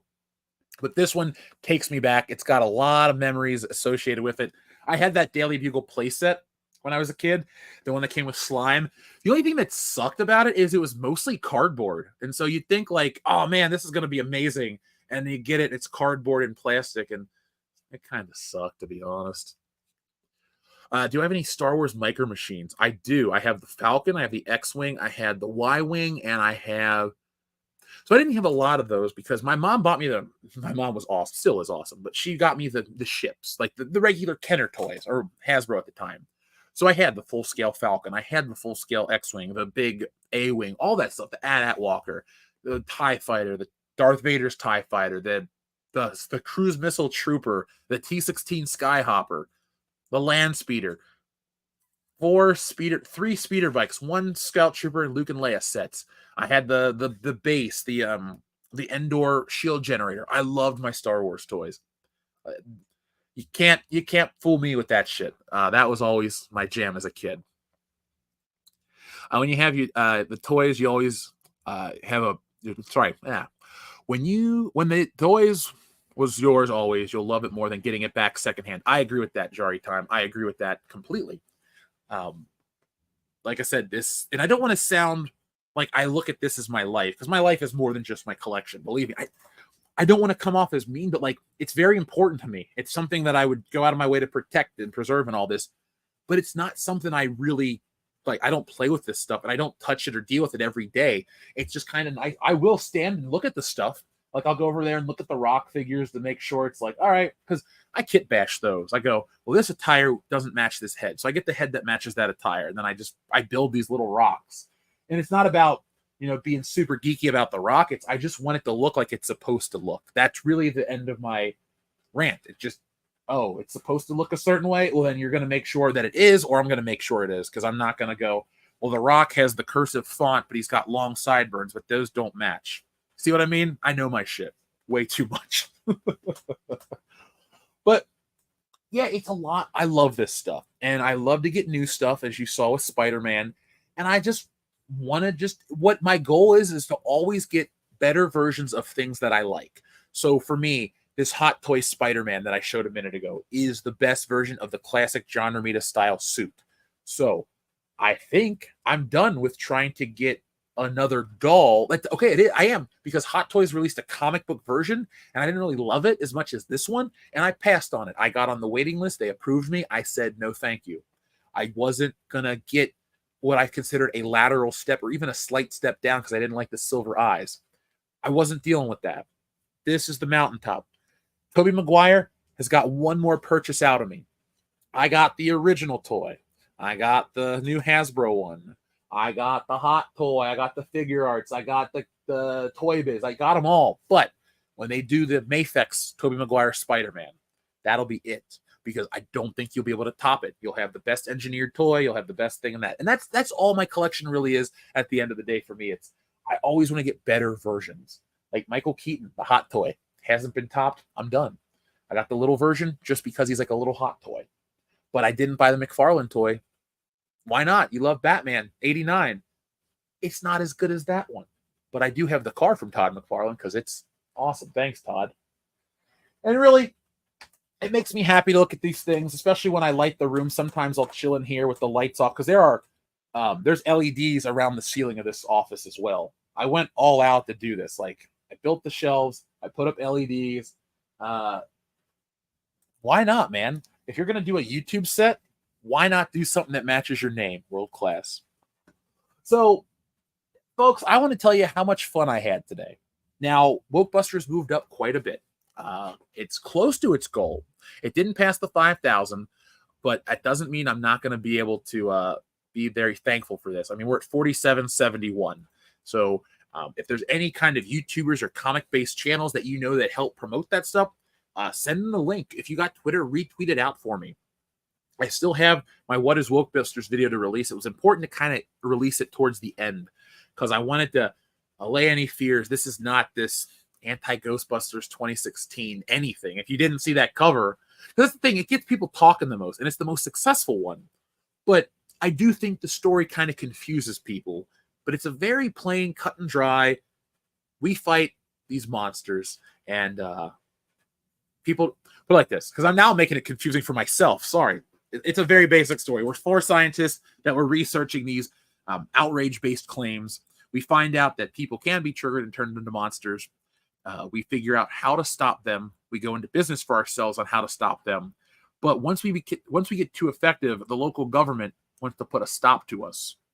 And so they're coming after us. And it's a story about that. And then the final act is a big action set piece. It starts out at night. We go into the sewers. We fight above the city. We fight in the clouds. We fight a giant kaiju on the side of a building. We fight a swarm of monsters. We swing around on them. There's car chases. Like, Wokebusters has everything in it. It's not Like, Stealing Solo is a story about a kidnapping in a basement, and it needs to be what it is. Wokebusters, the whole world. I did everything I could. We got our guys flying through the air, doing crazy shit. I'm really proud of the work, and I'm really glad people are excited for it. Jari Time, I'd love to make that happen, man. They helped me with the Stealing Solo stuff in the beginning when those people were trying to make up claims about me. Those guys were like, nope, tell the truth, tell what's up. And I did, and everything's cool. So I appreciate those guys for that. It was awesome. I love your setup, bunch of stuff, but in a subtle, like, yeah, that's kind of my thing. I don't want to bombard you from me. Like, I want you to pay attention to what we're talking about in the focus of the show. But let's keep doing that stuff. You know what? I'll reach out. I'll see what's up this week, and maybe we can make some stuff happen. That'd be really cool. I'd be appreciative and thankful for it, and it would be a game changer. It would really help us out. They can get things moving quickly, because I'm a positive guy. I'm a fun guy. I'm fairly patient. I do kind of wonder, like, what the hell is going on with this slow roll, but it's not enough of a slow roll that I'm going to quit or give up. All I'm saying is I would like it to move faster. And you know what? It'll get there. I ain't going to give up anytime soon. But guys, let's see. We'll go just another minute, and then we'll get things rolling, because I thought I'd have energy for like 12 hours of this stuff. And I guess 5.5 is my line right now. But I'll be back maybe tomorrow. Who knows? It could be. Anything's possible. But guys, what was the collectible that you liked the most, or the part of today's stream you liked the most? I had a lot of fun with the call-ins. I had a lot of fun with the show in general. Patience is everything is correct. Yes, it is. Yes, it is. The stuff with the comics are getting me into an interesting place in a quicker way than I thought. I really love Stealing Solo. It's changed a lot of stuff. Definitely my life. So I'm going to wait for the audience, the chat to get up a little quicker so we can hear what people are saying their favorite part of today's show was. And did you enjoy Good Morning Pop Culture this week? It's coming back on Monday. I'm going to have to spend tomorrow getting some rest and doing some videos and stuff so we can... I don't want to sacrifice the channel videos for just live streams. Like, I got to find a balance for both, because going only stream, we would not make any revenue, and we couldn't do it this way. So we have to find out a balance with videos and that. Jettison Guy said it's been a blast. Tuning in to see Hot Toy Spidey was quite the specimen. Thanks, guys, for helping us get past that limit so we could open that up. I was really happy with that. And admittedly, because I'm tired, what I'm going to do is I'm going to put everything away the way it was, including Hot Toy Spidey, back in the box just for today. When I reset up my Spider-Man selection, he'll be a big focal point up there, and then I'll show you guys. Phil, what is up, man? We're getting ready to close out the show, so I was hanging out with you too late last night, and I'm exhausted already. Jeff, should I buy anime or double up on cartoons? I only have room for one more shelf. What are you the most passionate about? What do you love the most? Get the things you enjoy looking at. That's kind of why I won't ever get a tattoo. There are very few things I enjoy looking at every day, and I really want to have a tattoo to look at every day and go, because there's just nothing that's that impactful to me, on my body. With the collectibles, you got to get the stuff that you're passionate about. You notice I only got Mighty Morphin. I don't have Zeo. I don't have Turbo. I don't have other Power Rangers. I get the ones I like. So basically, Donut Lord, what I'm saying is figure out what you like the most. Figure out what you think is the best. And then get that. That's your answer right there. So, guys, thank you for joining me today. It was a blast. We had a lot of fun, and Wokebusters has moved up quite a bit. I'd like to thank all the generous backers, all the people who've been supporting this book, the channel, all the Stealing Solo people, too. That's the funny thing. At first, I was like, man, Wokebusters is so slow. Do people not like me? And I'm like, wait, they're buying Stealing Solo like it's going out of style, because it is. It's just the time. It's just the place. You know what? It'll be cool. It'll be great. I'll be happy about it. And if you have any questions, you know how to contact me. info@worldclassbullshitters.com is the website. You can see me do all sorts of interesting things here on the channel. Maybe I'll do a little drawing too, so you guys can clearly see that I draw stuff. Maybe we'll do a stream. Maybe I'll figure out how to get my iPad screen to mirror, and then I can show you in real time exactly. I don't really know why Amazon doesn't follow orders. my Prime Day purchase was more shelving and some stuff like that. So I was very practical and boring this Prime Day. But I need space for my movies. I need space for my other collectibles. I have a mansion's worth of shit, so I gotta do the work to get that place so I can display it. And then one day it'll be like Frank Frazetta's house. You can come over to my place and you can go through the museum. Look but don't touch. We'll have a gift shop section where you can play with the toys. Don't worry, nothing's for sale. But I'll give you the Funko Pops. You can have my Funko Pops. I don't want those at all. Except Crockett, Tubbs, and Axel Foley. Those are the only ones I will keep. It means you too, James Bond. I can't believe I just said that. So, folks, this was great. I'm glad you all had a good time. I'll be back with more next time. Until then, be smart, be safe, be cool, but always be excellent to each other. And now, another look at Wokebusters. Don't you just hate wokeness and the toll it takes on society? Well, bust it with Wokebusters. Set in a world where outrage turns people into literal monsters, Wokebusters follows the 4 men who step up to save society from itself. It's funny, colorful, and action-packed. This 100-page epic is only available on Kickstarter for a limited time, so act now before the clock runs out and wokeness wins.